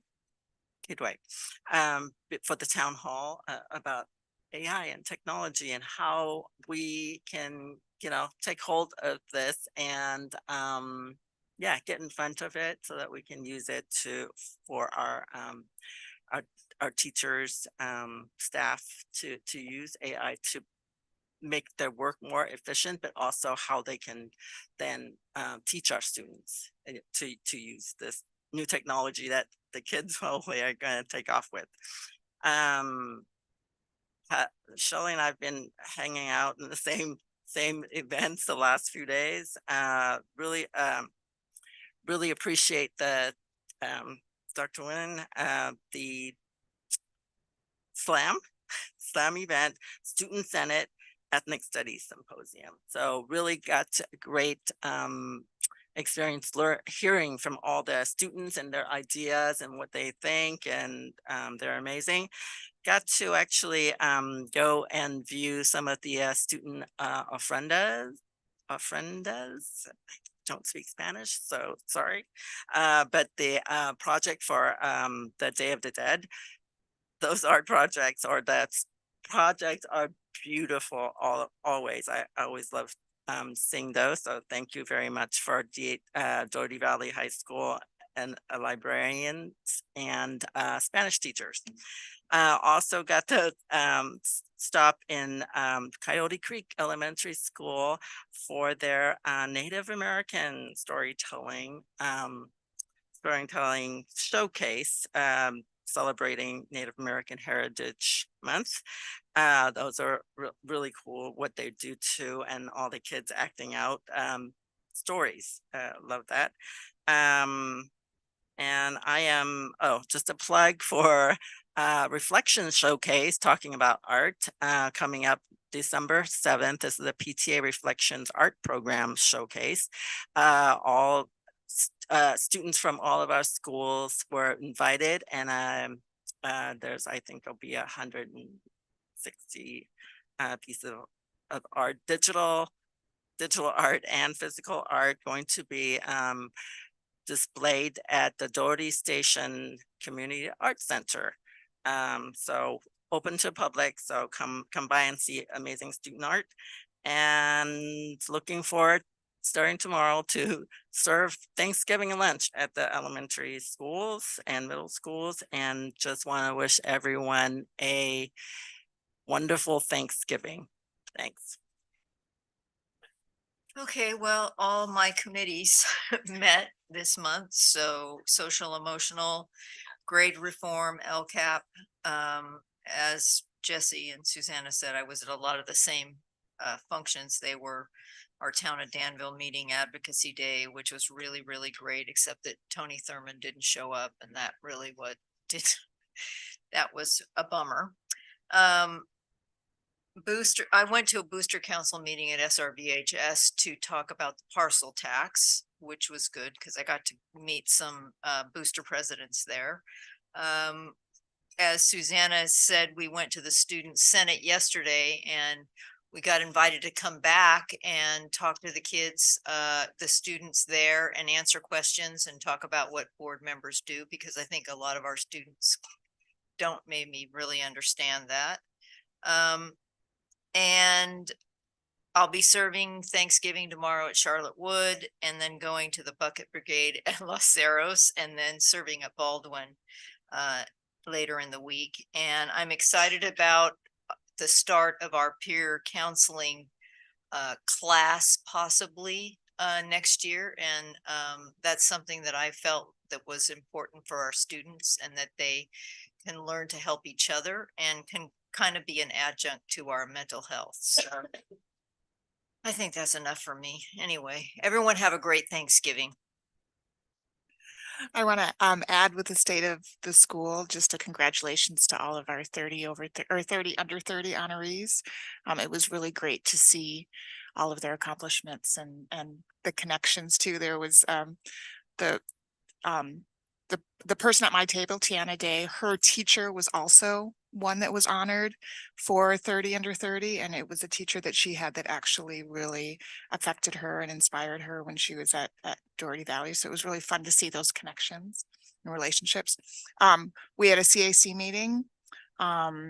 I was able to, with Ms. Pettish, was able to go to Ms. Zinn's building thinking classrooms math class, and it was really inspiring, and the way that the students were engaged in that type of classroom was really interesting, and I'm really excited to see that professional develop kind of evolve to other classrooms. So I volunteered at the Cal San Ramon Valley High School football game, the Grizzly Grill, which is always fun. I try to do that once a year just to kind of get a sense of, you know, students and sports support and that whatnot. We had 2 traffics meetings in the last month. We had a level of service analysis workshop and a meeting.